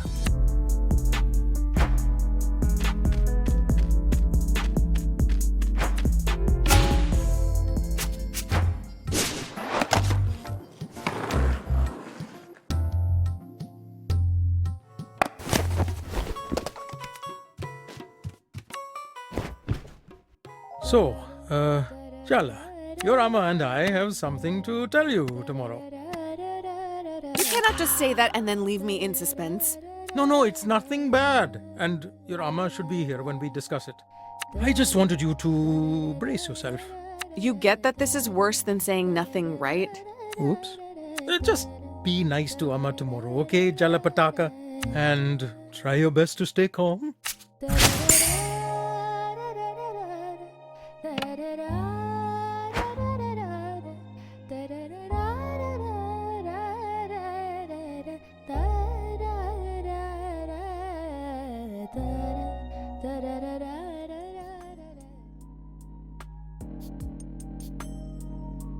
Let me get this straight. You've been meeting Jala every day for the last week? And you didn't have an emotional confrontation dripping with sexual tension, barely disguised as a psychodrama battle? What can I say? I don't like to follow the crowd. You really think you're better than us, don't you? On delay. No, they're right. You've said as much, Tyler. Wow, Irfan. Speaking up for yourself. I didn't know you had it in you. You think we're pathetic. You've made it pretty clear. Just be honest, Tyler. Honesty? You want honesty? Fine. I'm jealous, okay? I know I shouldn't be. It's not even about you. But she chose every one of you over me. I was never enough for her. Tyler. I am that petty. Is that what you wanted to hear? I'm still hung up on her, even after everything. You think I think I'm better than you? That you're pathetic? What a goddamn joke. Jala only dumped the rest of you once.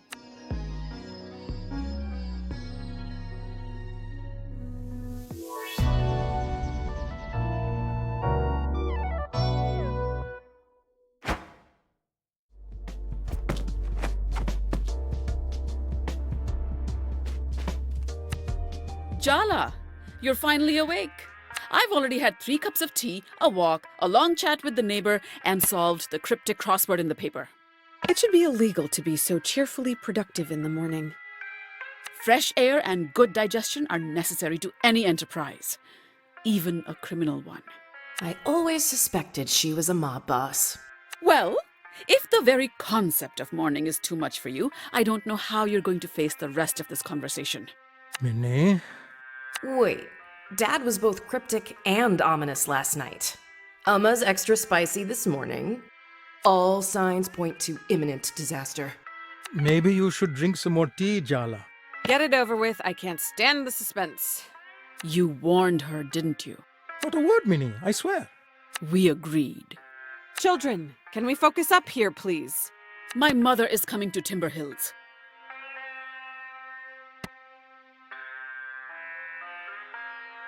And I'm only hearing about this now because...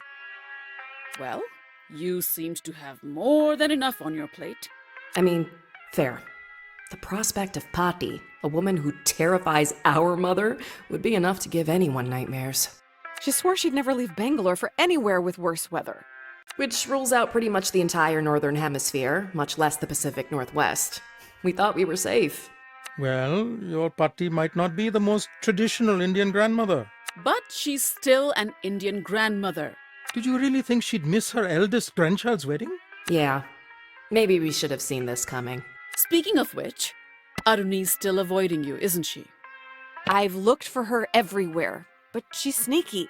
You said I should give them their own space and that they'd figure things out in their own time. Well, I still think it has its merits. My mother's flight lands tomorrow, Arvind. Tomorrow! Had its merits, I should say. I fully agree. Circumstances have somewhat overtaken us. I'm putting an end to this nonsense. Jala, it's time to make Kiribat.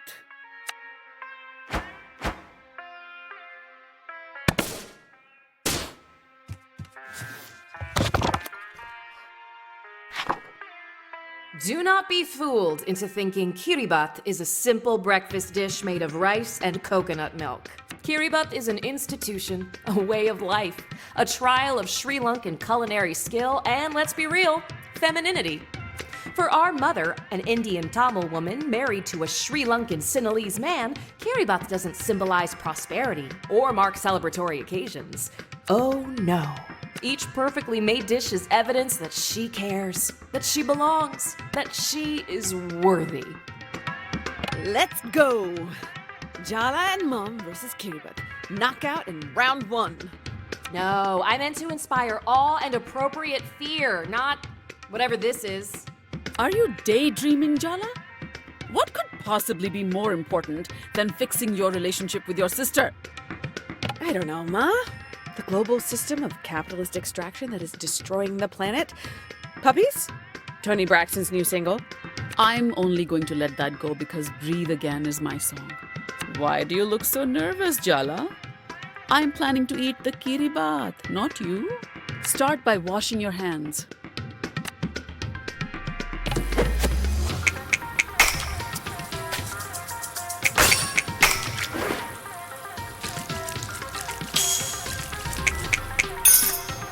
Very good. We will make Kiribat, you will take the Kiribat to Aruni, and you will patch up today. Kiribat isn't even her favorite, though. It's not about the Kiribat. It's about the carefully balanced application of threat and emotional manipulation. Wow, Mom. That actually explains so much about our childhoods. Now wash the rice till the water runs clear.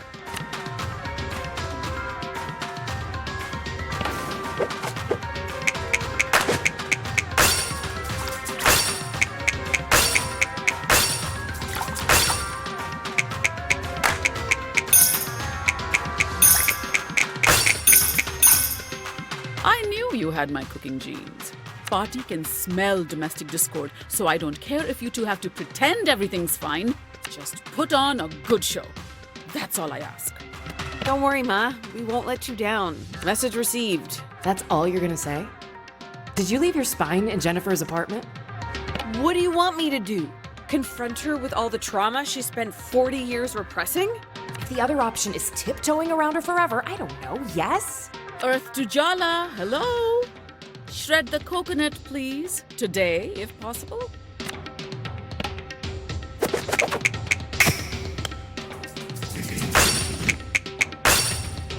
I've already given you too many compliments today. Blend the coconut with water. Not too fine, not too coarse. I'll try. Don't try. Set your mind to do it properly. Dance, little Jala, dance.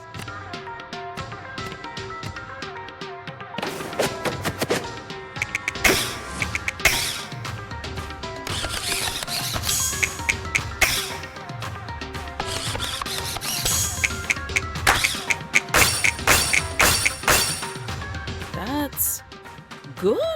After fixing your mess with Aruni, I still have to clean the house, do the laundry, and cook Paati's favorites for tomorrow.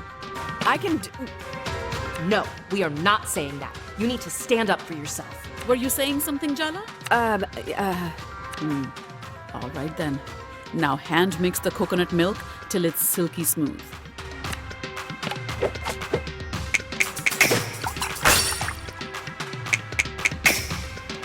You won't completely embarrass me in front of Paati. Now go wash your hands. What are we, a kid? We don't need to be told that. You're supposed to be the voice inside my head, not the one coming out of my mouth. Then tell her what you really think, so I won't have to.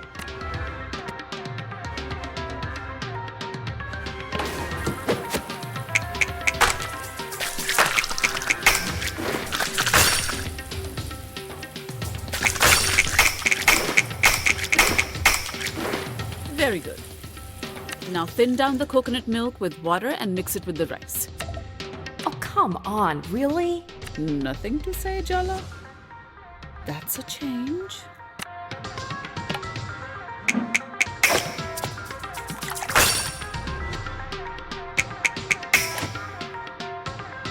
Well done, Jala. Touchdown. That's what they say in basketball, no? You're being suspiciously quiet, Jala. It's starting to make me nervous. Okay, then. Now it's time to add the sea salt.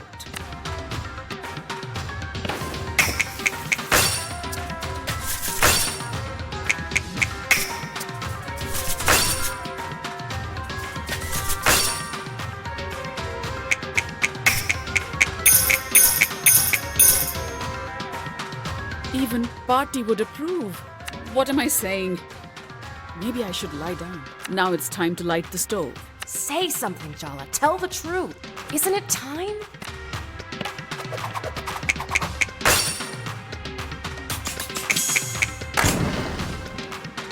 You could be a decent cook. Someday. Jala. Just open your mouth. Oh, damn, the pan's hot. Pour the mixture in, quick!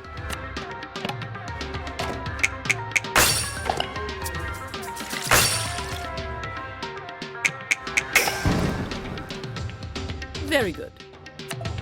What else do you expect, Jala? A parade? Just open your mouth, Jala. The truth will fall right out. All you need to do is let it. Don't you trust me? You're being extra weird this morning. Hey, maybe I'm just being honest about how you really feel. Jala? Seriously, Jala. Cover the rice and let it cook in the coconut milk. Are you really giving me the silent treatment? Today, of all days. Not everything is about you, Ma. That's more like it. Stir the rice before it goes lumpy, or we'll have to start all over again.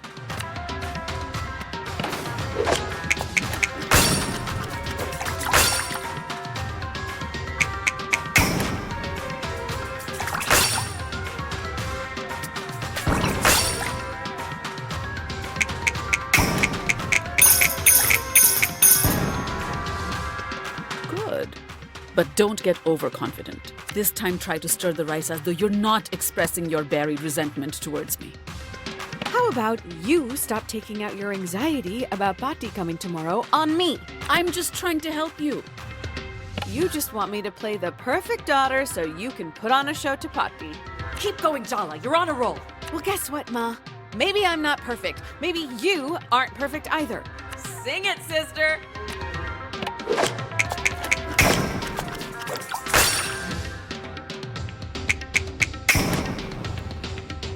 I really am an incredible teacher. I see. You're worried about Aruni. That's what this drama is all about. Wow, did she even hear you? Are you going to let her get away with minimizing our feelings? You don't think she'll forgive you. You're scared to face her. Are we talking about me and Aruni or you and Paati? You have no idea how complicated my relationship with Paati is, how hard it is for me, so don't presume. No, don't say anything. The rice needs to cool off, and so do we. All I'm asking for is a little empathy, Jala. I'm the kid, you're the parent. Shouldn't you be the one empathizing with me? So suddenly you're a kid, but when it's convenient, you're an adult, and I should treat you that way, huh? Oh, kitty baths should be made with love, not anger. So let's set this argument and the rice aside, all right? Are you really going to let her end the conversation like that?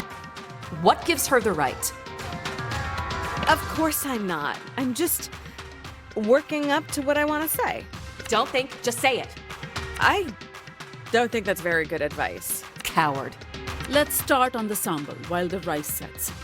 The richness of the milk rice contrasts with the sambal's heat. See, Jala? Everything has to be a balance. What happened to setting aside the argument? What? I was talking about the kiribat. Is she kidding us? At least admit it. I'm not stupid. Did I say you were stupid, Jala? Please stop overreacting to the smallest comment. I think you should focus on what you're going to say to Aruni instead of interfering with me and my mother. You've never actually talked about her. You just go into this frenzy whenever she visits. Not everything is easy to talk about, Jala. So let me get this straight.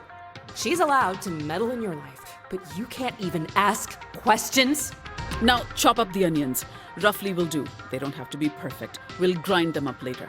Ha! I handed you that one.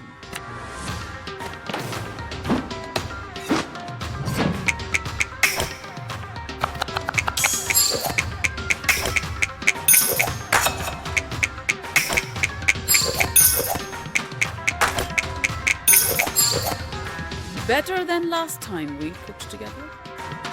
You're doing so well, Jala. Why are you stopping now? Just because she made a joke? I can't believe her. Stop swallowing it all down. You know exactly what you want to say to her. What you've always wanted to say. I can't. You can. Just spit it out. Sometimes you are just like your mother. Yes. Didn't that feel good? I feel kind of lightheaded. That's good, right? That's relief. That's release. That's catharsis, baby. Say something, Ma. Add the red chili flakes. More than you think you'll need. Sambal needs to be fiery.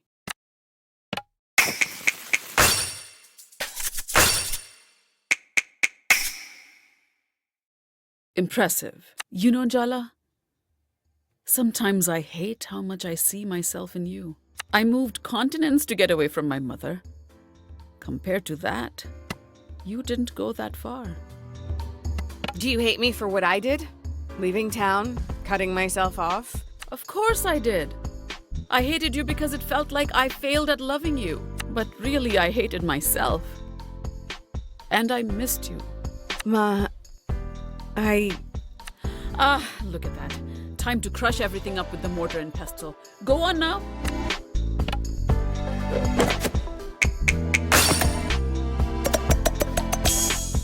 That was exactly right. You came back home. That's the important thing. And the last thing I want to do is drive you away again. I didn't mean to say what I said. I don't know what happened. Oh, sure. Blame me. That's much easier, isn't it? You coward. I don't want you to feel like you have to run away from me, Jala. Can't you see she's manipulating you? Look at that. We're nearly done with this Kiribat. And not too soon. Do you really think you fixed anything today? No way. You just papered over the cracks. Second to last step, add the cured tuna.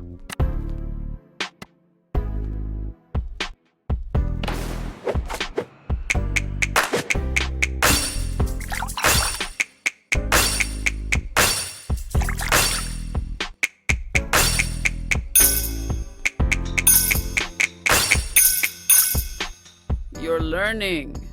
I know I said you have to fix things with Aruni, but it's all right if you can't. I'll just deal with whatever Paati has to say about it. I mean, who cares what my mother thinks, right? Look, don't answer that. Final step, cut up the kiribat into nice even pieces.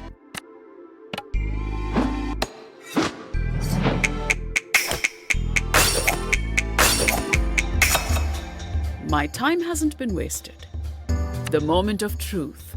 Time to taste what you've made.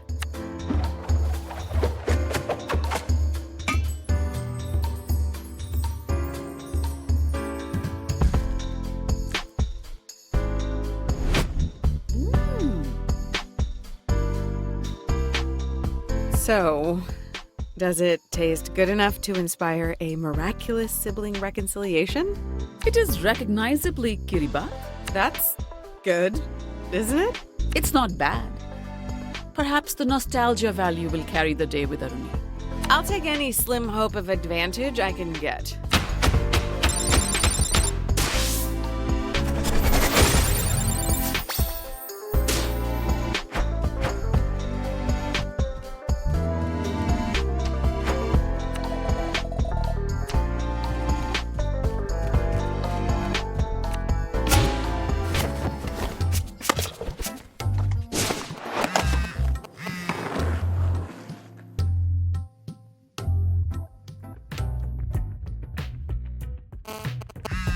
Indeed.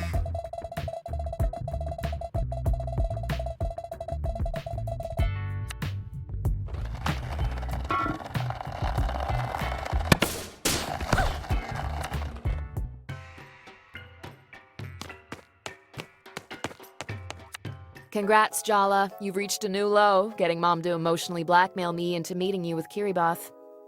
I actually expected better of you. Guess that's on me, huh? Come on, I'd never sick Mom on you. We made a blood pact to never collude with the enemy. We made a lot of promises to each other, Jala. You haven't exactly kept them. Isn't it already obvious she doesn't want to be here? And why is this all your fault anyway? She's the older sister.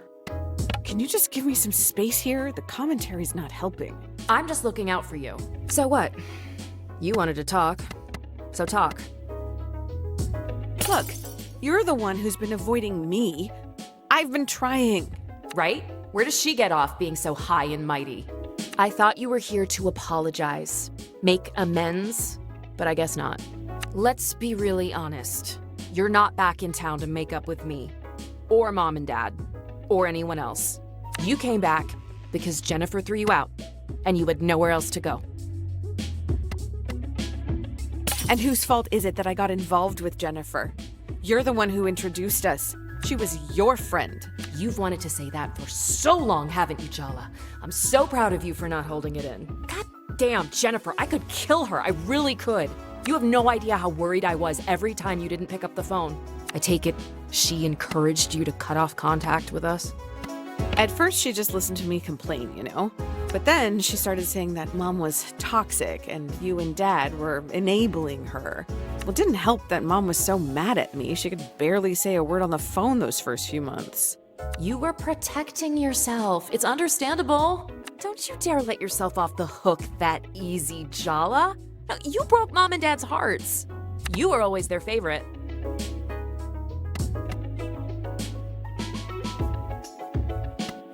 Are you kidding? You're an engineer. You're getting married to a man, a brown man. You're the kind of daughter Asian moms invent to brag about. They'd hide me in a closet. I can conclusively say there is no closet in the world that could contain you, Jala. You know, Auntie C actually cried. That old battle axe... Forget it. It's done now. I just want to know one thing. You and Tyler. Are you still in love with her? Can I take a rain check on that question, please? Possibly forever. For God's sake, Jala, you better figure it out before you go blundering back into her life. Either you really need to pee, or you have a question you're dying to ask. Which is it? How have you been, really? How's work? Any planes fall out of the sky recently? Keep your voice down. Everyone knows I'm an engineer at Boeing, dummy. Should be illegal to love your job this much. I got a promotion last month, and it's also where I met Ahmed. Wow. Was it a nerd meet cute? Did he desperately need to borrow a stapler? Did his engine break and you were the only one who could bring it whirring back to life? God is testing me right now. How do you still know nothing about what I actually do? When I left home, you were pretty adamant that you didn't want to get married. And now, this. Does that mean you've changed your mind about having kids too? What if I have? Is it Ahmed? Is he pressuring you? No, Jala, God. Some of us have better taste in partners than that. Don't you think it's a bit rich to be pulling this protective sister act now? You're trying so hard and she's meeting you with hostility. We don't need this. So, is Ahmed the man of your dirty dreams? Are you in love? Is he good in bed? Yes, and you have no idea. You little freak. For some reason, he really wants to meet you and cares about your dumb opinion. He's actually nice and a good person whose soul hasn't been crushed by life. Try not to be a complete mega bitch when you meet him, okay? Promise. How can she say that about us? You're barely a deca bitch. A kill a bitch at worst. Arnie, be honest with me. I need to know. Are we good? Good? I hate you for not calling. I hate Jennifer for taking advantage of you. I hate Mom and Dad for not doing more. I hate myself for ever letting her near you. That is not on you. Isn't it? Isn't it? So where do we go from here?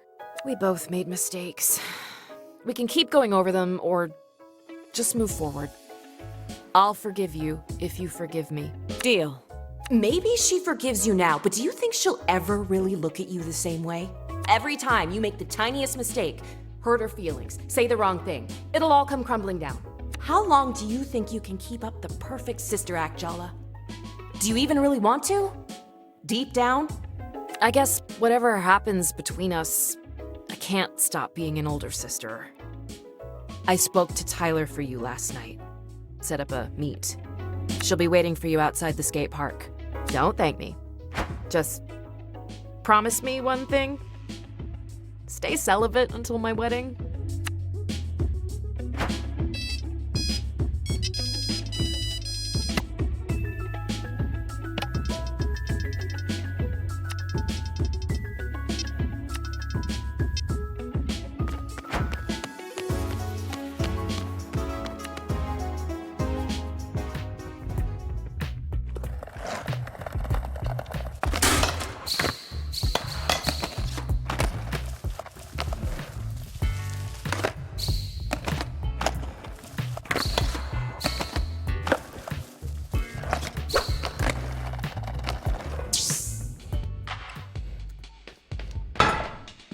Aw, there she is. I heard about that strange mascot and his antics at the park. How are you holding up, Jala baby?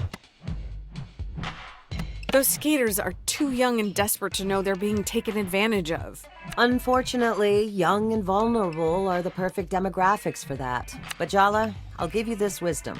You can't force a teenager to see a problem with your eyes. You can only offer guidance and be there when they fall. That's what we did with you, after all. Ugh. The kids will be all right, Jala. Now listen, if you're still feeling bad tonight, I'm headed over to the tool belt with your mom after I close up shop. You should join us. I didn't know Mom liked to go out drinking. With the way you and your sister are driving her nuts, she needs a night out. Do you mean my sister's wedding? If I meant that, I would have said that. Come on. All those screws in our head need some loosening. And margaritas sound like just the lubricant. I know she's a mechanic, but gross. On second thought, your mom needs a break from you. Invitation rescinded. Make your own fun tonight, kiddo.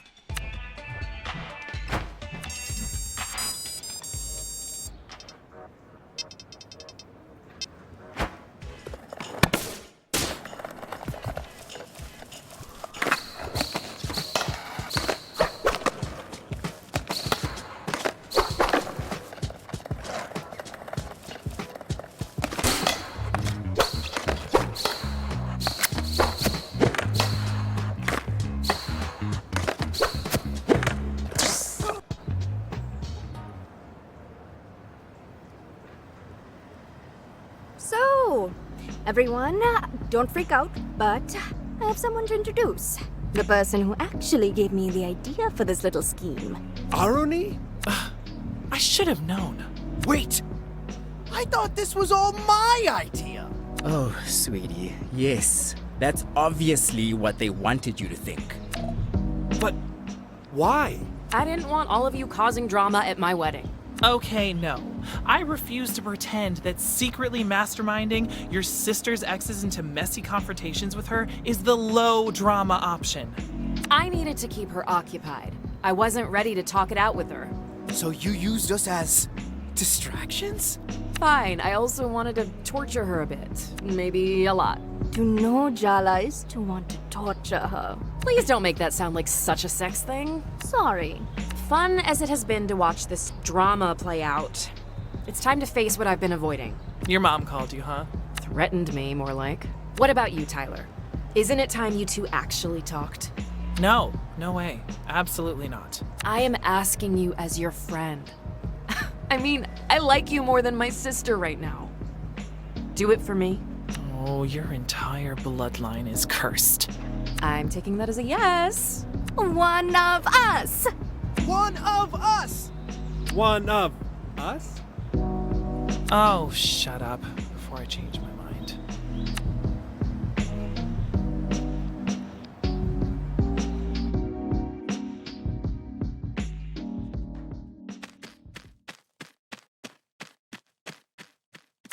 Are you sure you want to do this? Tyler's not going to be easy to deal with. It's never gonna get any easier. This is Tyler. She's the first friend Jala made after our parents moved us to America. Her best friend. For a while, her only friend.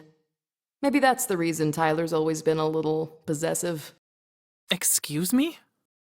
Territorial? Oh, or how about proprietary? They fell in love when they were 14. They've been the on-again, off-again, grand queer romance of Timber Hill since then. The real mystery is why Tyler put up with the parade of hopeless losers, manipulators, and creeps Jala dated during their breakups. Low self-esteem, maybe? Is that what you think of me? And hello to you too, by the way. Thanks for agreeing to see me. Don't thank me. It's been less than 10 seconds, and I'm already suffused with regret. You want to dig up the past, Jala? Fine. I guess some things just won't stay buried.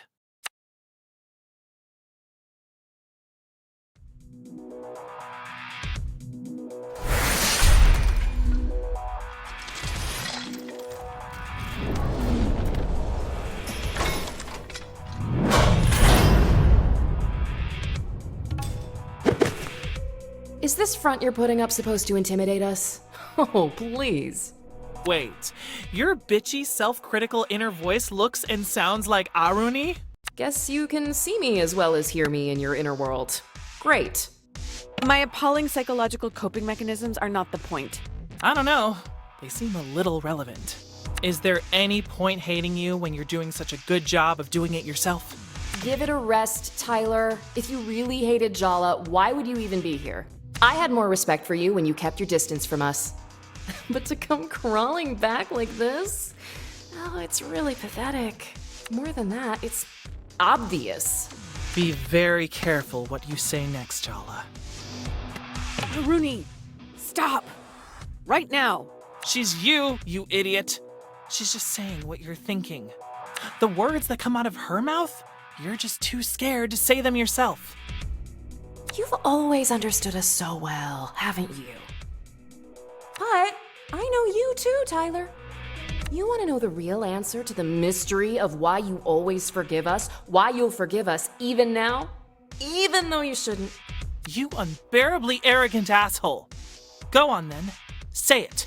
You're still in love with Jala. You never stopped. You never will. You don't know how.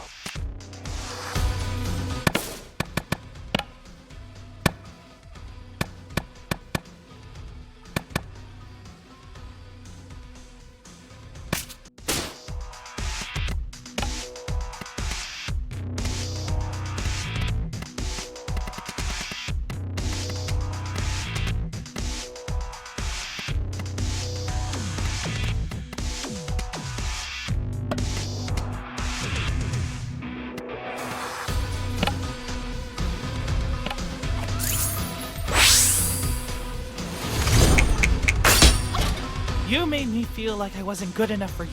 That wasn't an accident. It was deliberate.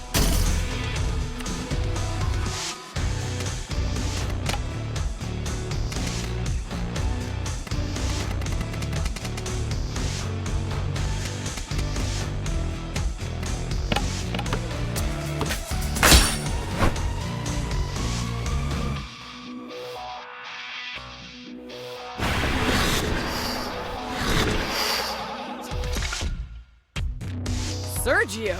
And Bruno? What the hell is going on? Hell is just right. Welcome to hell, Jala. My hell. The hell you put me through. Do you think she's planning to bury us alive in this graveyard of your past mistakes? Maybe she'll be merciful and kill us first. Oh, Jala. Don't be so silly. I want you alive. There's no use in tormenting the dead. And you have tormented me, Jala. Everywhere I look in this town, I see the after images of us. You're tangled in my past. You linger in my future. No matter what I do, I can't escape you. You haunt me, Jala. Now it's my turn to return the favor. Bro! You're back! I was so bummed you left town. Yeah, bro. This lame town just couldn't handle my awesomeness. I had to split because of my secret trauma, you know? That's deep, man. Women love secret trauma. I know. That's why I made some up, obviously. Wow! You're like a genius, bro! You barely know Bruno, but we went to school with Sergio since the 3rd grade. Were you really not paying any attention? I can't be expected to pay attention to the grunts they make in between guzzling protein shakes. I followed you around like a little puppy dog. But you never really loved me, did you? I guess I made it too easy for you, huh? Pathetic, isn't he? But was I any different to you? How can you even compare the two of you? Sergio was barely even a real boyfriend. Ouch! That really hurts. And I was real to you. Until I wasn't. It just took longer. You have this way of dismissing people when you're done with them.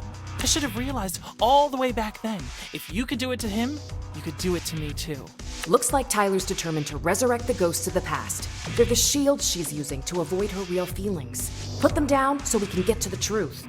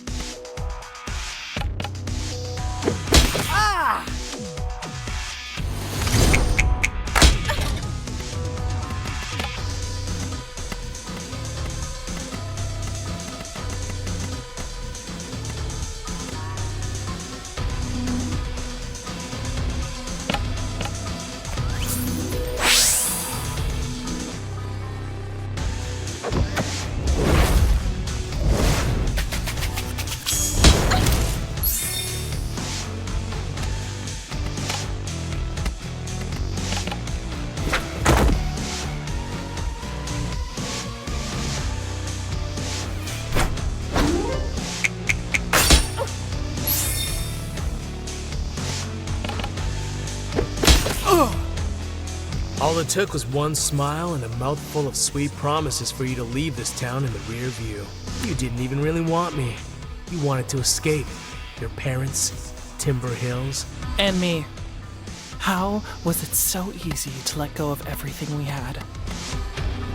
You knew me. He didn't. That was the appeal. I knew my obliviousness was sexy. You wanted someone who didn't know you because you wanted to pretend to be someone else. Just for a while. And of course, you expected me to be waiting for you whenever you decided to come home.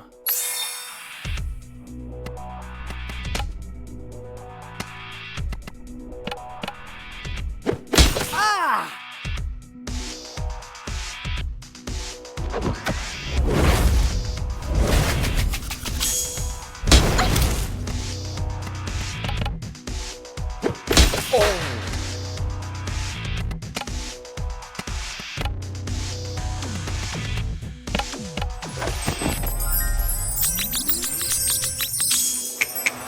Your heart still clenches when you look at me. I know it does. My heart beats only for you, Jelly Beans. These ghosts take the form of your exes, but they're not really them. They're what they represent to Tyler. Each one of them is a question that needs to be laid to rest between you. Why don't you stop hiding behind Sergio and Bruno and just ask Tyler? Fine. Were we only together because I chased you? Did you ever actually choose me, or was I just always there? You had to know I tried to make you jealous on purpose. I was so scared you'd stop chasing me if you actually caught me. Wasn't part of the appeal that I was always a little out of reach? What? Is that what you really thought? Is that honestly why you made me constantly doubt myself, question my self-worth, my sanity? Maybe? Oh my god, you're both completely ridiculous.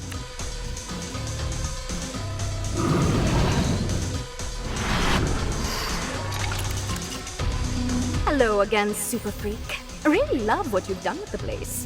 Don't call me that. I had so many nicknames for you back in school, remember? A creature of the night, death becomes her. Oh, and my favorite, Ferris Buttless. Ouch. It's like you conjured her straight out of my worst fears. The kind of girl who was every kind of girl I wasn't.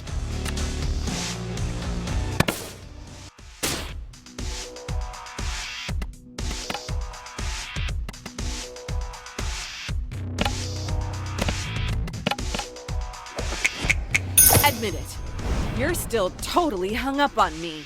Yeah, I admit it. Maybe we should just get it out of our systems.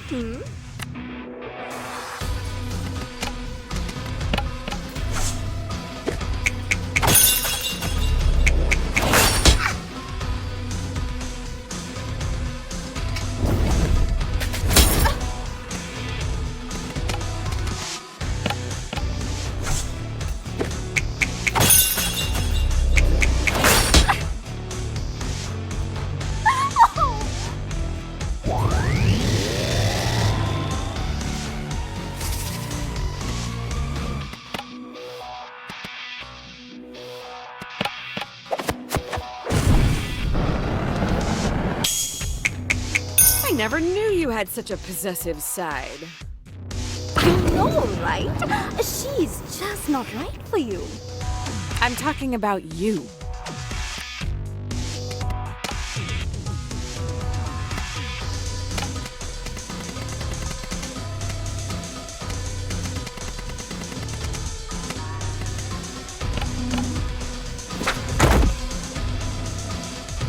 I still think about how you felt, Jala. The things you let me do to you.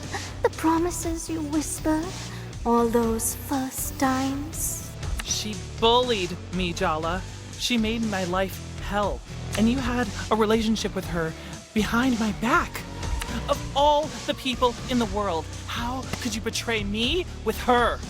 Are you seriously still mad that my first time wasn't with you, Tyler? It's been over a decade. Can you seriously not let this go?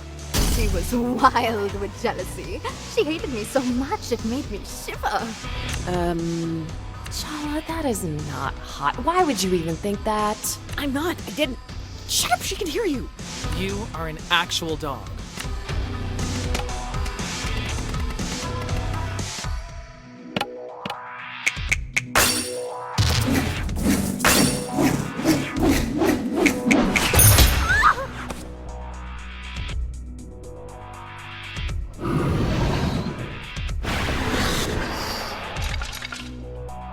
I'm so sorry, Tyler. I didn't mean to hurt you. Why do you always look at me like I'm about to bully you? Spare Shahrukh. He's innocent. I'm the one at fault. I will bear my guilt for eternity. Come on, Irfan isn't that weepy and self-righteous. Close enough. The entire school found out that you cheated on Tyler with me. It wasn't just a betrayal. It was a humiliation. You're an expert at taking people's dignity, aren't you, Jala? I still found a way to swallow my pride and take you back. I made so many excuses for you, but that was the first time I regretted loving you. Not the last. Maybe we should have ended things then. It would have been cleaner. I'd have saved myself a lot of heartbreak. But we'd have missed out on a lot too. Are you so sure the good memories are worth all the bad ones?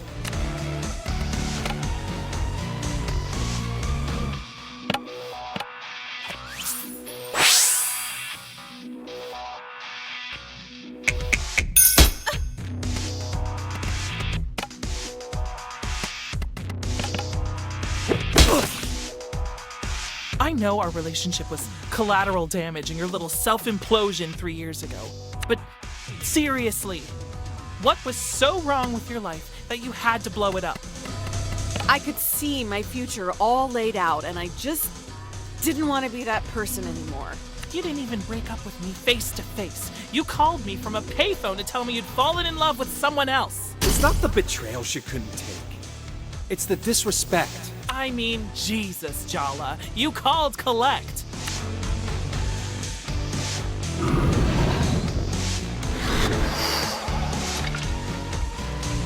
This has gone on long enough. Tyler doesn't need you anymore, Jala. She's got me looking out for her.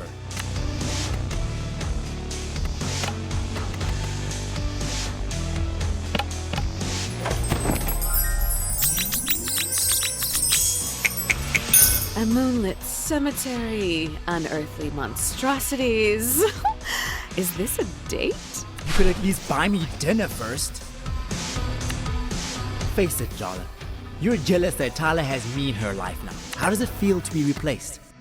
It's a good thing that Tyler has someone in her life she can count on. You've been there for her.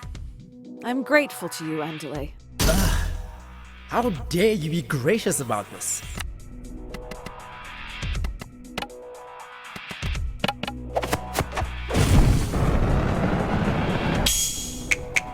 I only pursued Andale because I was jealous of the two of you. I knew that already, but it still hurts.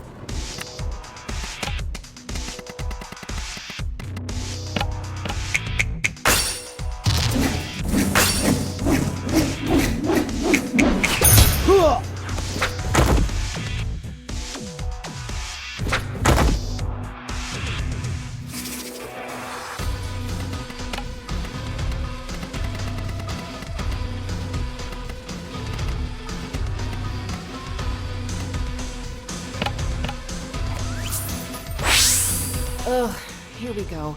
I can already tell what you're going to ask. Can't you see I'm trying to have a moment here? Whatever, you're so predictable. Tell me the truth. Did you come back here for me, Jala? You're the one person I can't leave behind. Are you saying that because you think that's what I want to hear? Because it's not, actually. Isn't that what you wanted? To be the most important person in my life? I kind of reevaluated my entire approach after you destroyed all my future plans, Jala. I mean, really? We were a complete disaster together, weren't we? It'd almost be funny if I didn't still want to cry every time I look at you.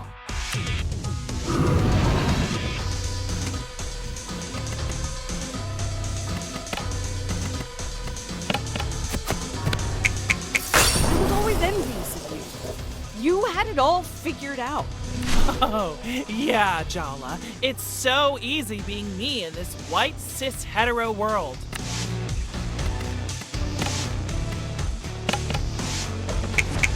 Does this graveyard represent all your cold, dead dreams? I like my dreams cold and dead.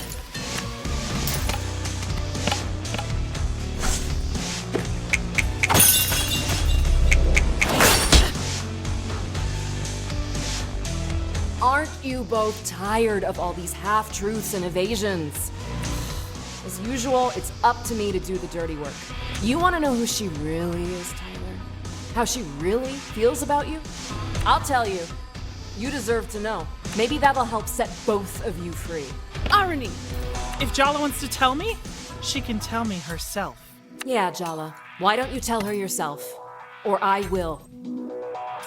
It scared me. How much I loved you. How badly we fought. We needed each other too much.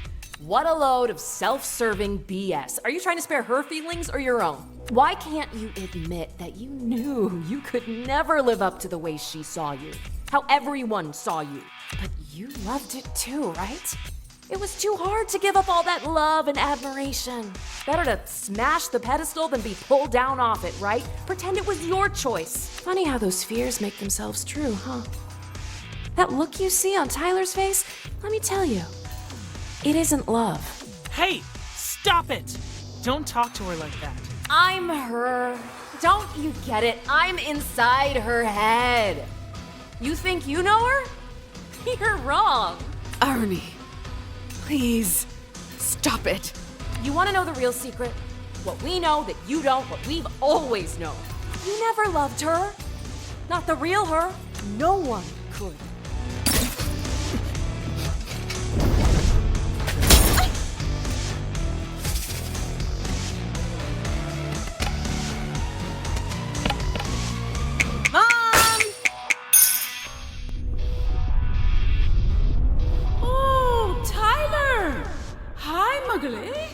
Is Jala causing you trouble?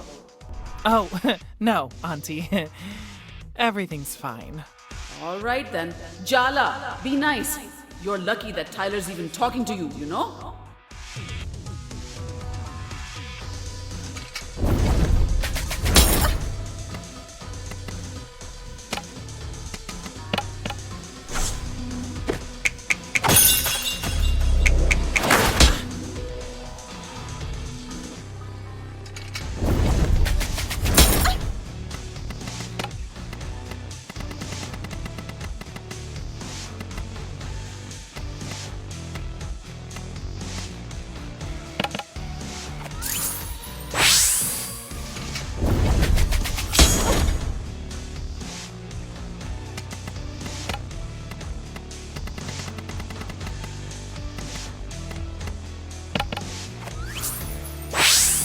I gave you my heart, Jala, and you ate it whole.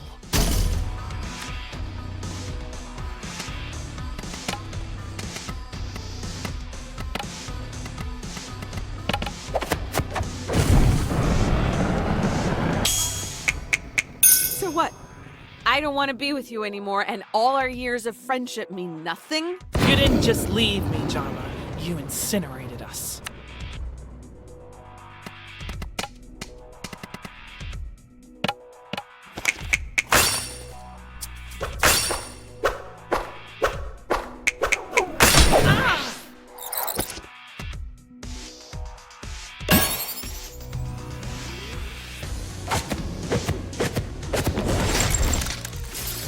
What we are, it's more than romance. I mean, screw romance. That's the least of what I feel for you. No, please. Stop. I'll start getting ideas. I can't forgive you for breaking my heart. I don't think I can ever trust you with it again, but I wasn't just your ex. We were best friends. You're my family. That part of me will always love you. I'll always love you, Tyler. I'd say you're my soulmate if I believed in that kind of thing. No more ghosts, okay?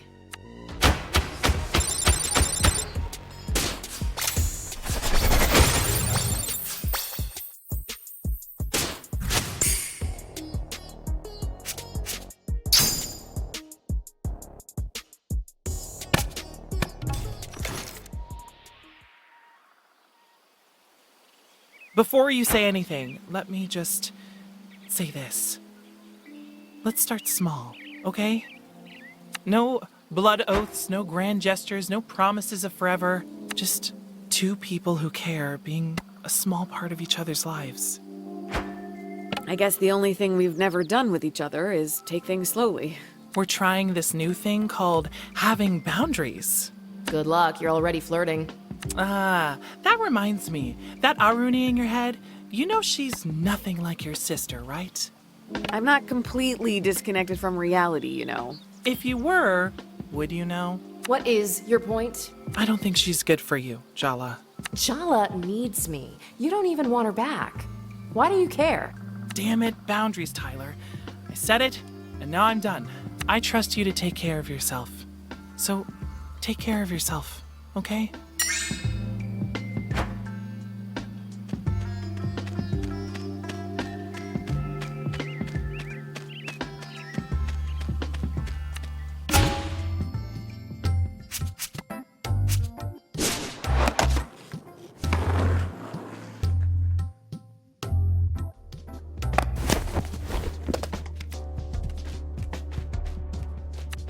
Are you done for the day?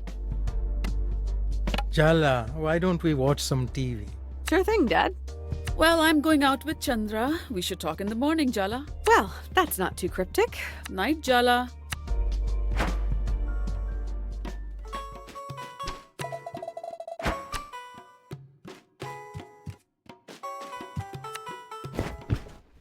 So, a little birdie told me today was a big day for you. It's me. I'm the birdie. Auntie, you're here? Uh-huh. Rookmini overdid it with the cocktails tonight. I brought her home safely. While I was here, I thought I'd help my little brother cope as well. Or you never cook and you came to raid my fridge. Leftovers and coffee would go so good with all the tequila inside me. I'll admit, it's strange to see you rattled, Diddy. What a lifetime of thinly veiled resentment from an in-law can do. That's not very fair, Chandra. It's not thinly veiled. Speaking of nerve and complex relationships, Tyler and Aruni. Well, we don't have to talk about it if you don't want to, Jala Banana. I don't really know where to begin. It's a lot. Well, how are you feeling right now? I feel like I handed in a piece of homework that was long overdue. This constant nagging anxiety that's just gone. I think I used up all the feelings I had and then some. I'm in a feeling deficit right now. And now, Paati will be here in the morning. Dun dun dun. Did that sound laden with dread? I meant it to sound happy. You know, yay, my mother-in-law, who I love and respect, is visiting. Mom can't hear you right now. I'd just save your energy to muster up some fake enthusiasm tomorrow. That's the spirit. Come on, Jala. What's one more emotionally devastating confrontation? How bad can it possibly be? Eh? Cheers to that. You're both terrible, and I appreciate you so much right now.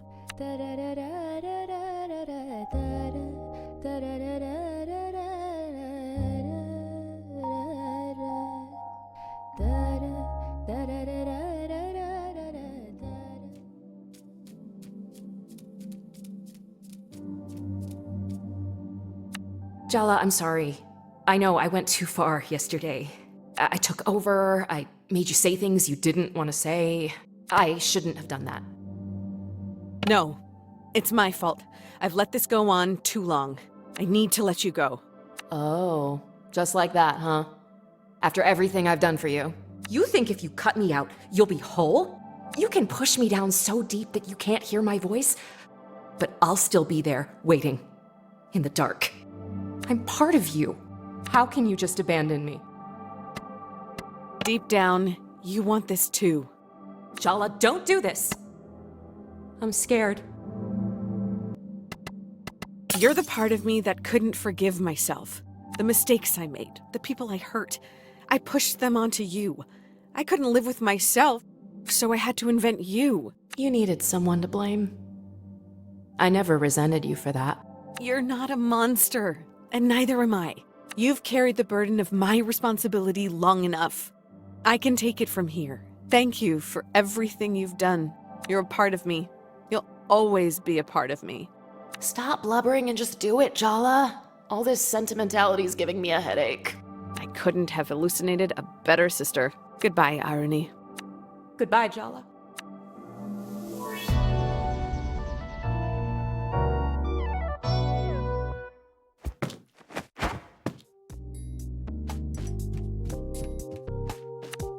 I'm glad you two have made up. We were ordered to. Now that's exactly the sort of comment your grandmother will pounce on. I'm asking you to be on your best behavior. I am begging you. Can you both please do this for me? I promise, Ma. No. Mom, this is ridiculous. Why do we have to put on a show for Paati? This is not the time for this discussion, girls. Why not? Because she's here.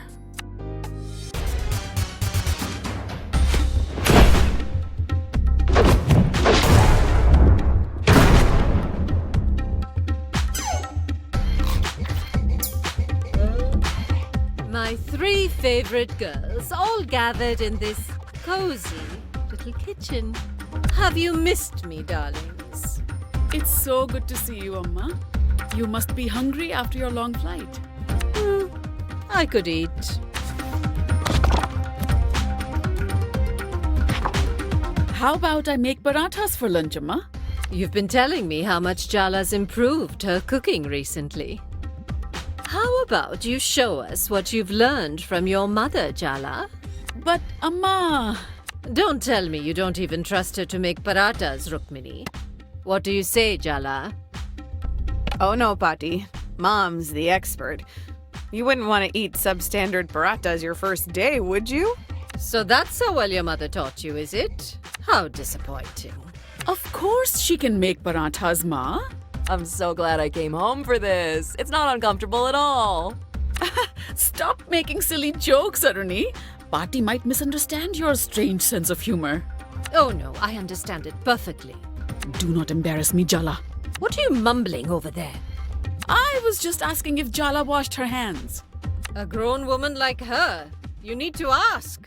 Surely you know to always wash your hands before you cook, Jala. Of course she does. She's an American, not a heathen. Why are you answering for her? She doesn't have a mouth. No, I do. Well, use it then, my girl. Women have been silent for far too long. No need to continue the practice.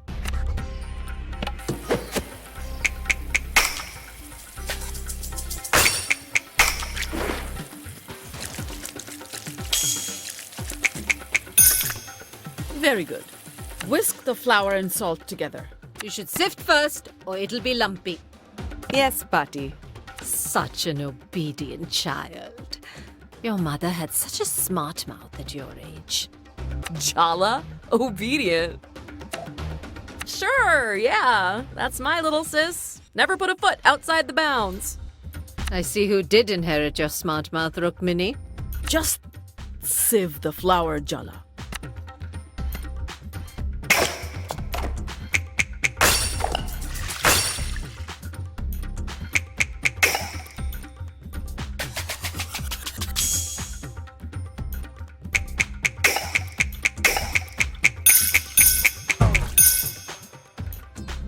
So, Aruni, you're following in your mother's footsteps and marrying a foreigner. His name is Ahmed. Did I say something wrong? It's just a fact. He's not Indian. Well, technically, neither am I. My dad's Sri Lankan and my passport's American. Not Indian. And you, Jala? You're also an American? What does it matter if Aruni doesn't consider herself entirely Indian? What does it matter? It's time to whisk the ingredients, Jala. What are you standing around for?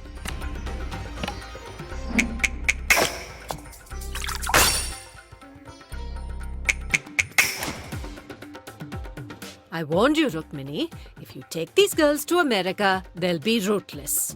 Thousands of years of history and culture reduced to Bollywood movies and pretty outfits. I don't even like Bollywood movies. They barely even speak Tamil. My God, the poetry you've stolen from them. She tried to teach us, didn't she, Aruni? I'm staying out of it. She did, though. We just didn't want to learn back then. You're telling me my daughter, a teacher by profession, failed to engage you in learning your mother tongue? And it's not her fault? Told you to stay out of it. Girls, please. We used to stay up so many nights, drinking endless cups of tea and quoting poetry to each other. Didn't you want to have that with your own daughters? Don't tell me you don't grieve the loss of it. Time to incorporate the oil into the flour, Jala. Huh. You haven't changed at all. Fine. Avoid the question. The technique's important here, so be careful.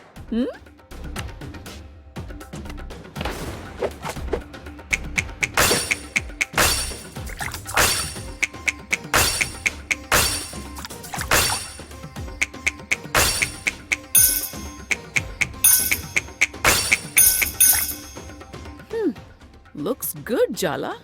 Now roll out the dough. Looks good. This shoddy job. Do it again, Jala, and pay attention this time. This is how I always do it, and it turns out fine. Fine. Is that really enough for you in life? To be just fine? Average? Unremarkable? Well, I love you enough to expect more from you. Do it again. Properly this time.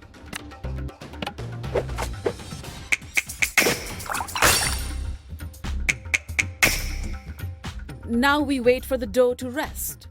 No. You just stand there. I'll teach Jala the proper way to make paratas. There's nothing wrong with Mom's teaching. Then why has it come out so badly? Don't make a sulky face. You have to learn to accept constructive criticism. Right, Rukmini? Yes, of course, Amma.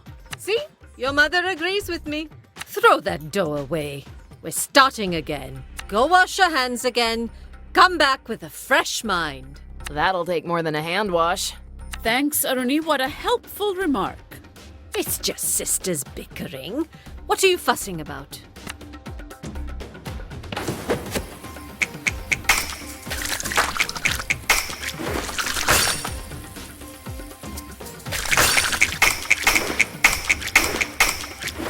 Very good. What's this I hear about you taking a sabbatical year before college, Jala? How you can take a sabbatical before you even begin, I don't know. Have you started applying for the new semester? It's not a sabbatical year, Paati. I'm not going to college. You really shouldn't delay your education. Wait, sorry. Did I hear that correctly? You're not going to college?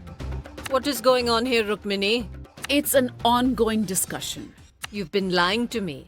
Clearly, everything is not fine in your house. Your mother is an educator and you're not going to college? This is just a slap in the face. Time to sift the flour. Your daughter is throwing away her future and you want to talk about flour? This is really parenting, Minnie. Well, what can I say to that? Sift! Sift, Jala!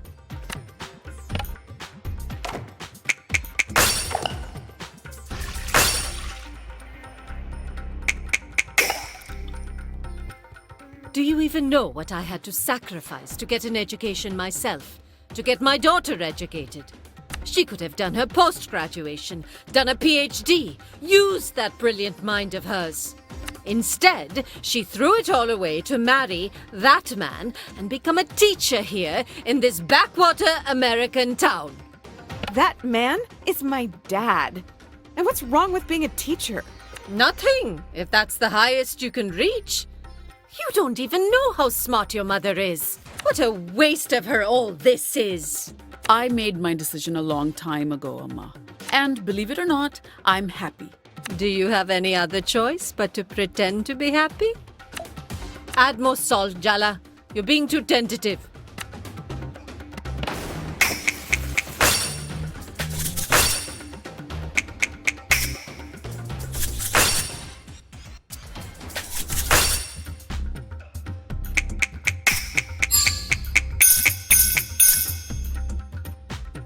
I told you that your daughter would one day make you cry the same bitter tears you made me cry.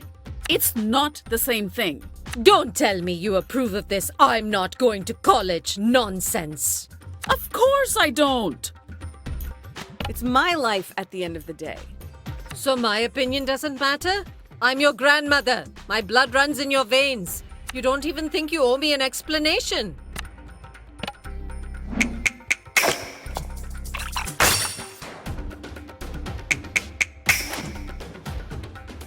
Oh, go get some yogurt, Jala. It makes the dough softer. I don't do that anymore, Amma. Fine, just mix it as it is. Who cares how it turns out? You've obviously given up on teaching your children anything. Aruni, Jala, do not say a word. Jala, mix the ingredients. It's nearly lunchtime and there's still a lot left to do.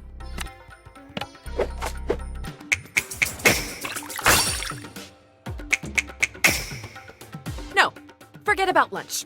Forget the parathas. None of this is about the goddamn parathas. Paati, you just want to find fault with everything Mom does, and you're taking it out on Jala. Is this how you've taught your children to speak to their elders? Aruni, be quiet. Aruni's right. Paati, you're not being fair. Oh, so now I'm to be judged by a child. No, Ma. I told you to be quiet. Both of you. We're standing up for you, Ma. What have you been telling these girls? That they think I'm so terrifying? You need protection from me, is that it? I don't know what's gotten into them. They're not usually like this. You're the one who's completely different whenever Paati's around. Oh, I understand now. You're all just one big, happy family. I'm the outsider.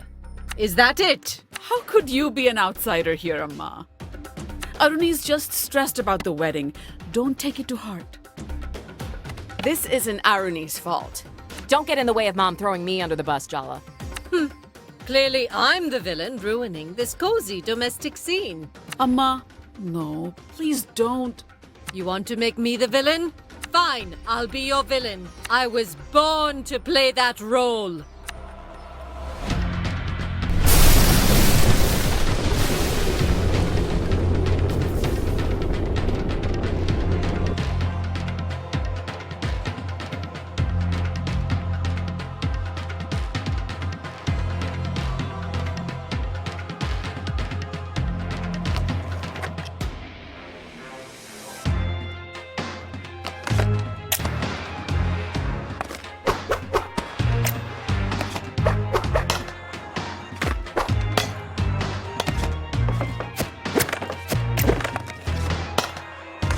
Look around, Jala. I exploded this domestic dream because I want to wake you up. Look around, Jala.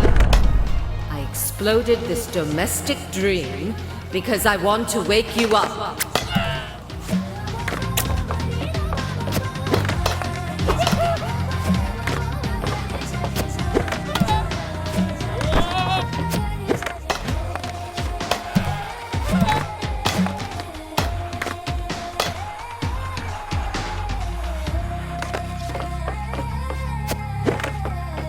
Don't you dare sleepwalk into this life.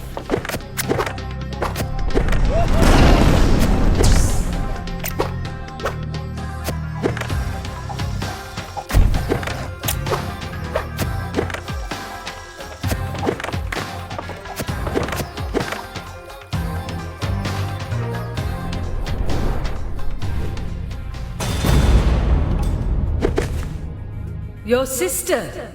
She's a lovely girl, but mediocre, just like your father. No ambition. But you, Jala, I see myself in you, just like I saw myself in your mother. I failed her. I'm not going to watch her make the same mistakes with you.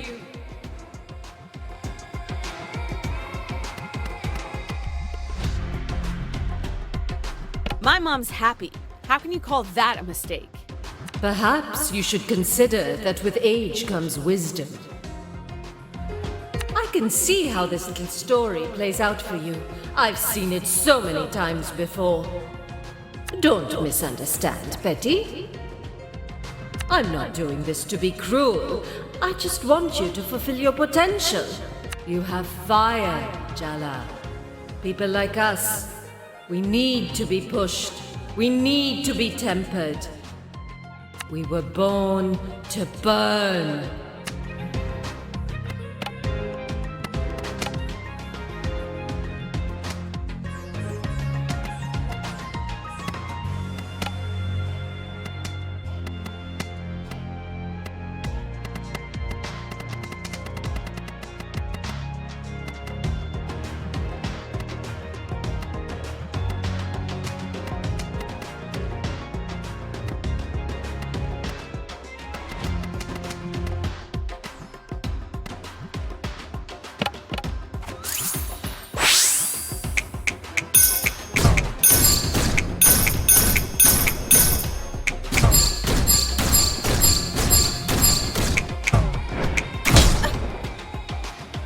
Men can make mistakes, but every choice we make, there's a price to pay. You have to bargain with the world for what you want. So what do you want, Jala? Really?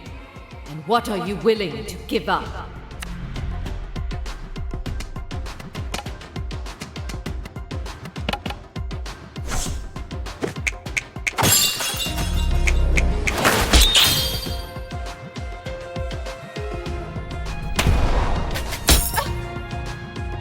You think I sent you those suitors because I wanted you to choose one of them?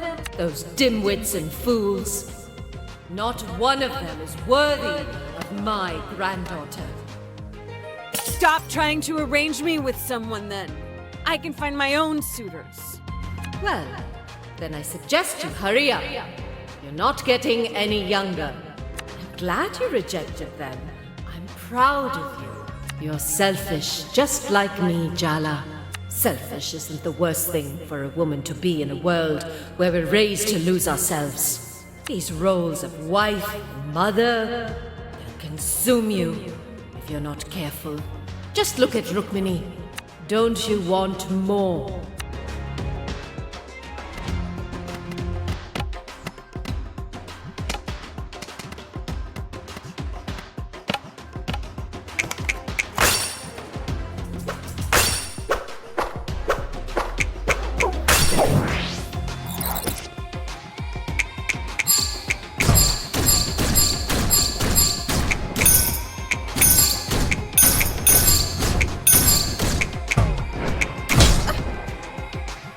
Don't you understand, Jala? We're not safe. We're dangerous. People like us will never be satisfied with playing it safe.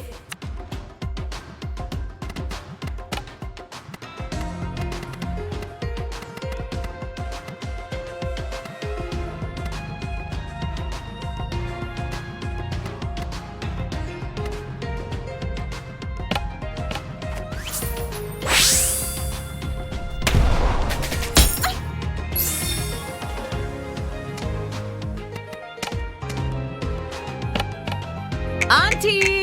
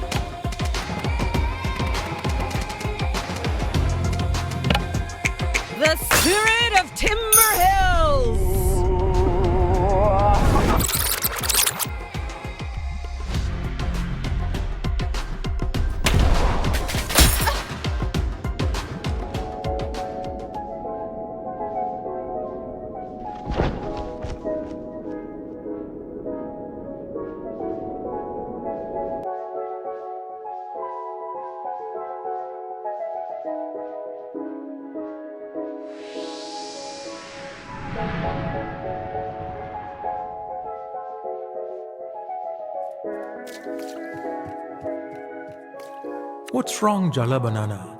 You look worried. She's too strong. I can't find a single weakness. It's all right to need a little help from the people who love you, you know. You're not alone.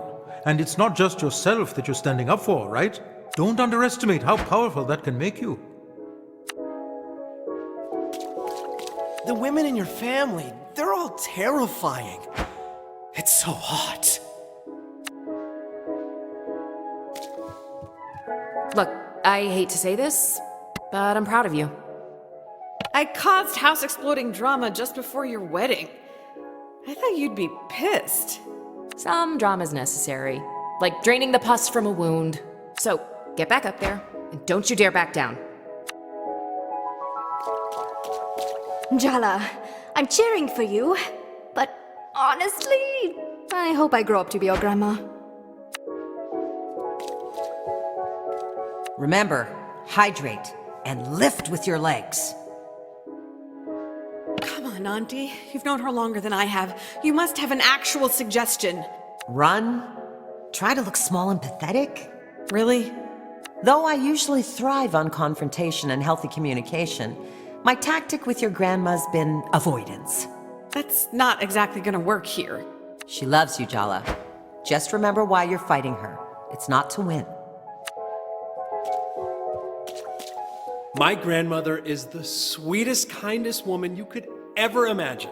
She makes the best gajar halwa. But that's probably a story for another time. Family's complicated, huh? Our family, our heritage, their roots, tethers. Don't let them be burdens, all right? You're not alone, Jala. I promise. I'm right here with you.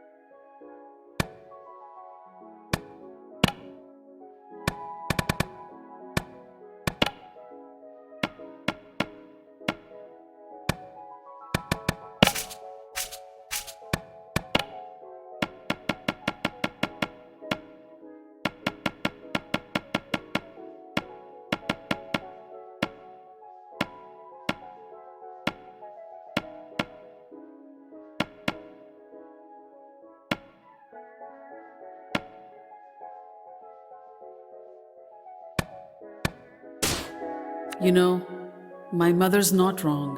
I never thought I'd leave India before I met your father.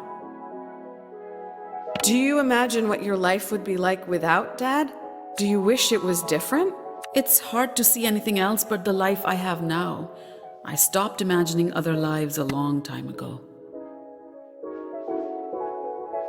That means you lost a part of yourself. Maybe. That's why sometimes what my mother says is hard to hear. Don't do this, Jala. Don't fight her.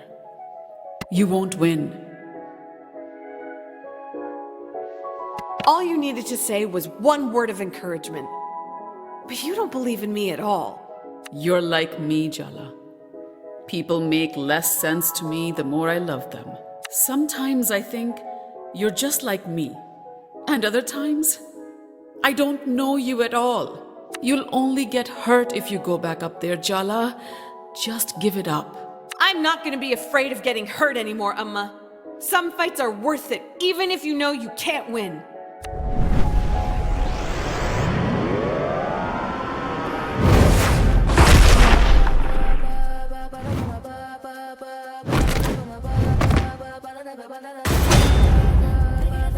Well, this is certainly a nightmare of intergenerational trauma, from which we devoutly wish to wake. Tyler? What are you doing here? What do you think? I'm here to help you, dummy. We were having a fight over paratas, but not really paratas. And then the house exploded, and now this! Yeah, it's a lot. But now you have me. No fear, okay? Maybe a few fears.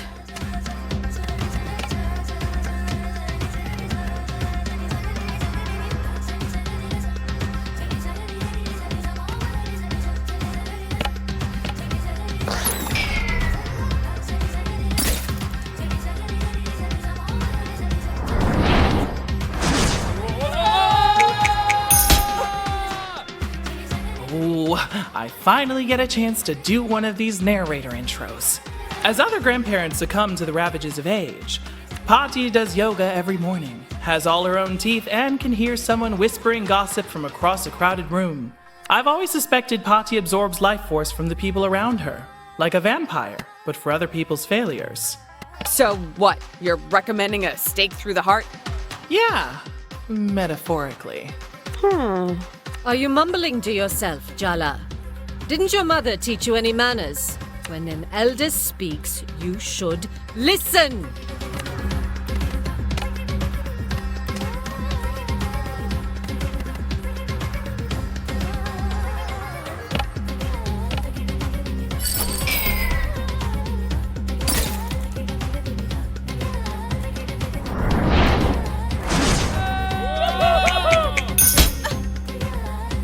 Is being happy all you want? You could be so much more!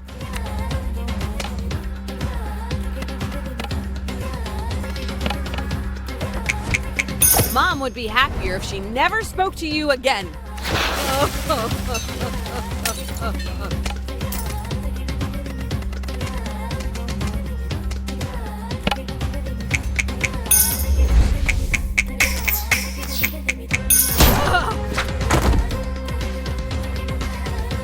I really thought your mother would come to rescue you by now. Why are you acting surprised? You terrify her.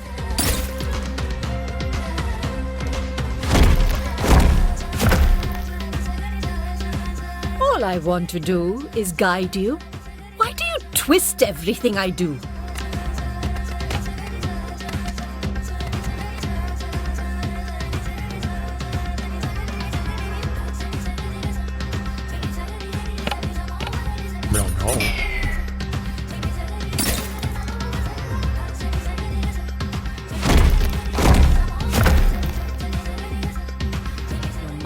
Your passion, your effort, you spend them all here, for them.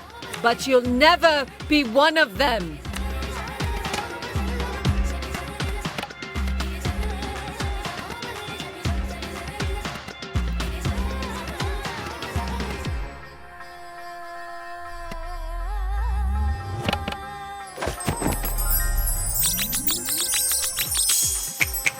When I grow up, I hope I have a 10th of your style.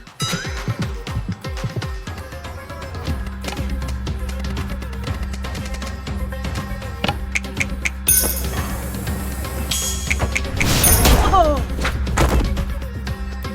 Do you think I want you to get married because I'm sentimental about it? No. My husband was a self-important, narrow-minded alcoholic. I'm supposed to be sad and lonely now he's dead. But I'm not. I'm relieved. Did you ever love him? You want love? Get a dog. Can there truly be love without equality? My husband thought he was the undisputed master of the house. My master. It's hard to imagine Paati in that situation. But that was the reality for a lot of our grandmas and great-grandmas and great-great-grandmas from every culture.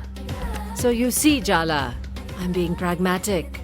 They don't call it the marriage market for nothing. It's a transaction. pick a man to take you places, or work 10 times harder to get yourself there instead.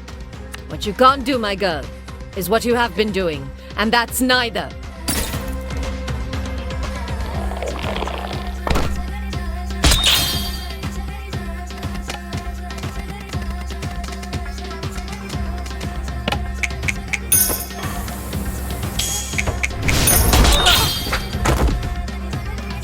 Have you ever thought the reason you've never truly felt at home here is because you're not?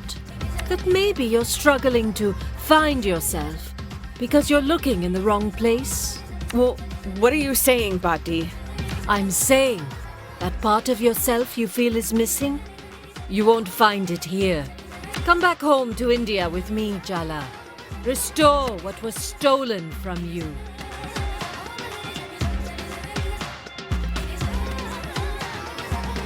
But I've lived here as long as I can remember. My friends, my family, my whole life is here. People transform their lives all the time, Jala. Isn't that what you tried to do when you left this little town? Of course, it's daunting to try something new. But it's exciting, too. A new start, new possibilities. What would I even do in India? You'll never know until you try, I understand you, Jala. I accept you. You belong with me.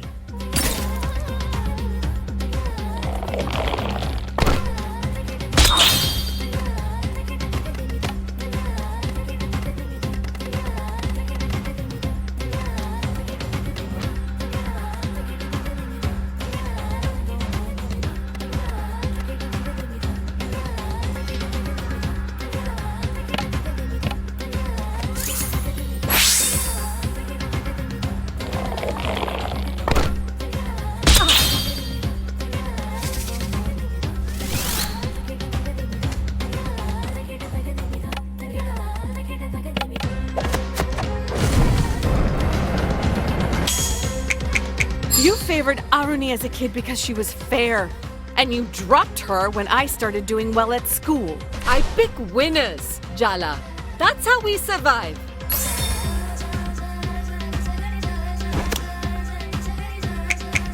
Love isn't handing out gold stars and giving hugs. It's cold hard truth. It's bitter medicine.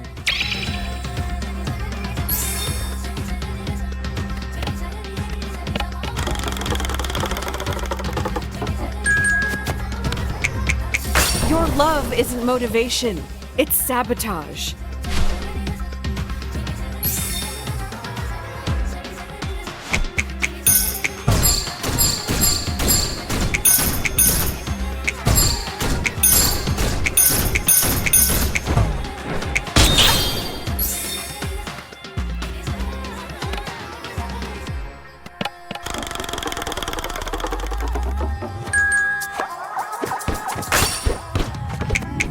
My mom isn't the one who doesn't understand me. You are.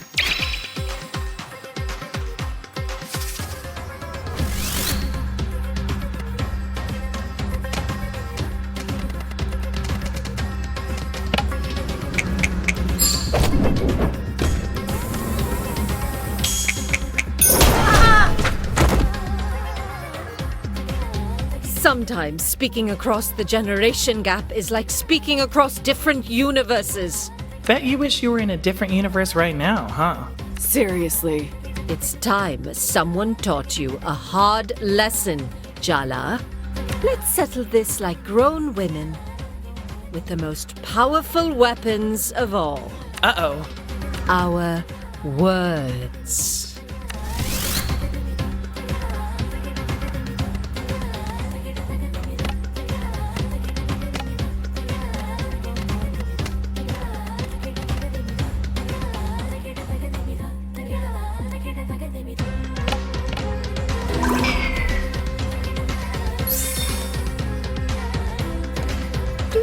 How hard I had to fight for my education, to get my daughter educated. And now your family wants you to go to college, but you throw away the chance? I get it.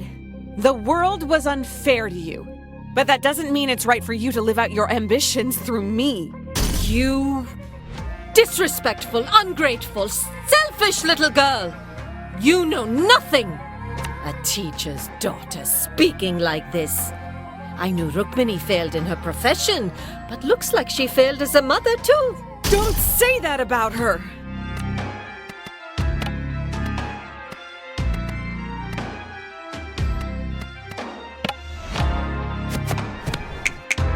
You say you're disappointed Mom didn't achieve her potential, but would you really want her to eclipse you?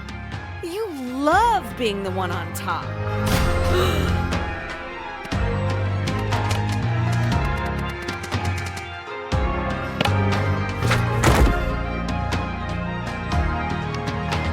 You think you're an American? That you'll ever really be one of them? You'll always be a second-class citizen. Just say you miss me, Paati. This isn't about me being American. This is about you feeling left behind. Ah! You live in this place which feasts on stolen riches and think you're different from these colonizers. Ha! You're even worse, because you've turned your back on your own. I am not seduced by the materialist comforts of the imperial core. I'm not.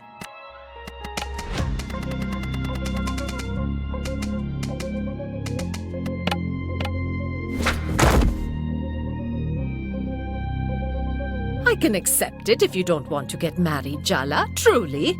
But children?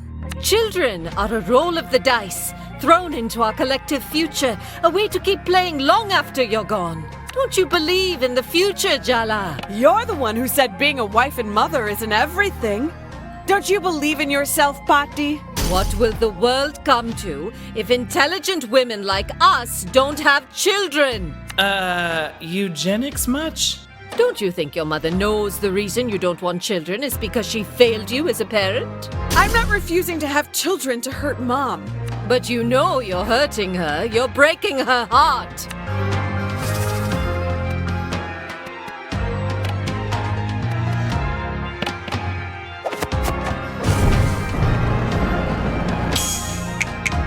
You've never said a word about me being queer. That doesn't feel like acceptance, Paati. You're just pretending a huge part of me doesn't exist.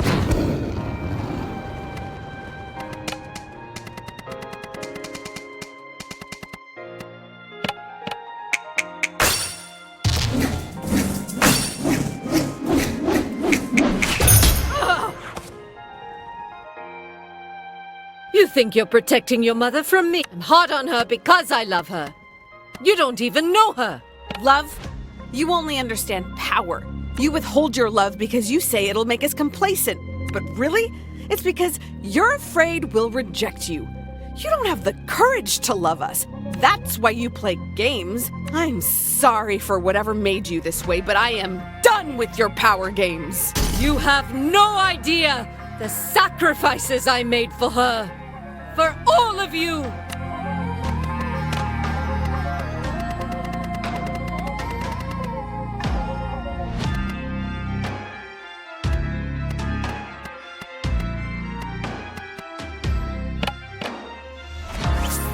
You want the truth, Paati? Jala, maybe you should calm down. No, it's time someone actually stood up to her. You know what, Paati? I hate you. You... What?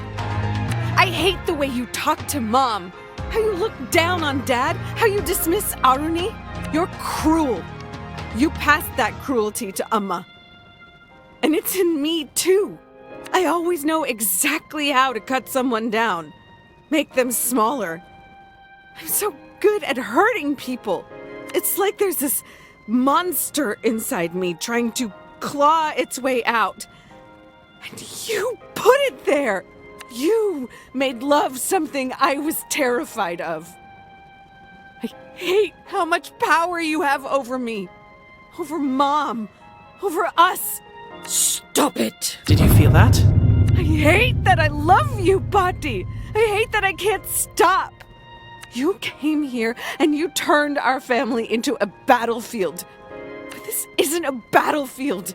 It's my home, not yours. You... How dare you? Jala Jaratne, it's time to call your mother.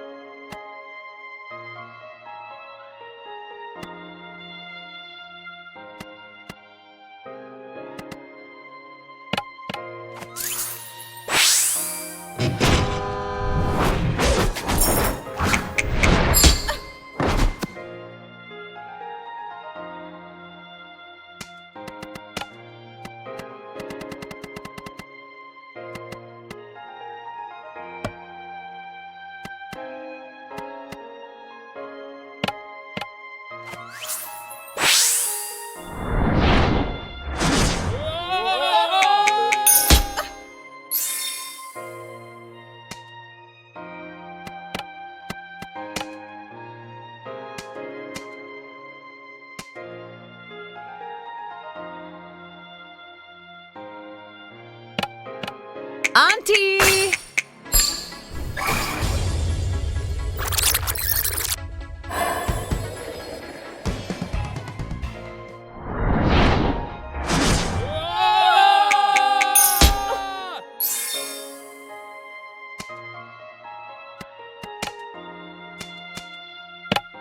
The spirit of Timber Hills!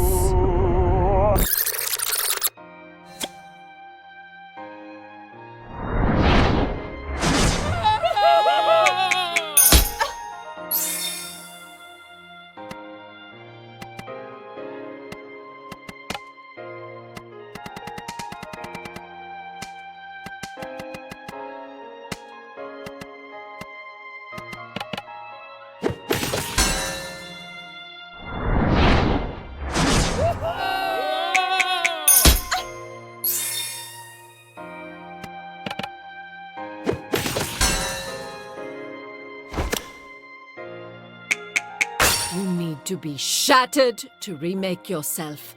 That's how you grow stronger.